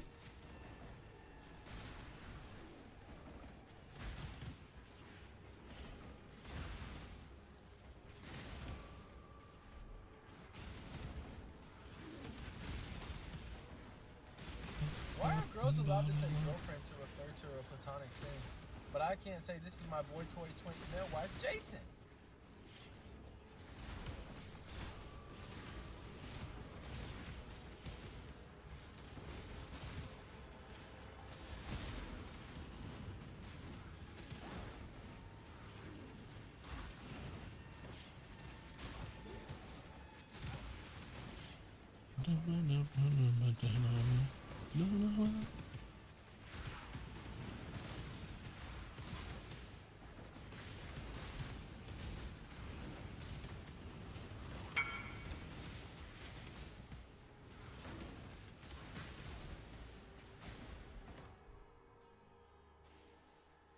That's the... Oh. This is the one I was talking about when I said Avatar of Fire. It's not Avatar of Fire, it's the Elemental Overload one. My bad. Or do they both exist? No, I think this is the one I was thinking of. It's like you can start with the big two-hander that's got 100, or you can also start with this thing, which is only 15%, but you can get your own percent crit. Like if you were starting really early, you could use the amulet that has like 300% crit. Your crits don't deal extra damage, because that 300% would apply, but your crits don't deal extra damage would not apply, right?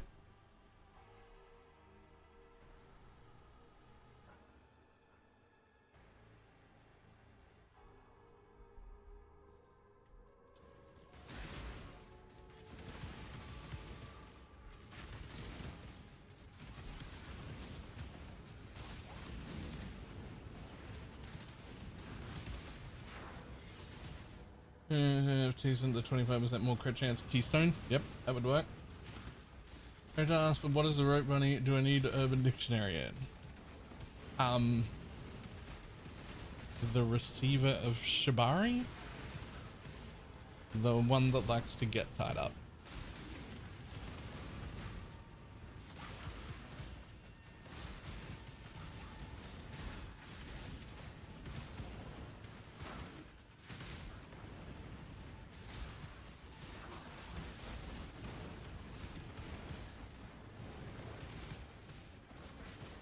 Otherwise known as every girl I've ever dated.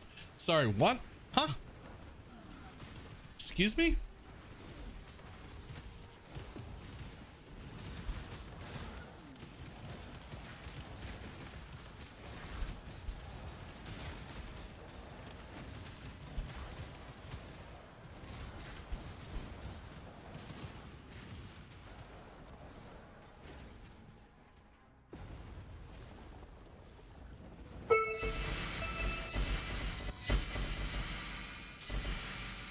Jesus, how many uniques were in that pile?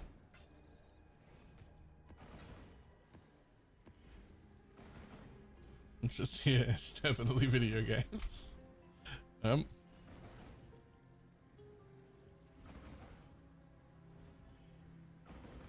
Imagine if some more of this loot was actually good loot.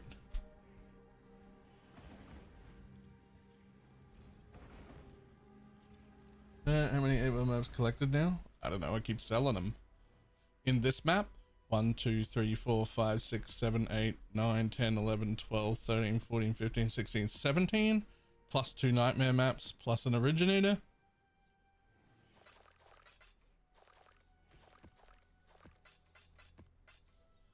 whatever's in here is just today.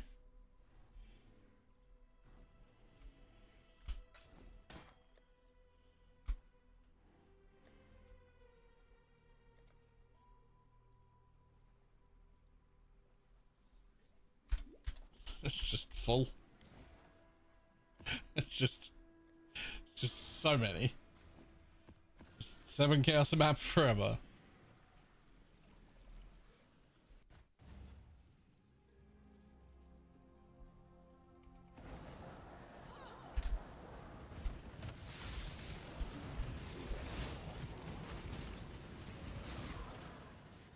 Seven chaos a map doesn't sound like you're making good money until you pick up 15 to 20 maps every time, and then you're like, oh, it is money.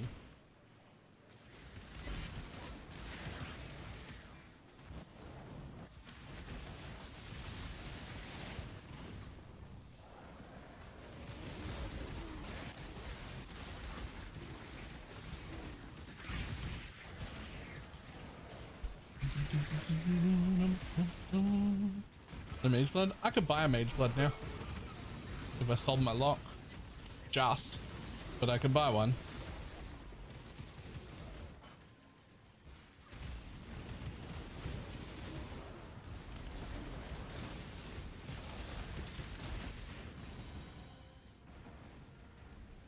Become down. 100. Yeah, but like, am I even gonna re-roll at all? I don't know if I am.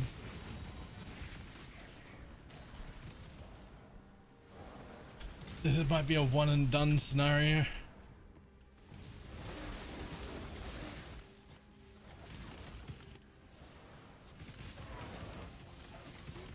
Bought 1 days ago, not using it still.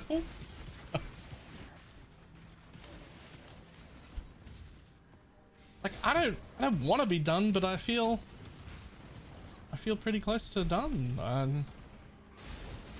Eh.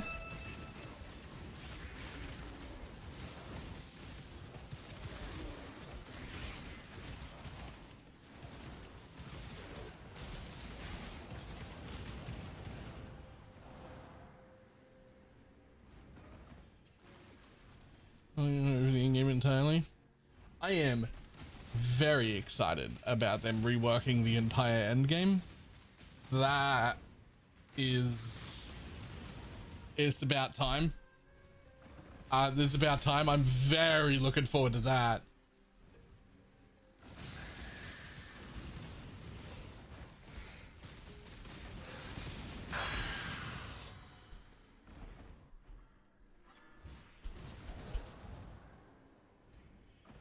This one is a Power World thing, but I'll most likely have a $350 second. Yeah, that sounds like a fat rip. Yeah. I wish I didn't have, I wish I could involve like everyone. I wish I could make a server that anybody could join anywhere, but it just, like, if I make a server that's not in Australia, I won't be able to play on it, right? So it just kind of has to be like, I can't really do anything about it. Like,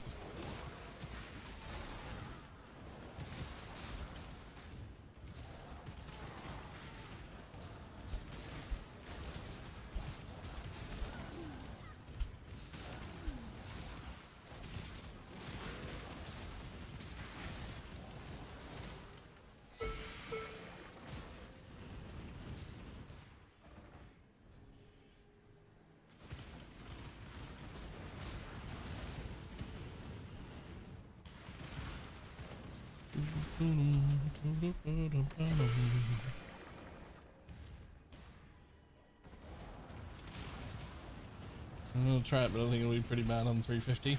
I also think it'll be pretty bad on 350.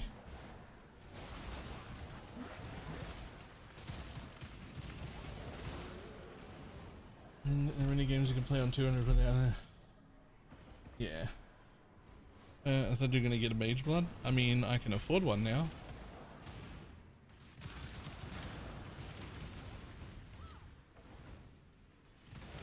Hellworld still Nitro servers private? I don't. You've used a word that doesn't exist, or that I don't know. It's more likely that I don't know it. Ah.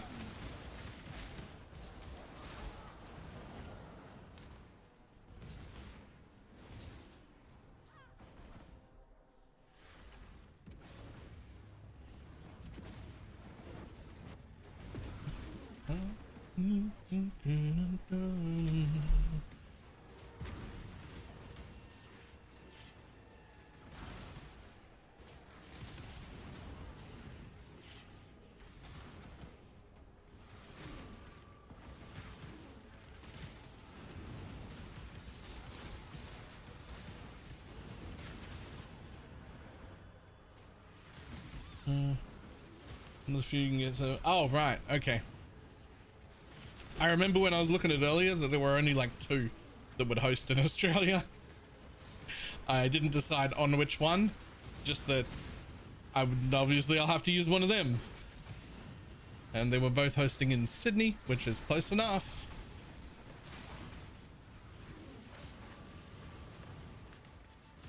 You have a Perth one?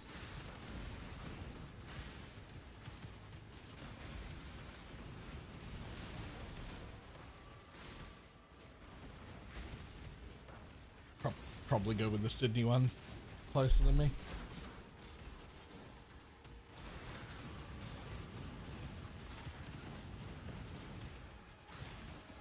I mean, first I should find out who from Australia is actually, or like Australia, New Zealand, Singapore, anyone who can is actually interested.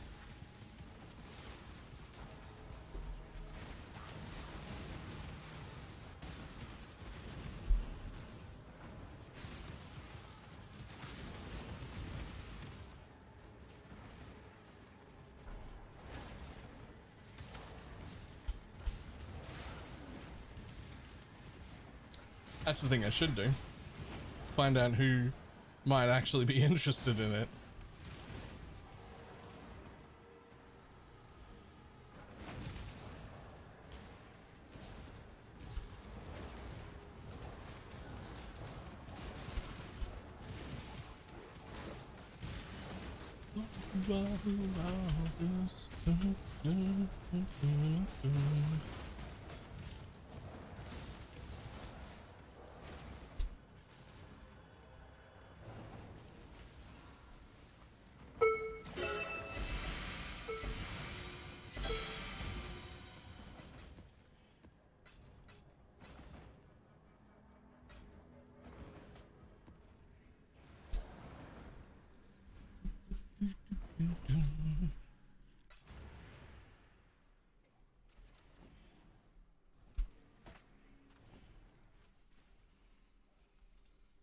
Huh.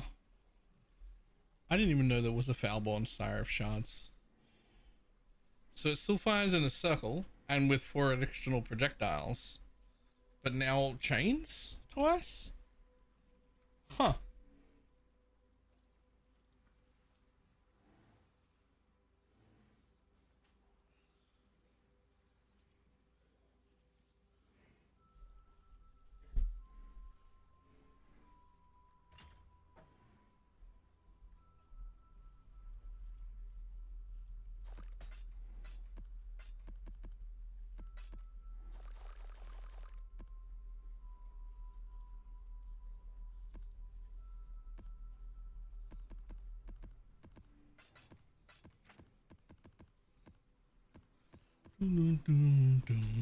What do you got?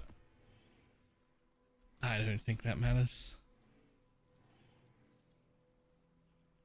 Nope. Shiny garbage.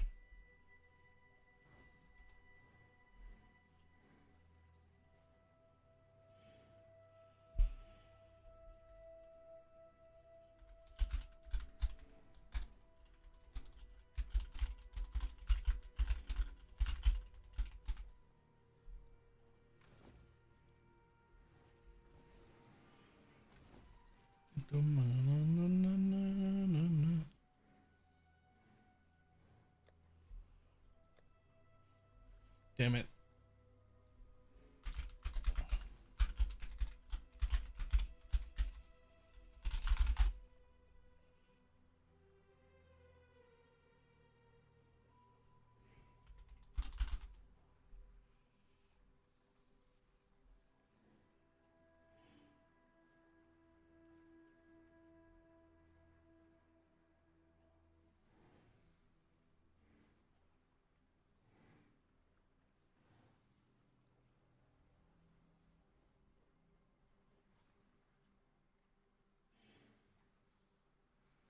Game Host Bros and Game Team are the two that show up when I Google it.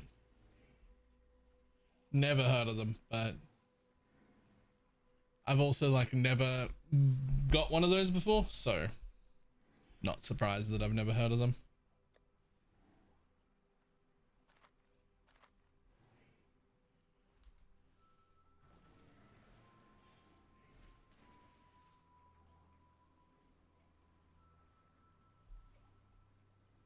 Ah.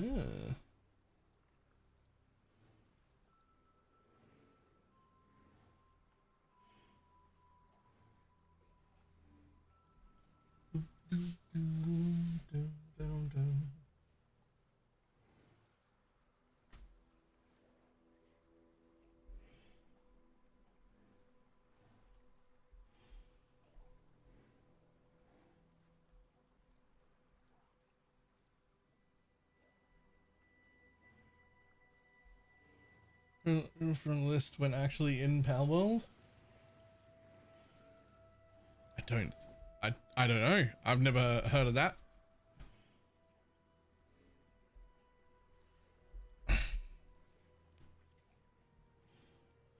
Ah, that's official servers, so no mods, right?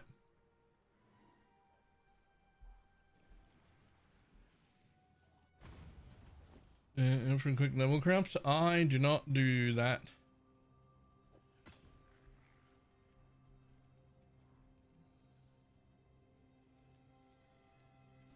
I don't gamble cards or corrupt for people. Get your magic find characters ready.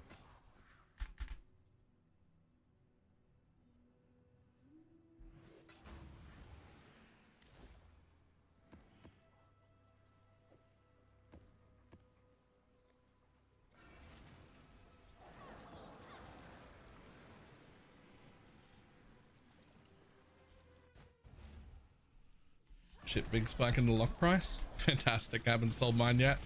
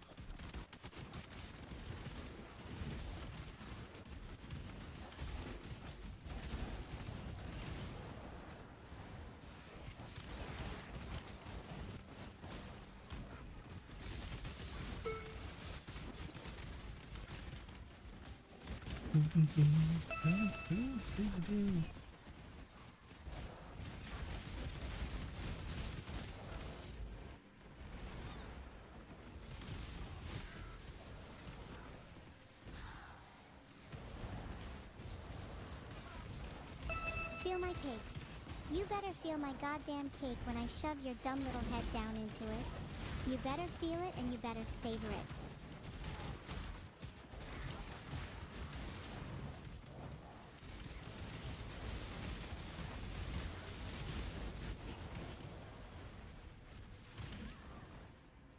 Ew.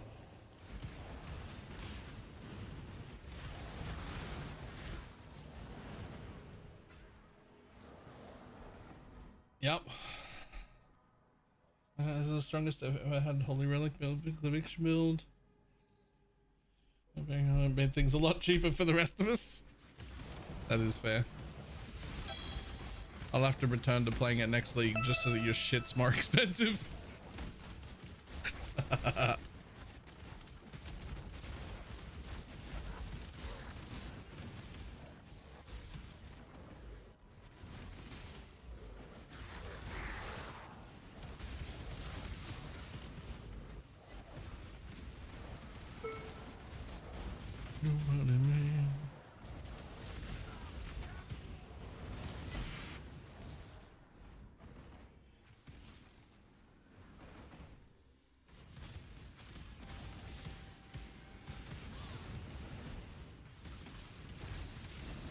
Like add a poison and into crit to do more damage. Luminary.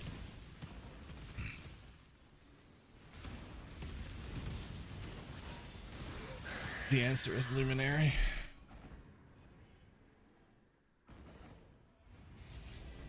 Envy and Zealotry with like 80% increased effect on them are pretty big buffs. Oh, Jesus. Okay, sure.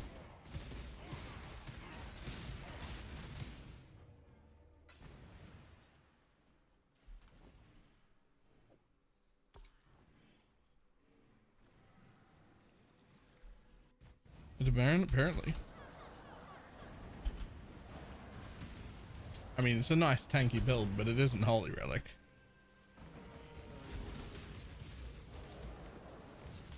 Like, you don't just get to face tank everything.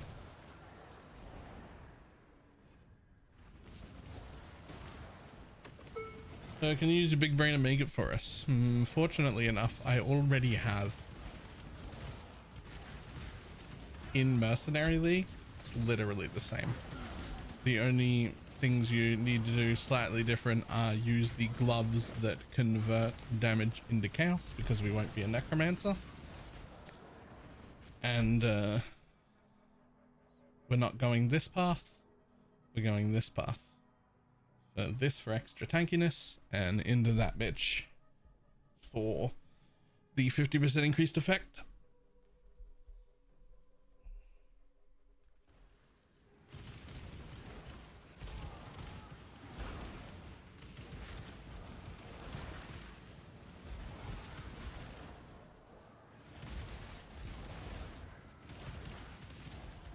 Instead of the bottom one, nah, 50% increased effect of Zealotry, which is spell damage and spell crit, and Envy, which the Mercs version of Envy is an incredibly large amount of flat, worth more than any unique you could put on.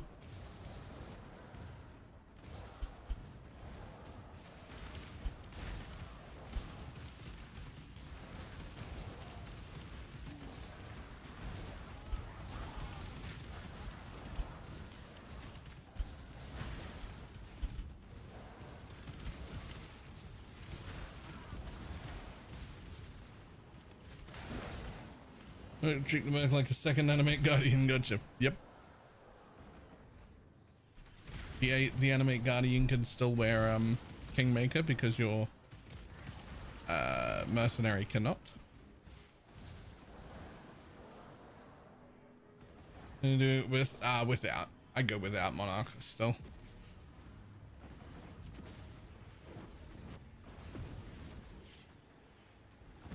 I would still use the Spectre as an animate guardian.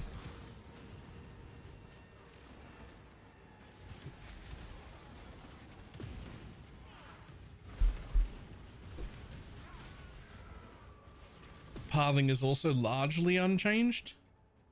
Like, you're gonna have to come out from Scion, but you just head this way and join the tree, or you head this way and join the tree. I'm not sure which way's faster, although I'd probably go this way and join the tree, and I would take these 3 nodes, because the only thing that they don't have really is the amount of block that they would have on a necromancer. But if you can take Decay Ward on the way path, on the way past, that would be pretty helpful. But that really wouldn't matter. That would be a decision to make while playing it. Like, do I need them to take Decay Ward? If I do, I go up, and if I don't, I go down or left. Especially with a decent bone reading, all right? No, permanently. They're missing 20% more max life, and they're missing any of the block that comes from the offering. You're not going to have self-offering.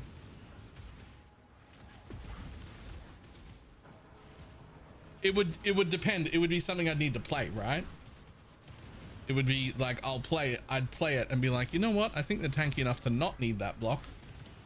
So you can Forbidden Flesh and Flame the Necro Jewels. Absolutely. You most certainly can. And the Necromancer Scion does have offerings affect you. So I could go that route, and that would be fine. It would also give us 30% area, which is fantastic. But I'd be real tempted to not use any of these and use 2 of the Explode Jewels instead. we don't have enough jewel slots to use both the explode jewels and a forbidden flesh and flame. So I think I would rather use 2 explode jewels to get occultist pops, basically.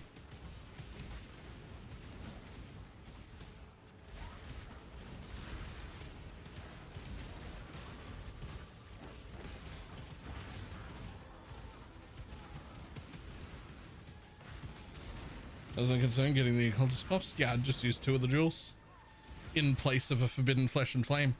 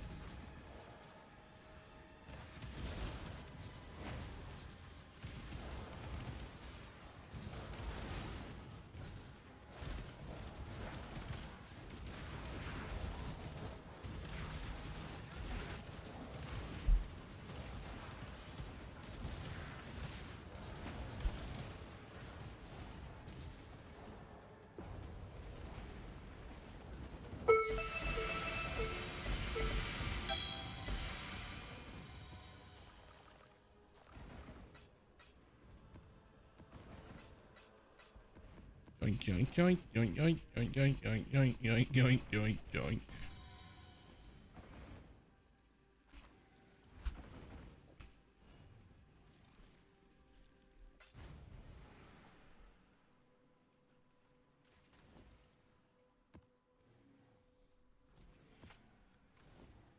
One, 2, 3, 4, 5, 6, 7, 8, 9, 10, 11, 12, 13, 14, 15, 16, 17, 18, 19, 20, 21, 22, 23, 24, 25, 26, 27, 28, 29, 30, 31, 32.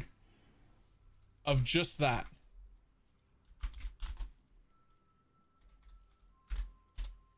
With 224 chaos in maps of just the regular maps. Plus the 2 nightmares, plus the origin, plus whatever other currency it came out of, including this thing. Scarab of Discernments.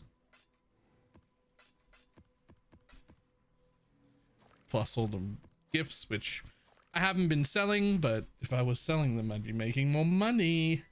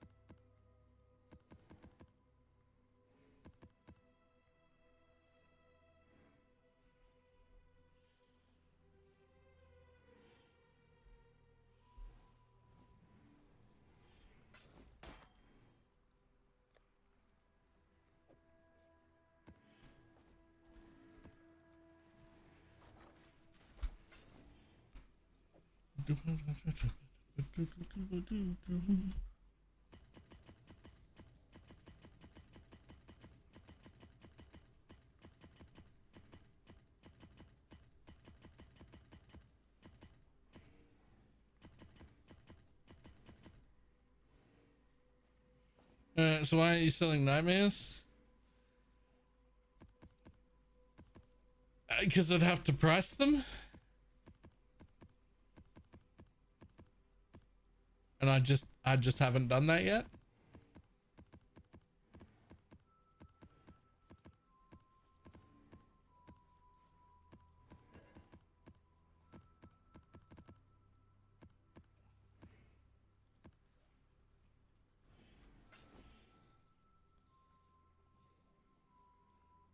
It's a pretty good reason, right?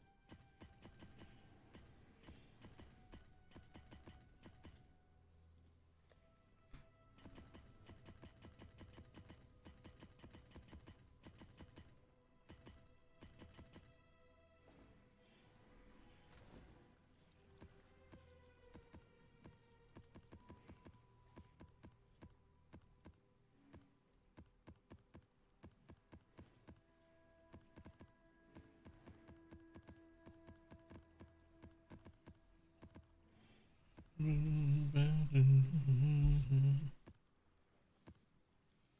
just want to try another. I am.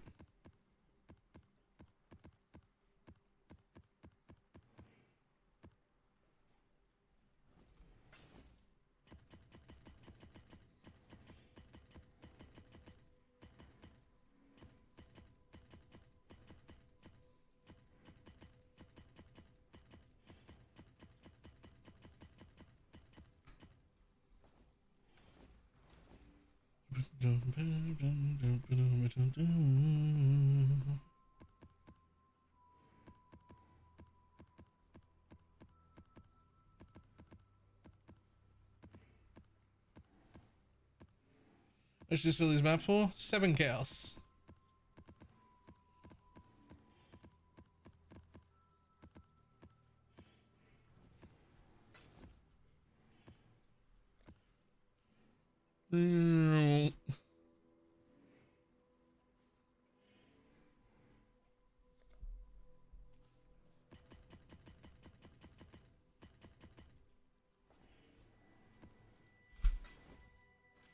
If I was willing to like regex them out, some of them would be worth 11 or 12. But I'm not willing. I just put them all up for 7.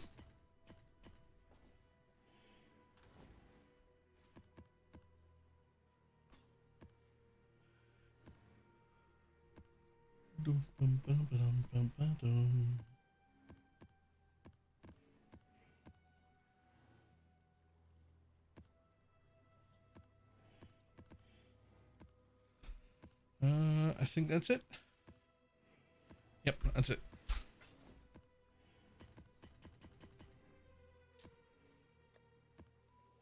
Well, these ones didn't sell for 5. So,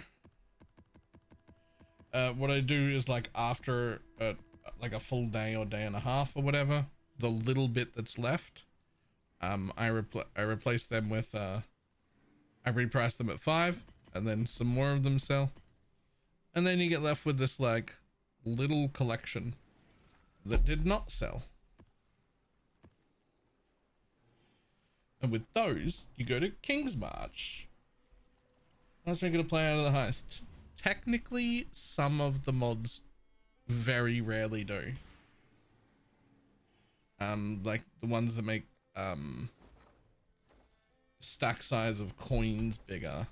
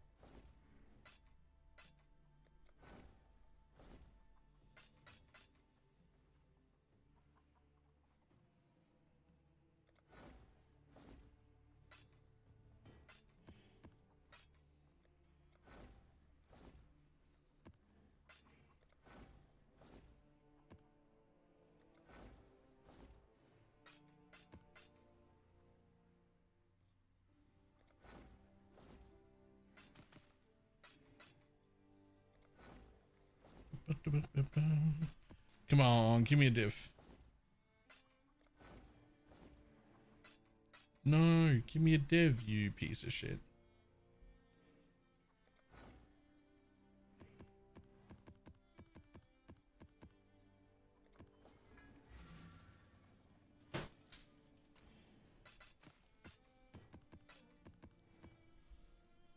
Hello, what's up?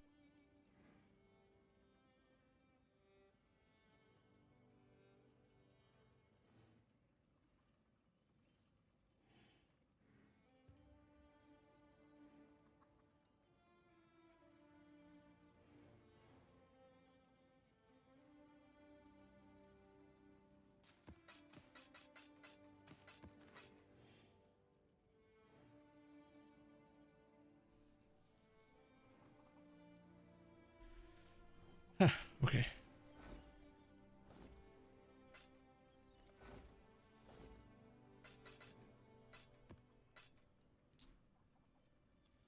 So, after I deal with King's March, we're gonna go watch a movie. Tell me if I'm making a mistake. My sister and I watched Hail Mary the other day because it was rated highly everywhere. It was fantastic. I loved it.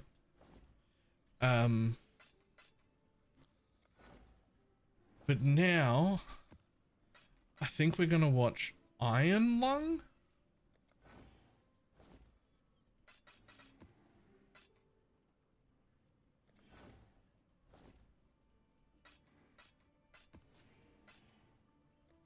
Michael Harm, yeah.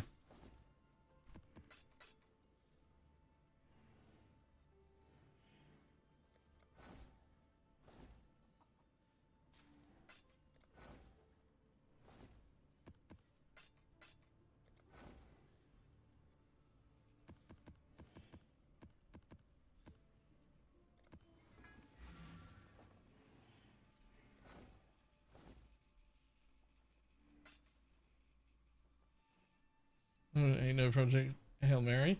So the reason that we're going with that is because both of us separately have been seeing a ton of like fanfic content that has,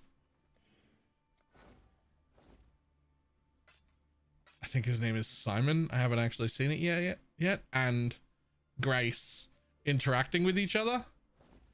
And the reason that there's a ton of it is because I remember I haven't seen this. I've only seen the fanfic people talking about it.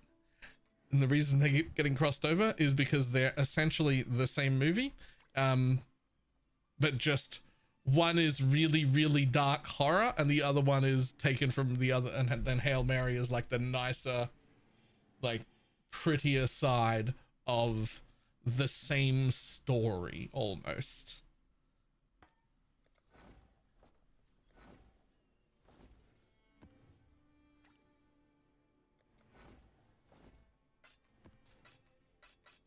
A divine.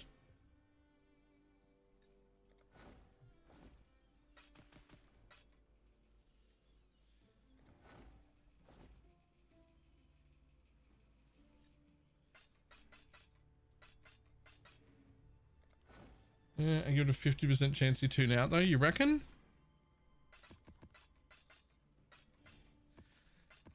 So the options that we were looking at was either start that movie or start Yellowstone, because neither of us have seen it.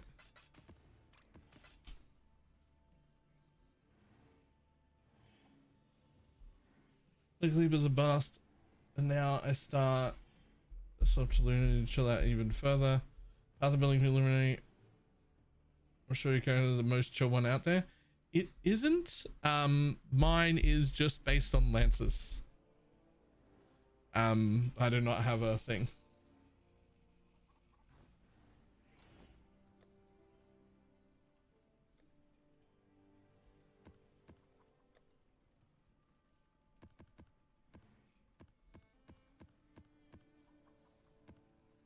Yellowstone, no contests. Yellowstone's definitely quite good. I'm thinking, really? See, again, it's one we've both seen like clips of around the place and like, it looks good. But you never know, right? Not from little clips in places, right? I was thinking maybe it has more block than his. Nope.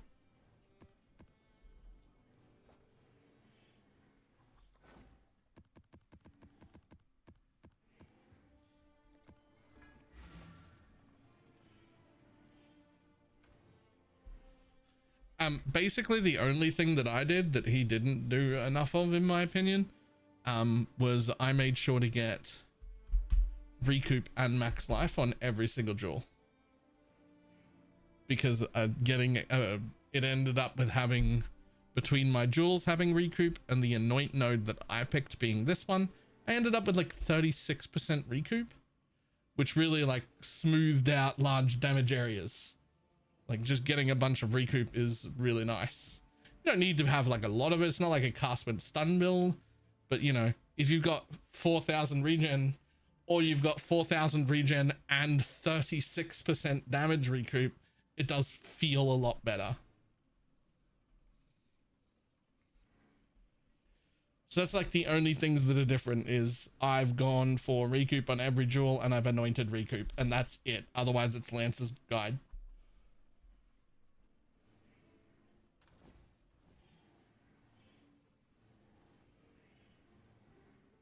You don't notice until the next day.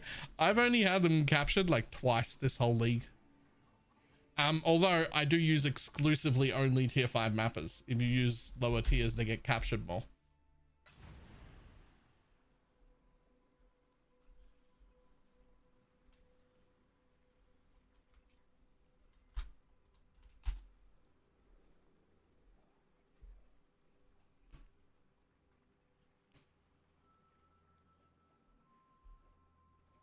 First things first, start to say all the words inside my head.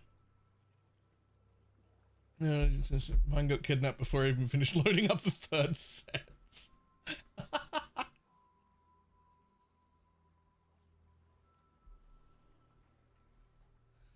Of every 4 maps. Jesus.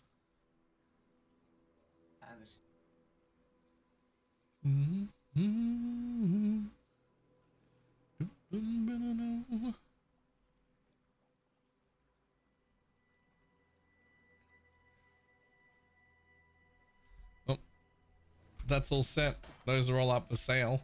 I'm gonna leave this chaos in here because I just want to see if I can fill 2 full tabs with chaos before I pull them out, just because I think that's funny. And I don't currently need them.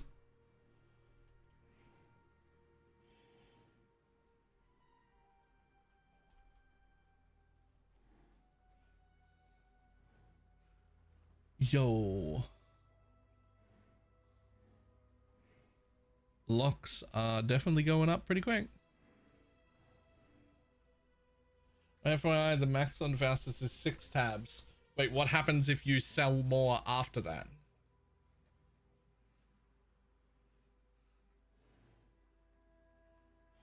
Rip money? Does it just disappear into the ether? That's what you're doing now. I am creating 8 mod maps and selling them in bulk.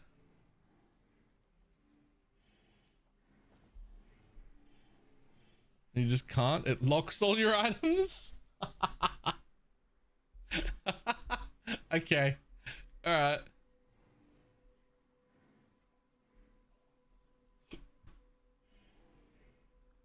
But yeah, exclamation mark Atlas.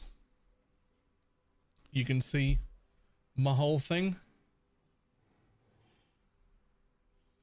Faustus goes on holiday. Honestly, if Faustus has got me 6 full tabs of currency, he deserves a holiday.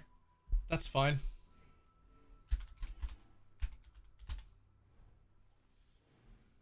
Amazing the last, I mean, I took yesterday off, but like the day before that and today. Amazing how few people are still streaming PoE. It does seem like the downturn is happening.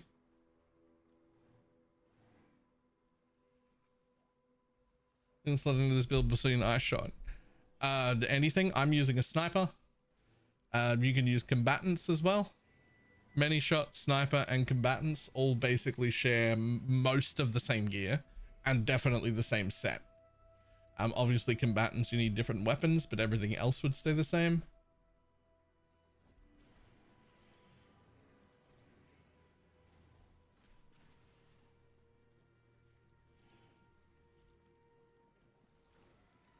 So any of those 3 really?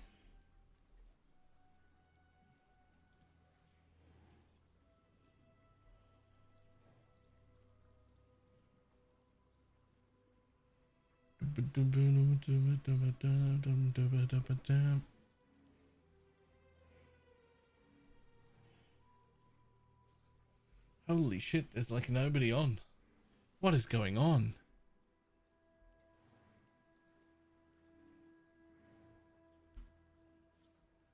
I mean, not literally no one, but like fucking close.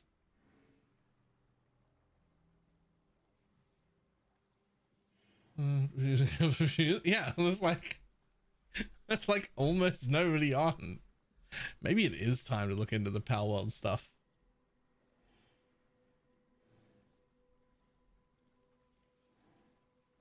I mean, I probably want to start it soon if we want to have enough time to play it properly and like before the economy reset for PvE2.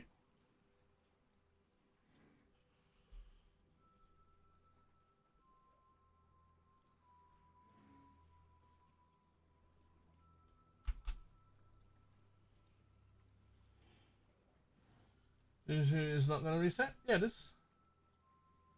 How long do you think the Power World stuff will have legs for? Probably at minimum, probably 3 weeks, maybe more.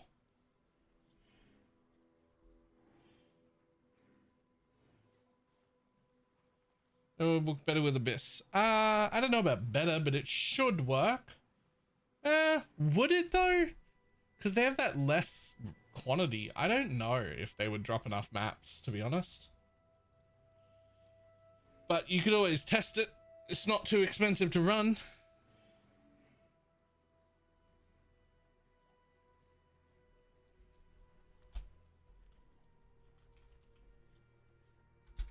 And recommendations for leveling a luminary for this build. Level is something else. Anything else. Spells, righteous fire, I don't care. Level is something else. Respec when you get to maps.